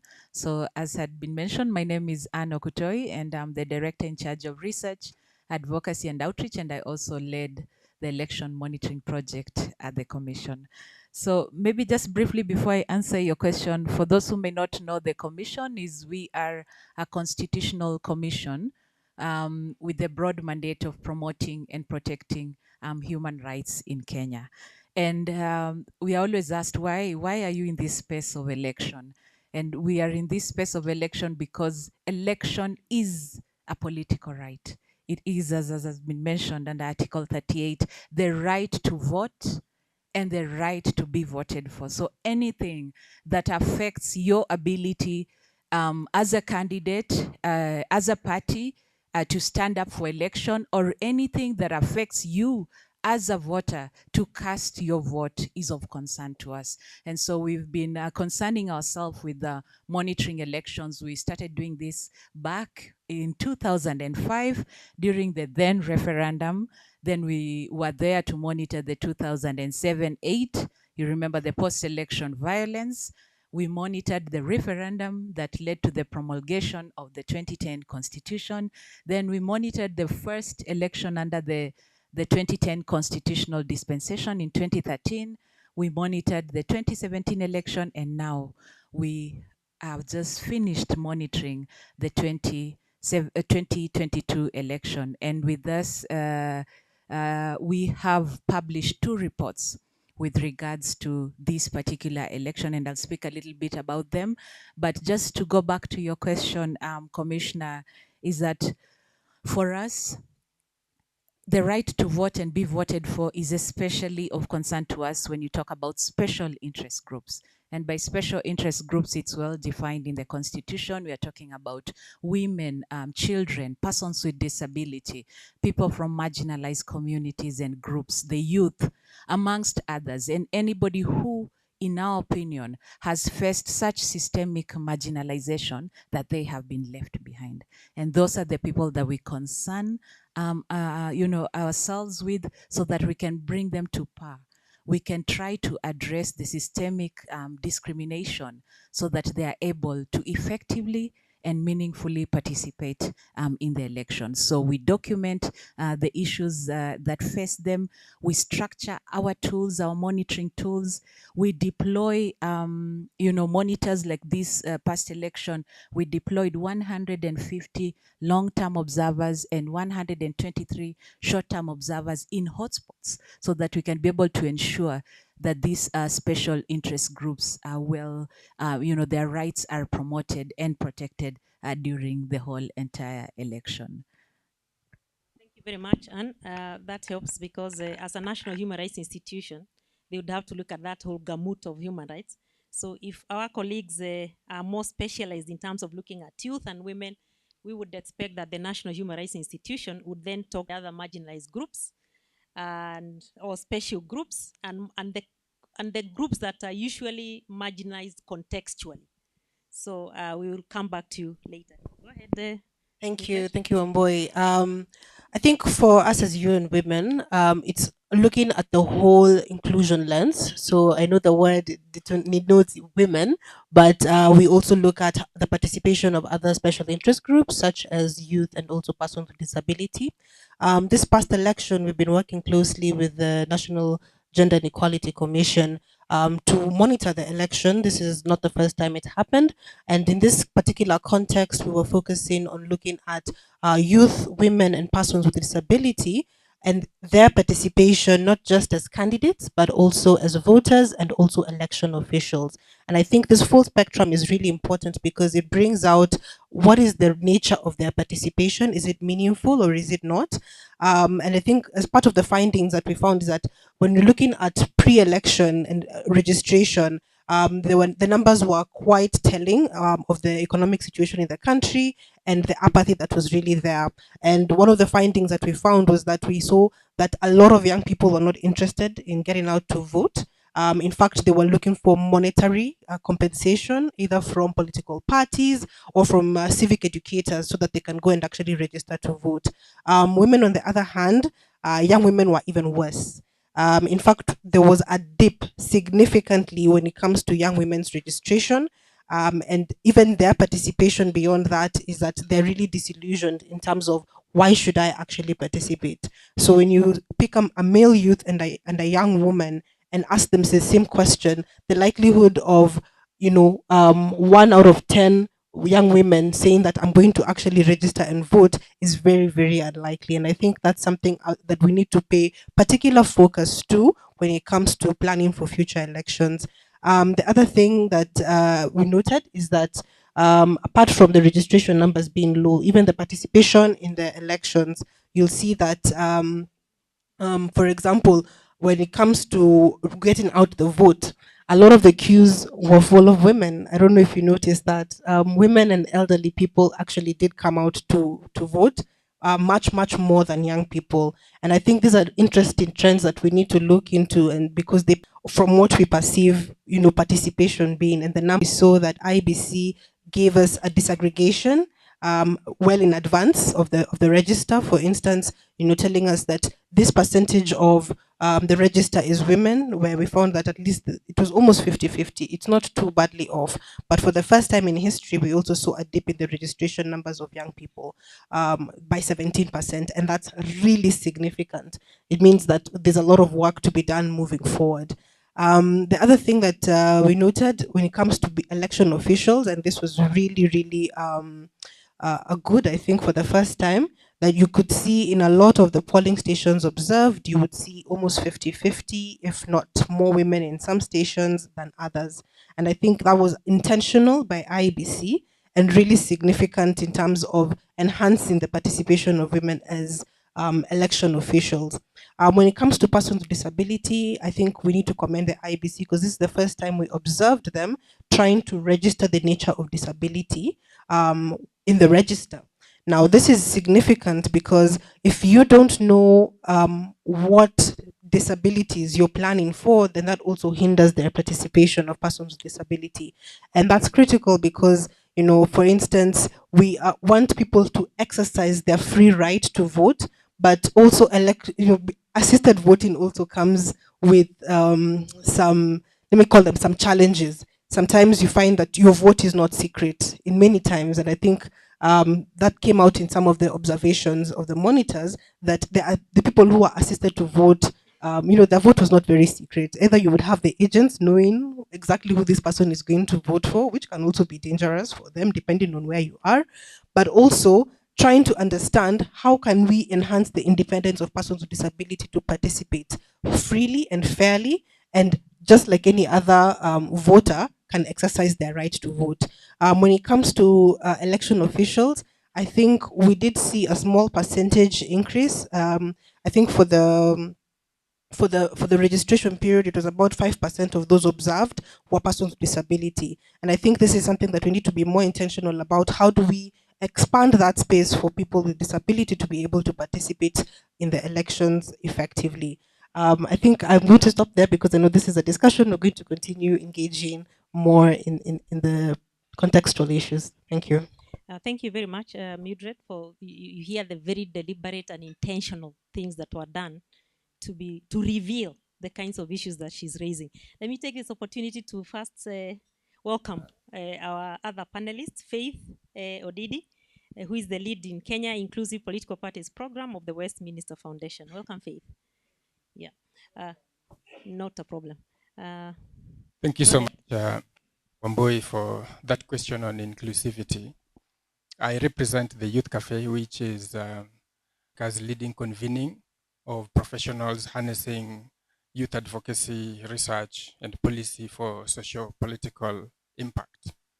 And my gratitude and that of the organization I represent as the executive director to the friends from the Kofi Annan Foundation, as well as the Center for Multi-Party Democracy for putting this together and extending an invitation for us to share some of our experiences with respect to inclusion of youth in the just concluded Kenyan elections.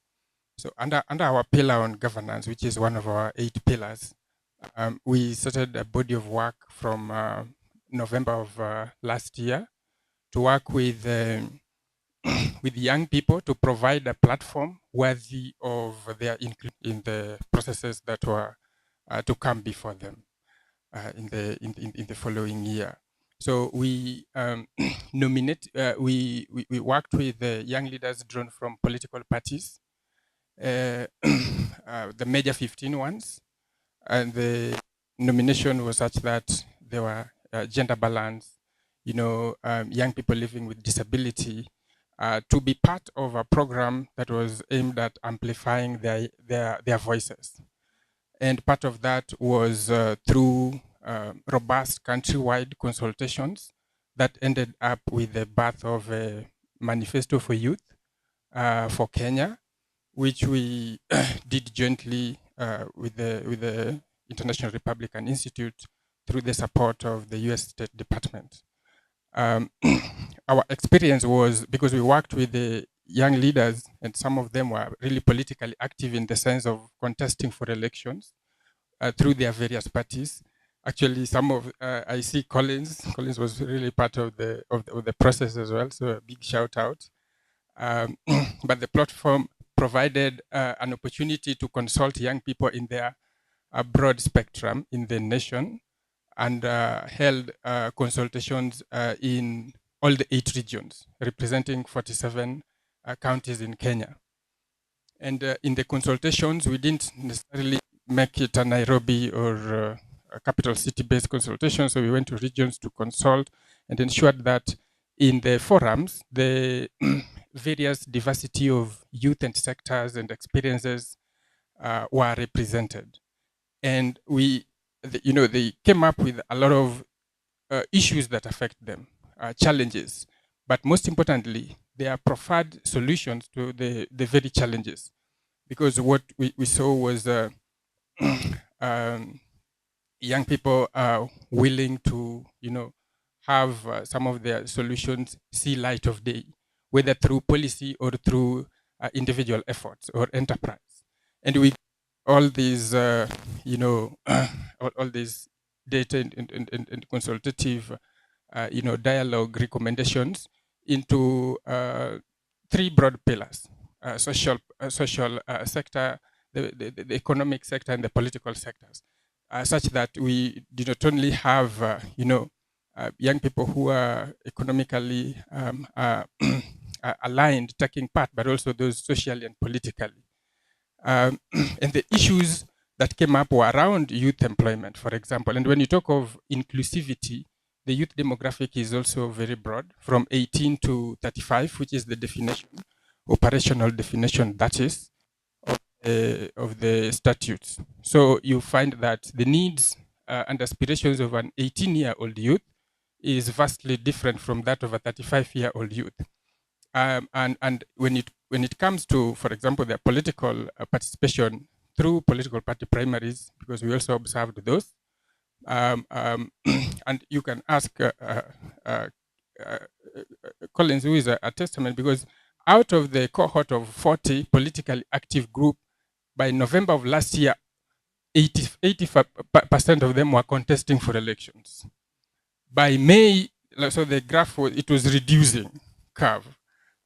At the end, only 3 got political party tickets. So even those who are politically involved, there's still a lot of marginalization, even for the so-called political youth elite, because at that point, the discussion is about age as well and resources, which also disenfranchise, particularly the marginalized segment of youth with disability, young women, youth in rural areas, because most party offices are in Nairobi. So if a young person wants to, contest in a remote area, they have to travel all, and they may not have the right networks. So all these contributed to, the body of evidence that I think we can recommend for future increased participation of youth in elections. Thank you very much. Before Faith comes in, maybe there's something that you could just pick up. Mildred talked about the fact that the youth participation went down. And here you are with this youth manifesto. You just completed it, and you would have thought the engagement through the electoral process would have happened. What are those things that possibly caused that lack of participation, the enthusiasm, and that fall in terms of numbers registered and candidates? Yeah, absolutely. So the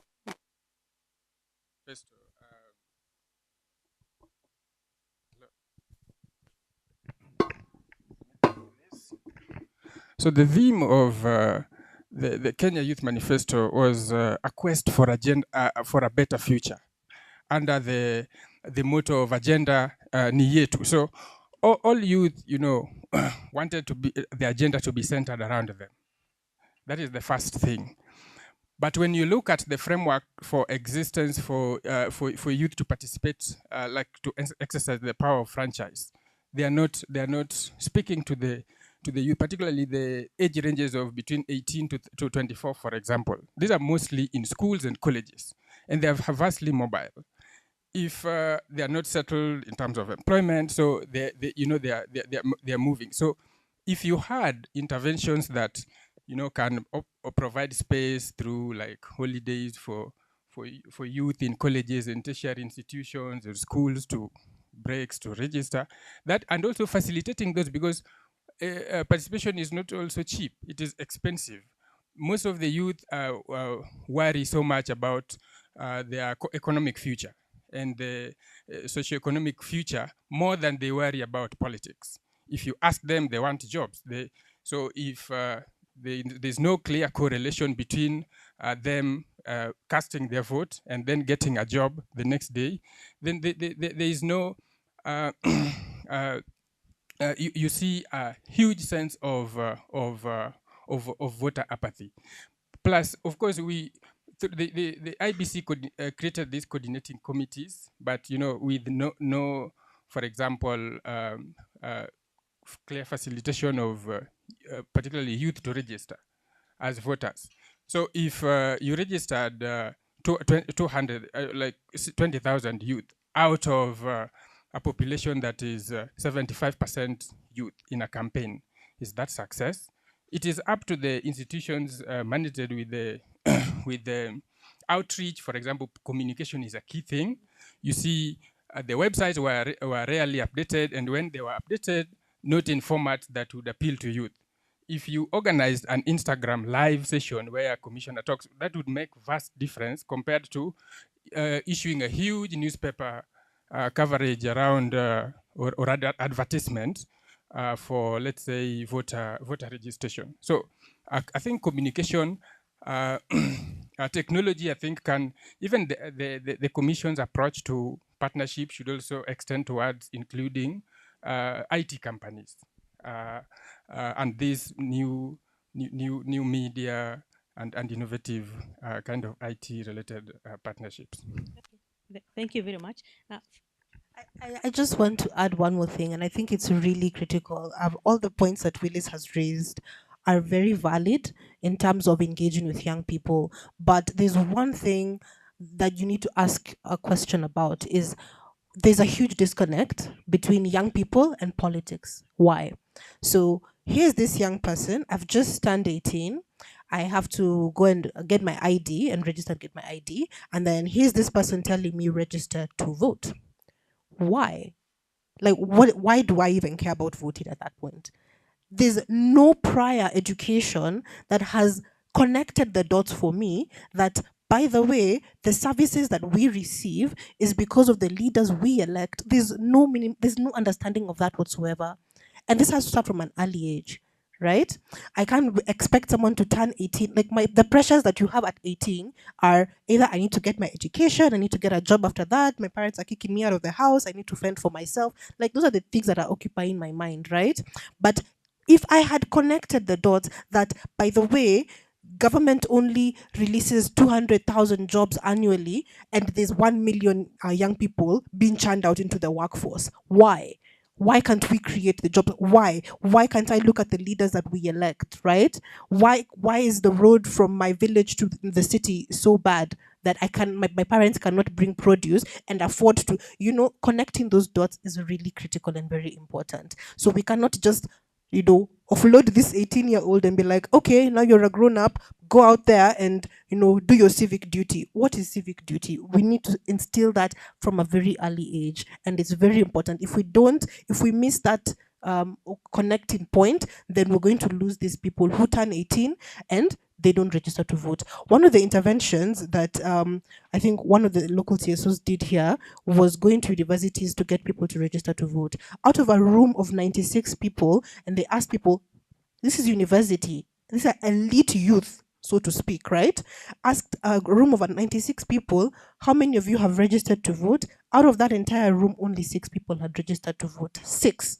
And why the 6? When they asked, what made you go and register to vote? Like 4 of them were saying, my parents made me do it.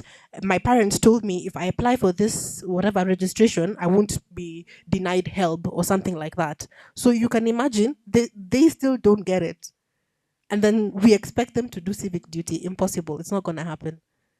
Okay, thank you very much for that addition. CBC, the presidential working group is out there. So there are things here that we could pick up and make presentations around that.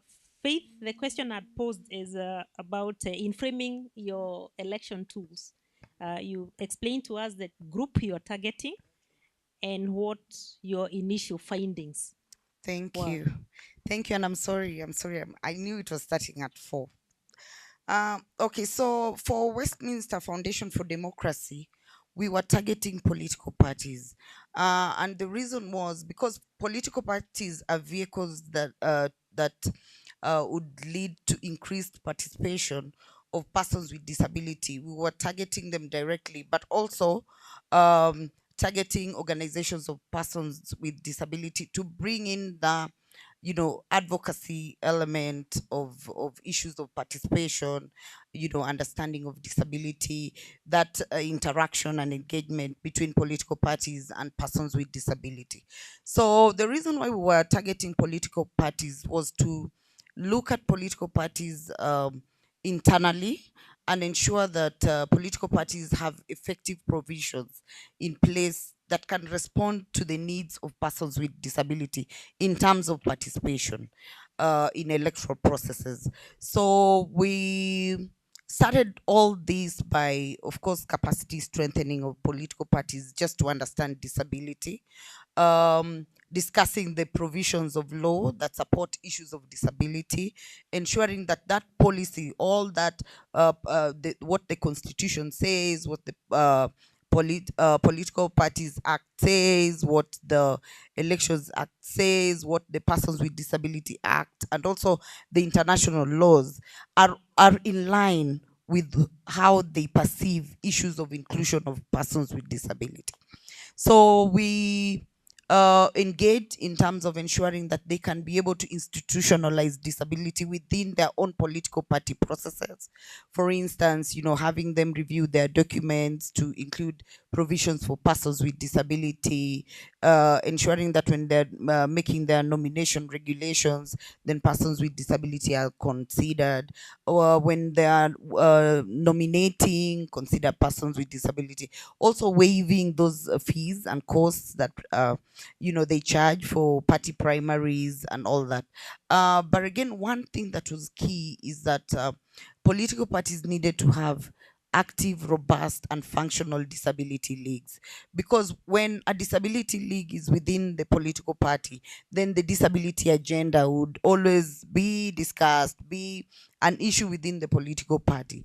And also having that person with disability sitting at the neck, at those national organs of leadership organs of the political parties, that is something that would improve inclusion, would ensure that the disability agenda is on the table.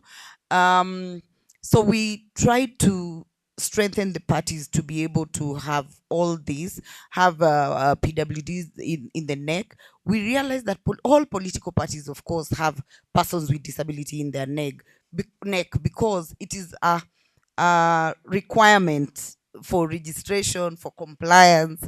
But in practical reality, even that person with disability sitting at the neck does not know their role there, or is just there by name but not by function, not by mandate, not by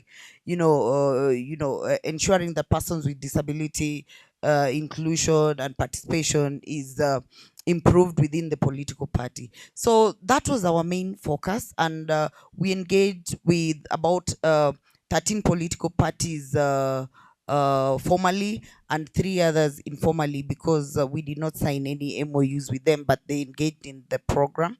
And we realized that a lot of exclusion happens because, of course, of that lack of knowledge. Just the way she has mentioned that even that youth does not know why. When we started with the political parties, they did not know why they need to include. It's a political party. Everyone needs to come into the political party, join the party business, work with the party, contribute to the party. There are no free things within political parties. But within our engagement and discussions, there was that increased understanding of why persons with disability need to be included, and also why it is important for political parties to remove these barriers. We were looking at situation where once the political party is a good space for persons with disability to engage in politics, then that will improve representation of persons with disability at national level and also at county level. So that is one thing that we looked at. And then we also looked at what are those bare minimum standards that political parties need to put in place within their parties. And together with the political parties that we worked with, we developed minimum standards for inclusion of persons with disability. It is their own document. It is well owned, and they bought into it because it was generated together between political parties and the organizations of persons with disability. That has ensured parties are able to look back and see what is it that we are not doing right. We also realize that political parties that are all at different stages. When we started, there was only ODM and Jubilee that had vibrant disability leagues, but of course the others would accuse them of having the political party fund. So because when you want people to have even inclusive budgeting, removal of barriers, there's always that perception that disability is expensive. So the people who can carry out inclusion are the people who have resources. Yeah, which to some extent there's truth in it, because if you didn't have a ramp, you have to build that ramp, which is an additional required resources. But I think when we look at a lot of uh, barriers, there are things that we can already inbuild in our own work and our own activities as political parties, instead of having our businesses in unfriendly venues. Then you'll just incorporate that within the resources that you have. So once we had that balance, we noticed that for this election, just as she said, there has been a lot of conversation even within this program and IBC and ORPP and National Gender Equality Commission in terms of issues of inclusion. And there has been improvement. We cannot say that it is we didn't, just as she said, and I don't want to repeat that. But we also realize that in terms of representation, we have counties that don't have persons with disabilities who are represented within those county assemblies, which is contrary to what the law provides. Even at national level, we only had one person being nominated to the county assembly. So at the end of it all, we look back and wonder, so whose role is it? Is it the political party? Is it IBC? Is it the law that was vague? How does this happen? So much so that the representation has gone down from last year. It was only 17. Now we have 20. So it's really something that we need to think about. But as usual, we always say inclusion of persons with disability is progressive. Yeah, I don't know if for youth also it's progressive, is it? You want inclusion now, not tomorrow. But I think progressive is the word. So I'll end it there. I think that's what we've done, of course, with several other factors coming to play. It was working with political parties without including organizations of persons with disability probably would have not led to a lot of understanding and success. But I think they bring in that additional value into the conversation, because it's, as they say, nothing for us without us. So there's that additional value, and once parties interact with them, then there's also that deeper understanding, especially when it is the leadership of the political parties, the top leadership. We were really lucky to have a lot of executive directors, secretary generals, and some party leaders joining into the KEEP program. So that was easy in terms of, even if you want to change the constitution of a political party, if the leader is there with you, then it becomes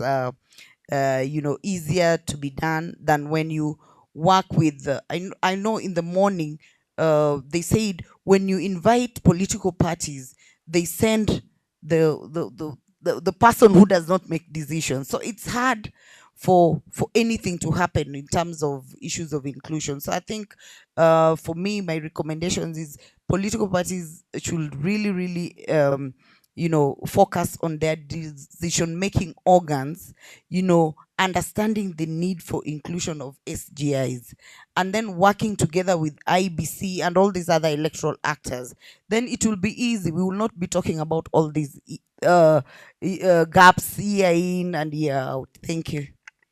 Thank you very much, Faith. Yes, the principle, one major principle for human rights is that they are about progressive realization. So it's sometimes very difficult to say, yes, this will happen overnight. So those steps that you're talking about are very good. The deliberate and very intentional steps are very helpful. Now, we move to the second question. We've heard about political parties. This other question was about, to what extent were you able to find out if election stakeholders, you've talked about political parties, there were various other stakeholders in elections. We had the IBC, we had voter education groups, the registrar of political parties, candidates themselves, security personnel, the media. To what extent were you able to find out if they were guided by those critical elements of inclusion? We start again from this end.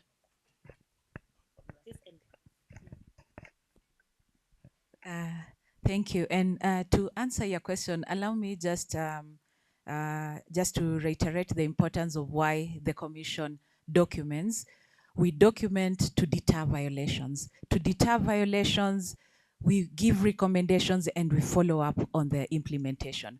So if I can take a comparison, because we monitored the 2017 election, had our findings, there were lots of human rights violations then, including deaths. We documented 100 deaths. We documented sexual violence being perpetuated as a weapon of conflict. We documented torture, assault, so many human rights issues. And that's why as a commission, as we moved towards the 2022 election, we were very deliberate on pushing for recommendations that will enable us as a country not to go back to the, to the state of gross human rights violations that we had documented.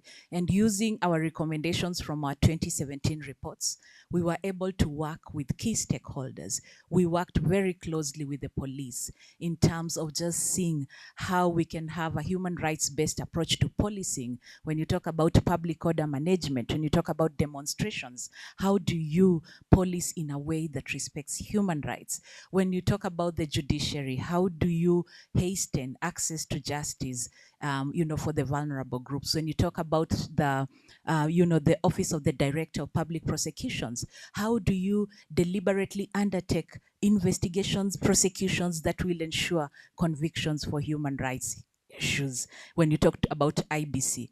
So one of the things that we notice, and this time round, allow me just to say that when we monitored the election, we've documented 2 reports that can be found on our website. One was on the political party nomination process. We titled it Bound Ballot. And the second one was on the campaign, the polling process itself, and the aftermath. And we titled it Demystifying Our Democracy. And why? Because there was a reduction of human rights violations this time round, and we are on the right trajectory towards strengthening the democracy processes in our country. So to your question, some of the things that,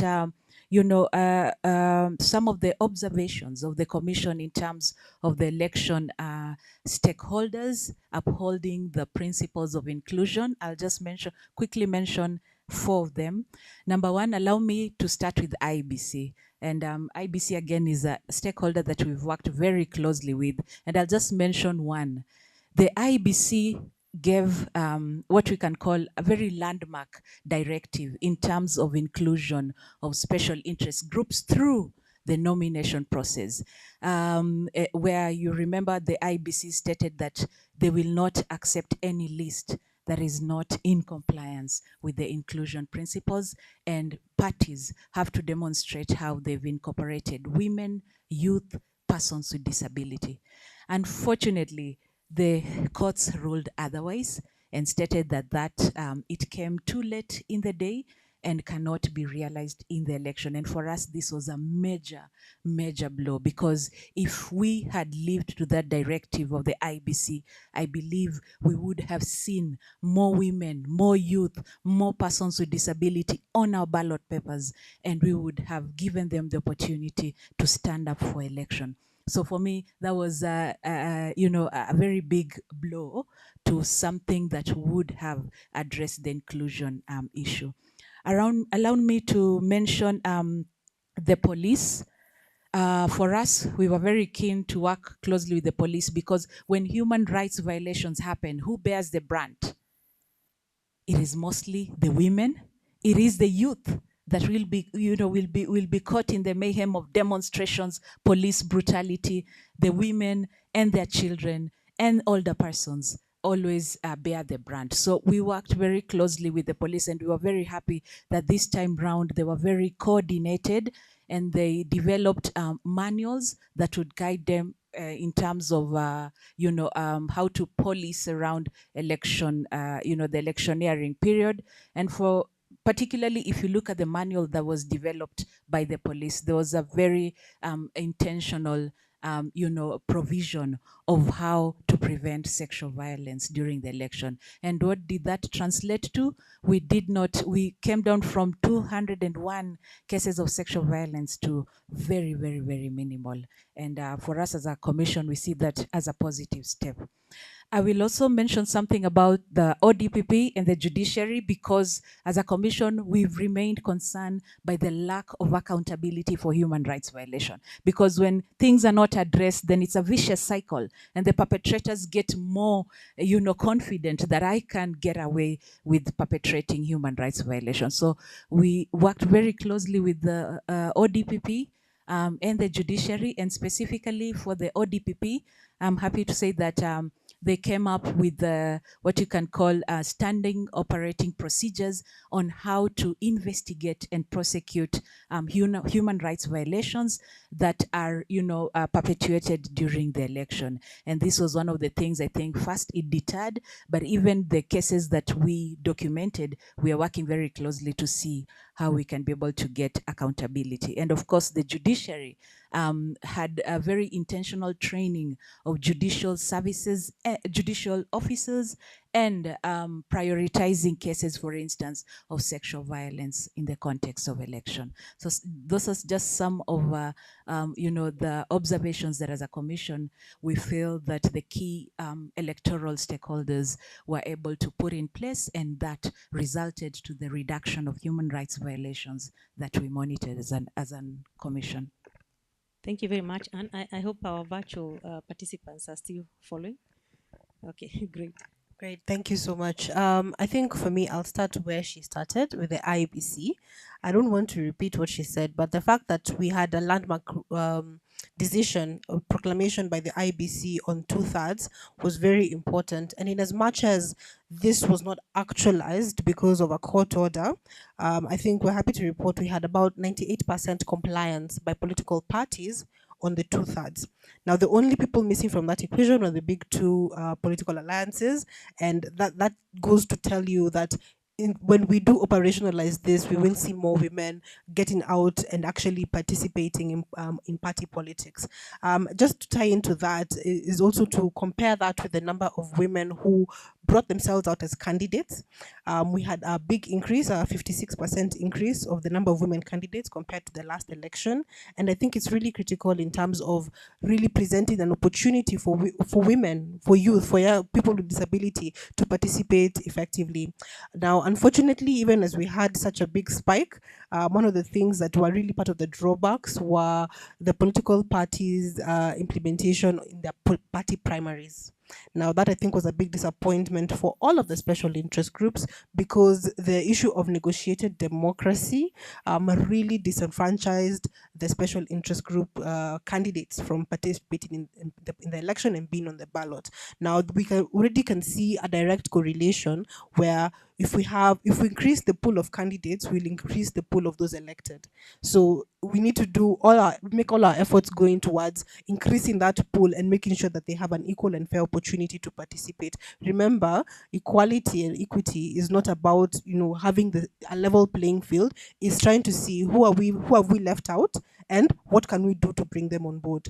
The other thing that I think we need to look at is the media. I mean, let's commend the media, because one of the things that was really coming out from the last election is even the representation of women in the media.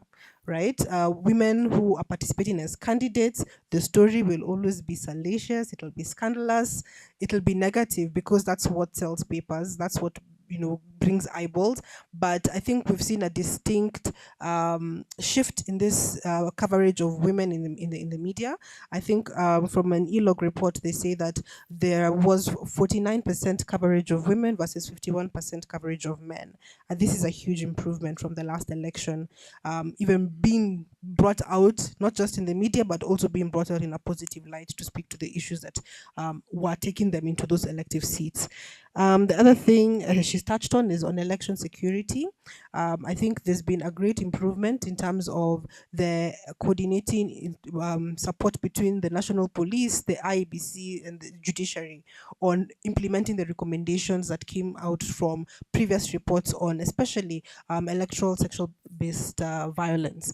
That said, I think we've also noted a worrying and concerning strike where now this violence, the incidences have reduced physically, but online the spike has gone up.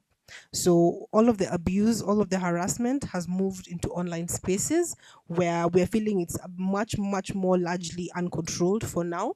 I know there was task force or a commission set up to do monitoring of online, but I don't think we have really felt their presence and their input in this particular election. So that's a space that we need to watch out for and look at interventions that are built around that.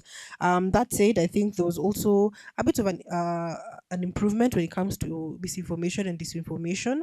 We've seen a lot more actors getting into that particular space and trying to demystify what is this, how do we fact check?